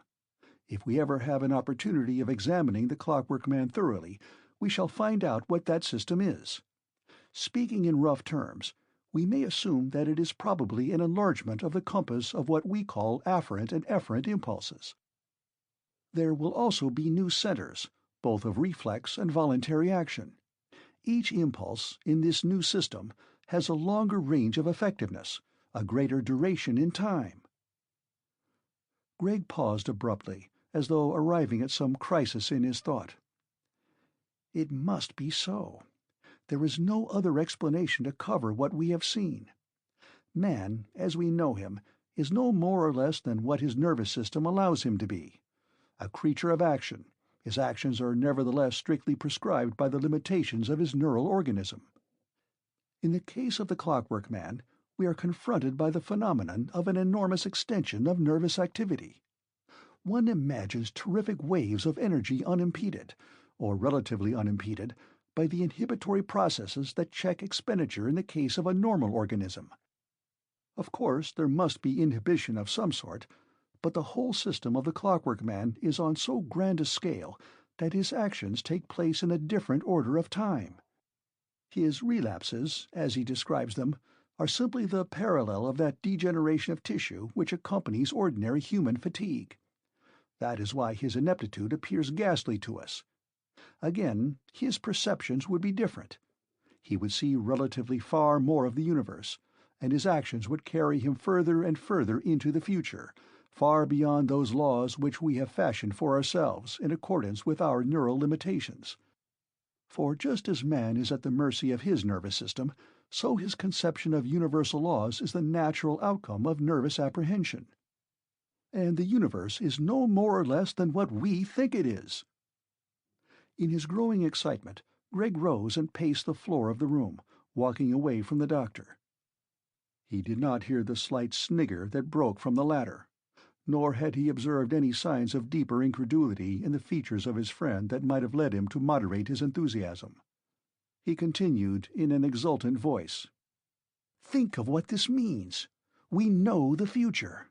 The accidental appearance of the Clockwork Man may save the human race generations of striving and effort in a wrong direction.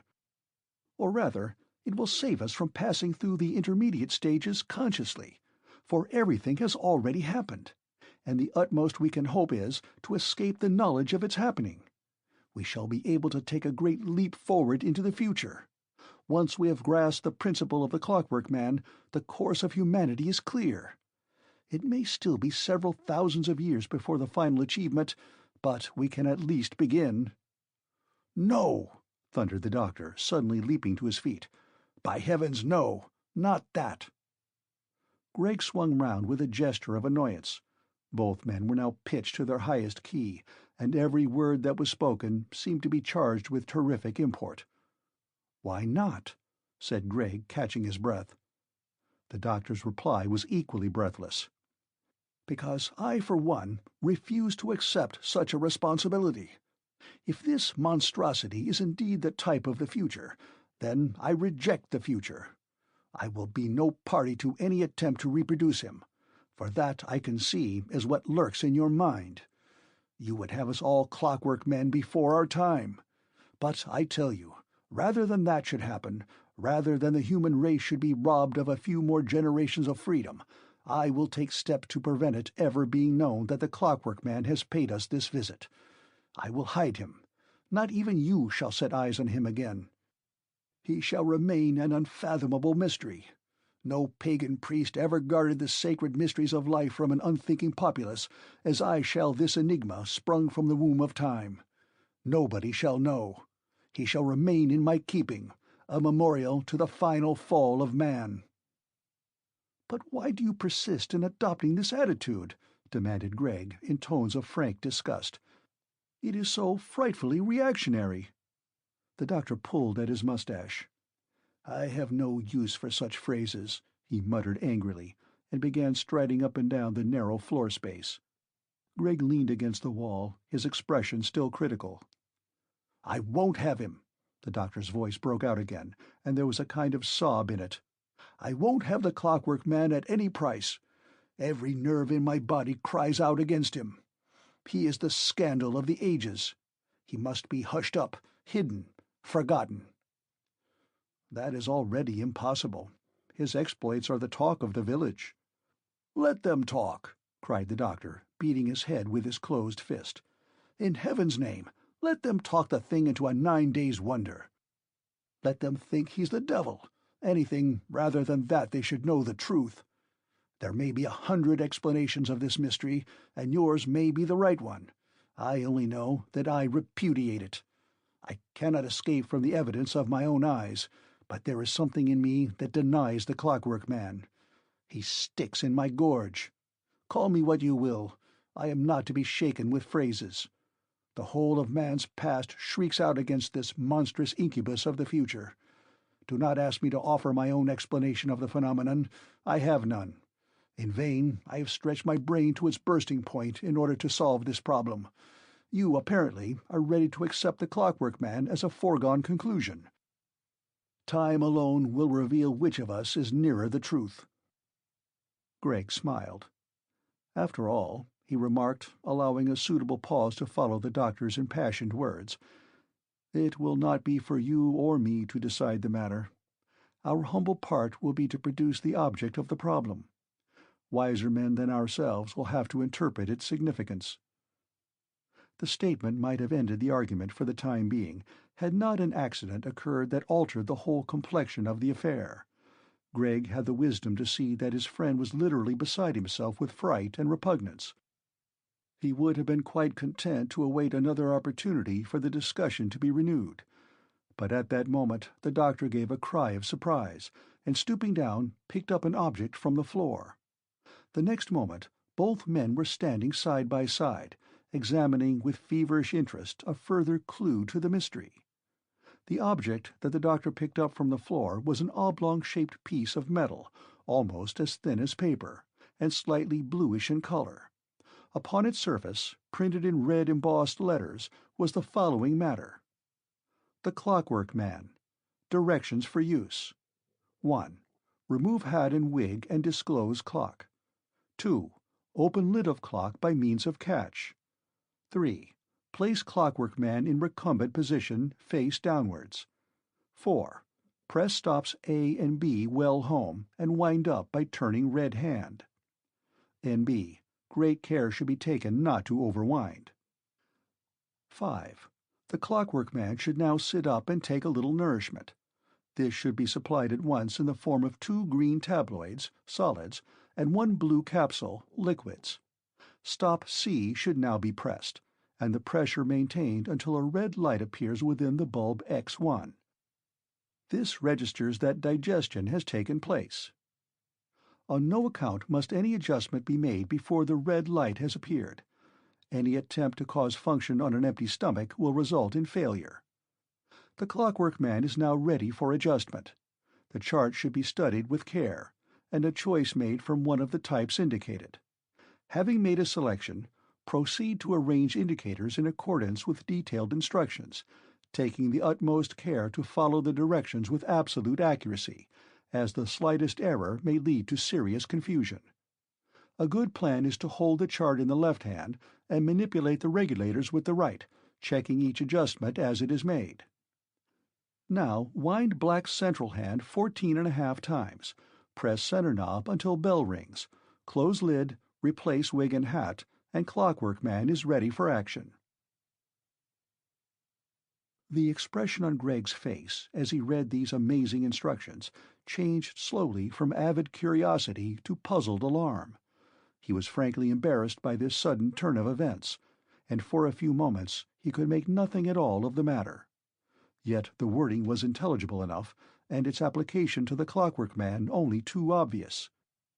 The little piece of thin metal must have slipped from his pocket during the doctor's examination, and its discovery was undoubtedly of supreme importance. But what could it mean? Greg rather prided himself upon the resiliency of his mind, but not all the elasticity of which he was capable could enable him to overcome a sudden sense of uneasiness. Was the Clockwork Man, after all, no more than a very elaborate and highly complex puppet?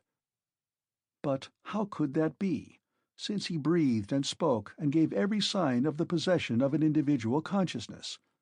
Considered in this new light, he was even more difficult to explain. But when Greg looked up, rather sheepishly, wary of meeting the doctor's eye, he beheld a sight that sent an uncomfortable thrill down his spine. For the latter lay at full length upon the couch, his chest and stomach rising and falling in the convulsions of that excessive laughter that at first sight raises a doubt of danger in the mind of the beholder, for men have died of mirth. Gregg stared at his prostrate friend, and his own countenance was transfixed with alarm. Many minutes elapsed before any kind of definite sound brought a relief to the strain, for the doctor's laugh was primeval. It racked his vitals, shook him from head to foot, began and stopped, proceeded in a series of explosions, not unlike those of the Clockwork Man himself, until at last it reached the throat and found expression. "Ha, ha, ha!" broke at last upon the silence of the night, and Mrs. Masters in her top attic heard the noise and thought of the devil climbing over the roofs. "Ha, ha, ha, ha!" Greg pulled himself together and crossed to the couch. He undid the doctor's collar and forced him to sit up. He thumped his back violently, at first remonstrated, and then fell to the use of soothing phrases. For there was still an element of hysteria in the doctor's manner, only now it was a symptom of release from unendurable strain. It was the hilarity of a man who has just saved his reason. Chapter 10. Last Appearance of the Clockwork Man. 1. It must remain forever a question for curious speculation as to what action might have been taken by Dr. Allingham and Gregg in conjunction, had they been able to pursue their investigation of the Clockwork Man upon a thoroughgoing scale, for while their discussions were taking place, the subject of them escaped from his confinement in the coal cellar. Indeed, it was hardly to be expected that he would remain there for very long. As Gregg pointed out, such very delicate mechanism needed constant attention, and the unexpected was always likely to occur. There must have been some deeply rooted automatism that gradually released the Clockwork Man from his sleep, and having awakened, the grimy walls of the cellar no doubt struck him as distasteful. It was not to be expected that the doctor, in his hurry and panic, should have succeeded in mastering the intricacies of the clock. He had merely brought about a temporary quiescence which had gradually worked off. It had to be borne in mind, also, that although the Clockwork Man was dependent upon adjustment in order that he should be made to work in a right fashion, it was only too plain that he could act independently and quite wrongly. The truth is that Dr. Allingham had not been able to summon the courage to make a further examination of the Clockwork Man, and he had permitted himself to assume that there would be no immediate developments. So far as was possible, he had allowed himself that very necessary relaxation, and he had insisted upon Gregg sharing it with him. The Clockwork Man was not quite what either of them had, alternatively, hoped or feared. From Allingham's point of view in particular, he was not the bogey of the inhuman fear which his original conduct had suggested. True, he was still an unthinkable monstrosity, an awful revelation. But since the discovery of the printed instructions, it had been possible to regard him with a little more equanimity.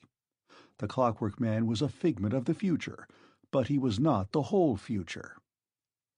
And now that he had disappeared, there was a strong chance that he would never return, and that his personality and all that was connected with him would dissolve from memory of man or crystallize into a legend. That seemed a legitimate consummation of the affair, and it was the one that Dr. Allingham finally accepted. This visitation, like other alleged miracles in the past, had a meaning, and it was the meaning that mattered more than the actual miracle. To discover the significance of the Clockwork Man seemed to Dr. Allingham a task worthy of the highest powers of man. The doctor's conclusion may be taken as a fair expression of his character. Naturally, the effect of such a preposterous revelation upon a sluggish and doubting mind would be to arouse it to a kind of furious defense of all that man has been in the past, and a scarcely less spirited rejection of that grotesque possibility of the future, which the Clockwork Man presented to the ordinary observer. Gregg, on the other hand, may be excused on the score of his extreme youthfulness for the impetuosity of his actions. His attempt to persuade the editor of the Wide World magazine that his version of the affair, put in the shape of a magazine story, was actually founded on fact, ended in grotesque failure. His narrative power was not doubted, but he was advised to work the story up and introduce a little humor before offering it as a contribution to some magazine that did not vouch for the truth of its tall stories. As this was beneath Gregg's dignity, and he could find no one else to take him seriously, he shut up like an oyster, and just in time to forestall a suspicious attitude on the part of his friends. It was only years later, and after many experiences in this world of hard fact and difficult endeavor, that he began to share the doctor's view, and to cherish the memory of the Clockwork Man as a legend rich in significance. 2. One evening, Arthur Withers and Rose Lomas sat together on their favorite stile, talking in low whispers. The summer dusk lagged, and the air about them was so still that between their softly spoken words they could hear the talk of innumerable insects in the grass at their feet. There had been few interruptions. So familiar had their figures become in that position that it had grown to be almost a tradition among the people who passed that way during the evening to cross the stile without disturbing the lovers. There are ways, too, of sitting upon a stile without incommoding the casual pedestrian. This evening there had been one or two laborers with red, wrinkled faces, too hungry and tired to make much comment. Then Mrs. Flack had come hurrying along with her black bag, They had to get off for her, as she was not so young as she had been. And soon afterwards the curate, who beamed affably and inquired when it was to be. He was so looking forward to uniting them. But it was not to be yet. That was the burden of their subdued murmurings. It couldn't be done on Arthur's present income, and he was still less certain than ever that it could be regarded as cumulative or even permanent. Rose understood. To her country-bred mind, it was marvelous that Arthur should succeed in adding up so many figures during the course of a day, even though the result did not always meet with the approval of the bank authorities. They would have to wait. "It's such a responsibility," said Arthur presently. "If we were to get married, I mean, I might come home with the sack any day." "I shouldn't mind," protested Rose, "but I couldn't bear you to feel like that about it. We shall have to wait." "I wonder why I'm not clever," Arthur remarked after a long pause. Rose clutched him indignantly towards her. "Oh, you are. The things you say, the things you think, I never knew."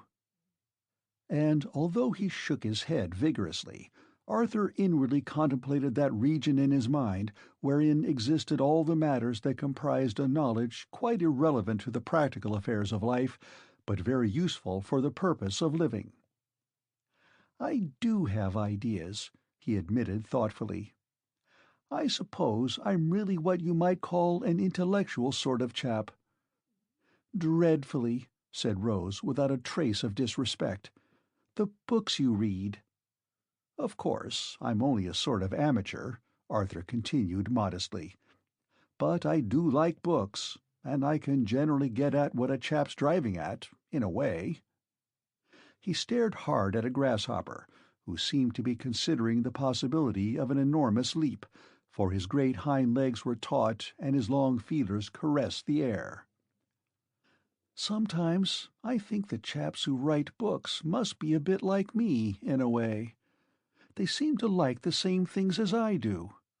There's a lot about beauty in most books, and I like beauty, don't you?" "Yes," breathed Rose, wondering what exactly he meant. The grasshopper hopped and landed with a quite distinct thud, almost at their feet. They both looked at it without thinking about it at all, but its advent produced a pause. "In the books I've read," Arthur resumed, "there's generally a chap whom you might regard as being not much good at anything, and yet pretty decent." "Heroes," suggested Rose, whose knowledge of literature was not very wide. "Sometimes. Chaps people don't understand.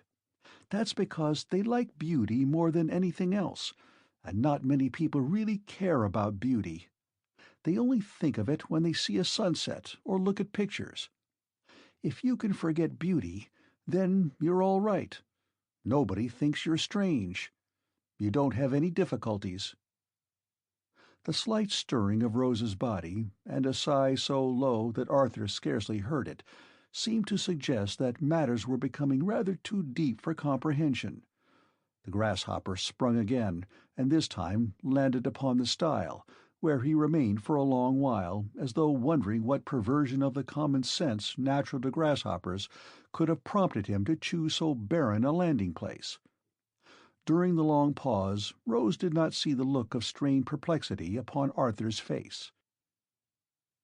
"But they always get married," he said suddenly. "The chaps in books, I mean. They always get married in the end." "Oh, Arthur!" Her hand went up to pull down his, for the moment, unwilling head. "Oh, Arthur, we will get married some day." "You're so pretty," he whispered. "You're so very beautiful." "Oh, am I? Do you think so? I'm so glad. I'm so sorry." Her tears gushed forth inexplicably even to Arthur, who thought he understood so much that was difficult to understand. He had let loose his feelings without any real knowledge of its depth, or that which it aroused in Rose. "I can't bear you not to have me," she sobbed. "It's cruel. It ought to be arranged. People ought to understand." Arthur was startled back to common sense. "They don't," he whispered, as they held one another in trembling arms. "If they did, they would be like us." And then he remembered a possible sequel to the search for beauty. "Besides," he added in a formal whisper, "there's the children." 3. Along the path that led from Bapchurch to Great Weimring there walked two persons, slowly and with an air of having talked themselves into embarrassed silence. Their steps were gradually bringing them to the stile upon which Arthur and Rose sat. "That last remark of yours cut me to the quick," said the doctor at last. "I meant it to," said Lillian firmly. "I want you to be cut to the quick. It's our only chance." "Of what?" inquired the doctor, conscious of masculine stupidity. "Of loving somehow. Oh, don't you understand? I want to care for you, but you're making it impossible. You will jest about the things sacred to me. Your flippant tongue destroys everything. It's as I said just now. I like my friends to be humorous, but my lover must be serious." "But I can't help it," pleaded the doctor. "Take away my humor, and I'm frightened at what's left of myself. There's nothing but an appalling chaos." "Because you are afraid of life," said Lillian. "Men have laughed their way through the ages. Women have wept and lived. I can't share your world of assumptions and rule-of-thumb laws. To me, love is a chaos, a dear confusion, a divine muddle. It's creation itself, an indefinite proceeding beginning with God." The doctor harked back in his mind to the beginning of their talk. "But you objected to my house," he mused. "That was how the discussion arose. And now we've got somewhere up in the stars." Lillian glanced up at them. "If only we could keep there. By their habitations are men known. A house ought to be a sort of resting place. No more. Once you elaborate it, it becomes a prison, with hard labor attached." "But where does all this lead?" pondered the doctor, half falling in with her mood. "Why not make some things permanent, and as good as they can be?" "Because they are only part of ourselves, and only so many additions to the human organism, extra bits of brain. We're slowly discovering that. Humanity daren't be permanent, except in its fundamentals, and all the fundamentals have to do with living and being. Just think what would happen if the blood in your veins became permanent." "Death," said the doctor, speaking from knowledge rather than from symbolical conviction. "Well then," resumed Lillian triumphantly, "isn't all this possession of things, all this wanting to have and keep, a sort of death, beginning from the extremities? Wouldn't it be awful if the human body didn't change, if we got fixed in some way, didn't grow old, or lose our hair, or have influenza?" The doctor paused in his walk. How strange that Lillian should say that! It almost seems as though she must have heard about the Clockwork Man. And then they both stopped, and at the same moment saw Rose and Arthur seated on the stile. "Let's go back," whispered Lillian, and they turned and retraced their steps. The sight of the lovers sealed their lips. Dr. Allingham struggled for a few moments with a strange sense of bigness wanting to escape. Almost it was a physical sensation, as though the nervous energy in his brain had begun to flow independently of the controls that usually guided it through the channels graven by knowledge and experience. It was Lillian who spoke next, and there was a note of pain in her voice. "Oh, why are we troubled like this? Why can't we be like them? We shan't ever get any nearer happiness this way. We shan't ever be better than those two.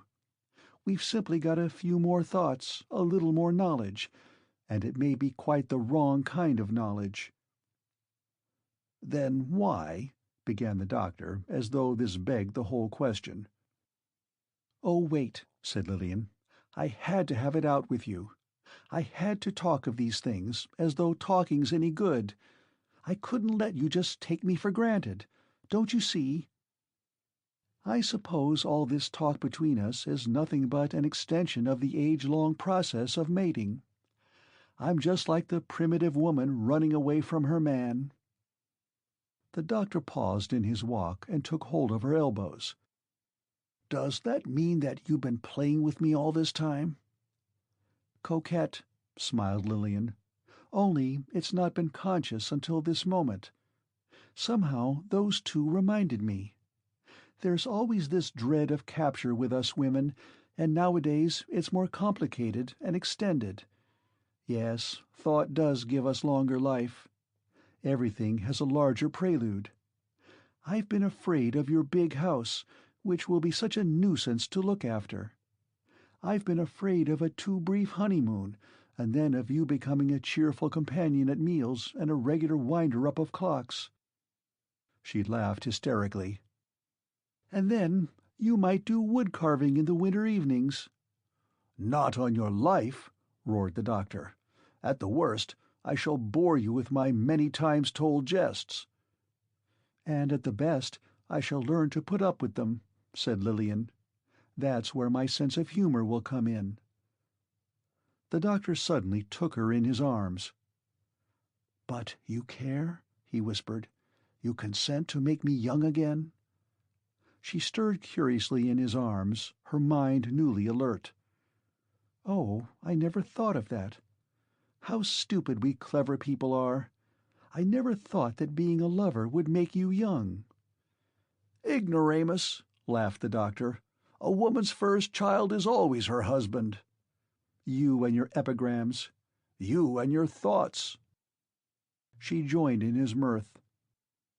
A little later, it was before she had the last word. "Creation," she whispered. "I don't believe it's happened yet. That 7 days and 7 nights is still going on. Man has yet to be created, and woman must help to create him." 4. "I must be getting back," said the Clockwork Man to himself as he trundled slowly over the hump of the meadow and approached the stile. "I shall only make a muddle of things here." There was still a touch of complaint in his voice, as though he felt sorry now to leave a world so full of pitfalls and curious adventures. Something brisker about his appearance seemed to suggest that an improvement had taken place in his working arrangements. You might have thought him rather an odd figure, stiff-necked and jerky in his gait. But there were no lapses into his early bad manner. "I have a feeling," he continued, placing a finger to his nose, "that if I put on my top gear now, I should be off like a shot." But he did not hurry. He twisted his head gradually round as though to embrace as much as possible in his last survey of a shapely, if limited, world. "Such a jolly little place," he mused. "You could have such fun, and be yourself. I wonder why it reminds me so of something. Before the days of the clock, before we knew." He sighed, and suddenly stopped in order to contemplate the two figures seated together on the stile. Rose was asleep in Arthur's arms. "Don't bother," said the Clockwork Man as Arthur stirred slightly. "I'm not going that way. I shall go back the way I came." "Oh," said Arthur, smitten with embarrassment. "Then I shan't see you again?" "Not for 1,000 years," replied the Clockwork Man, with a slight twisting of his lip. "Perhaps never." "Are you better now?" Arthur inquired. "I'm working all right, if that's what you mean," said the other, averting his eyes. Then he looked very hard at Rose, and the expression on his features altered to mild astonishment. "Why are you holding that other person like that?" he asked. "She's my sweetheart," Arthur replied. "You must explain that to me. I've forgotten the formula." Arthur considered. "I'm afraid it can't be explained," he murmured. "It just is." The Clockwork Man winked one eye slowly, and at the same time there begun a faint spinning noise, very remote and detached. As Arthur looked at him, he noticed another singularity.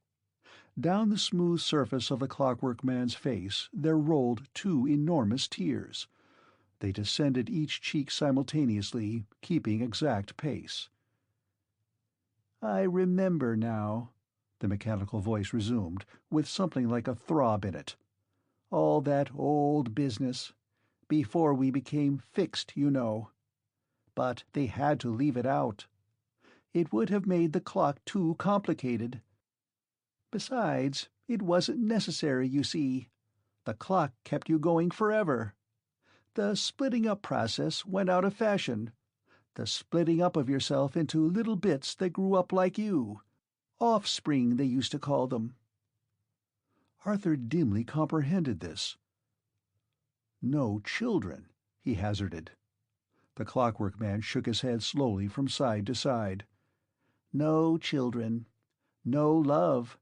Nothing but going on forever, spinning in infinite space and knowledge." He looked directly at Arthur. "And dreaming," he added. "We dream, you know." "Yes," Arthur murmured, interested. "The dream states," explained the Clockwork Man, "are the highest point in clock evolution. They are very expensive, because it is a costly process to manufacture a dream. It's all rolled up in a spool, you see, and then you fit it into the clock and unroll it. The dreams are like life, only, of course, they aren't real. And then there are the records, you know, the music records. They fit into the clock as well."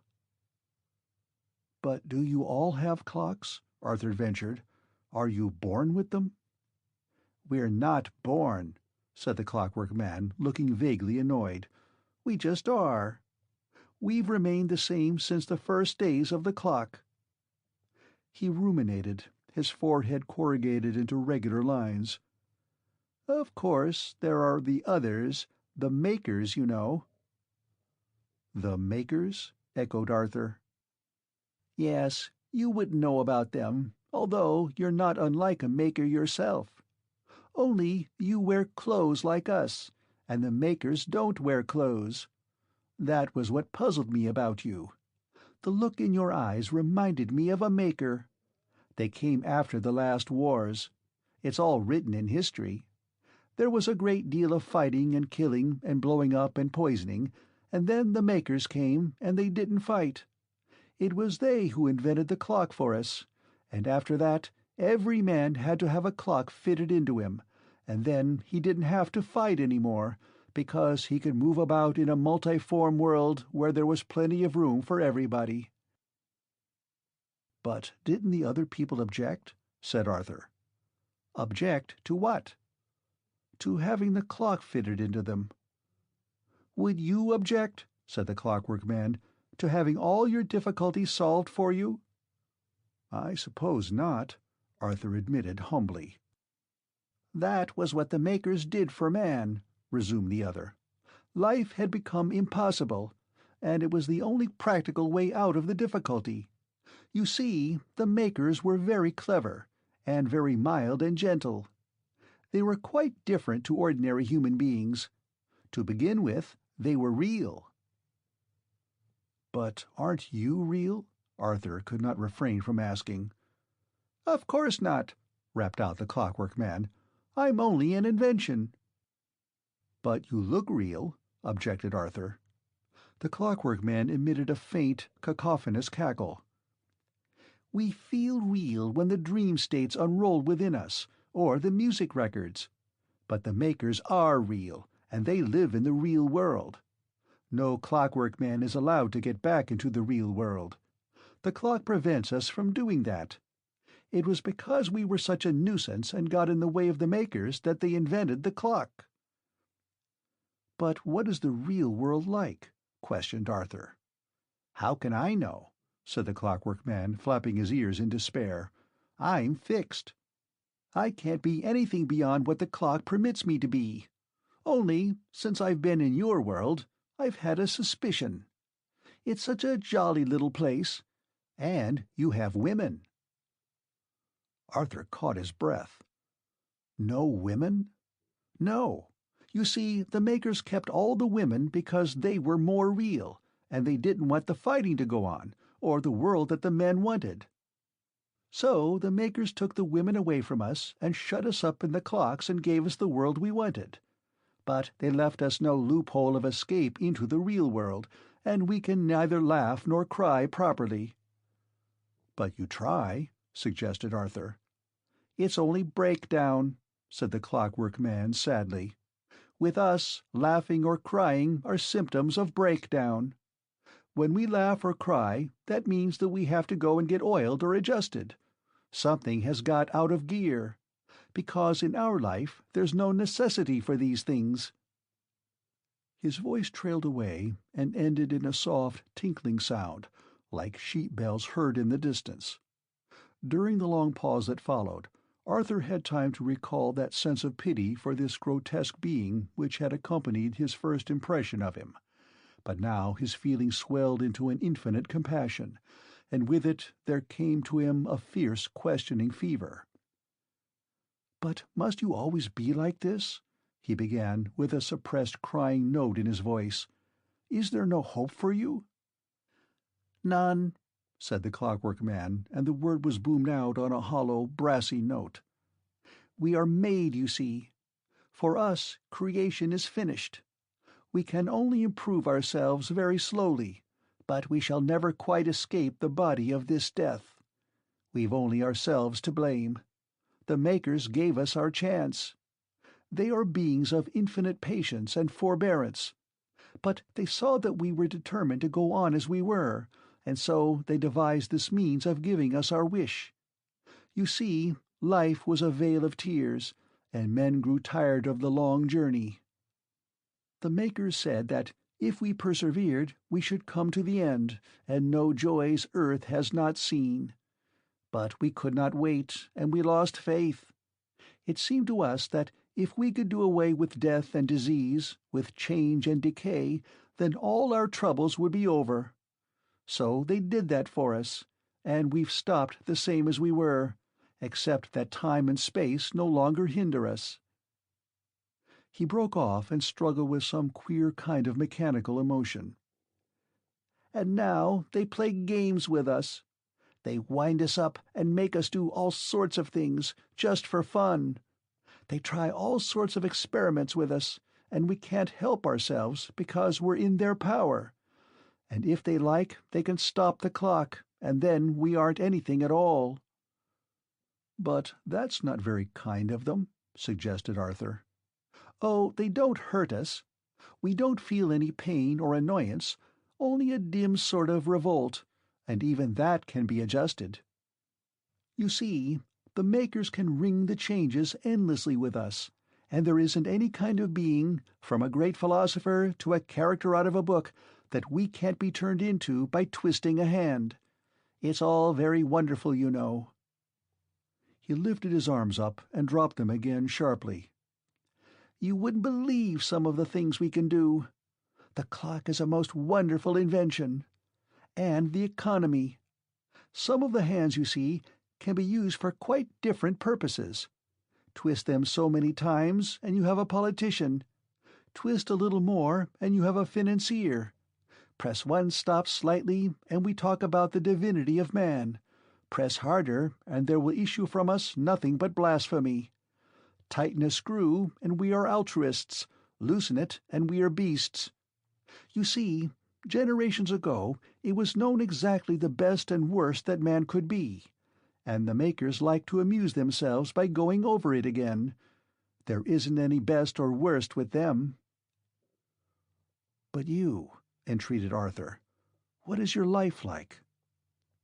Again the tears flowed down the Clockwork Man's cheeks, this time in a sequence of regular streams. "We have only one hope, and even that is an illusion.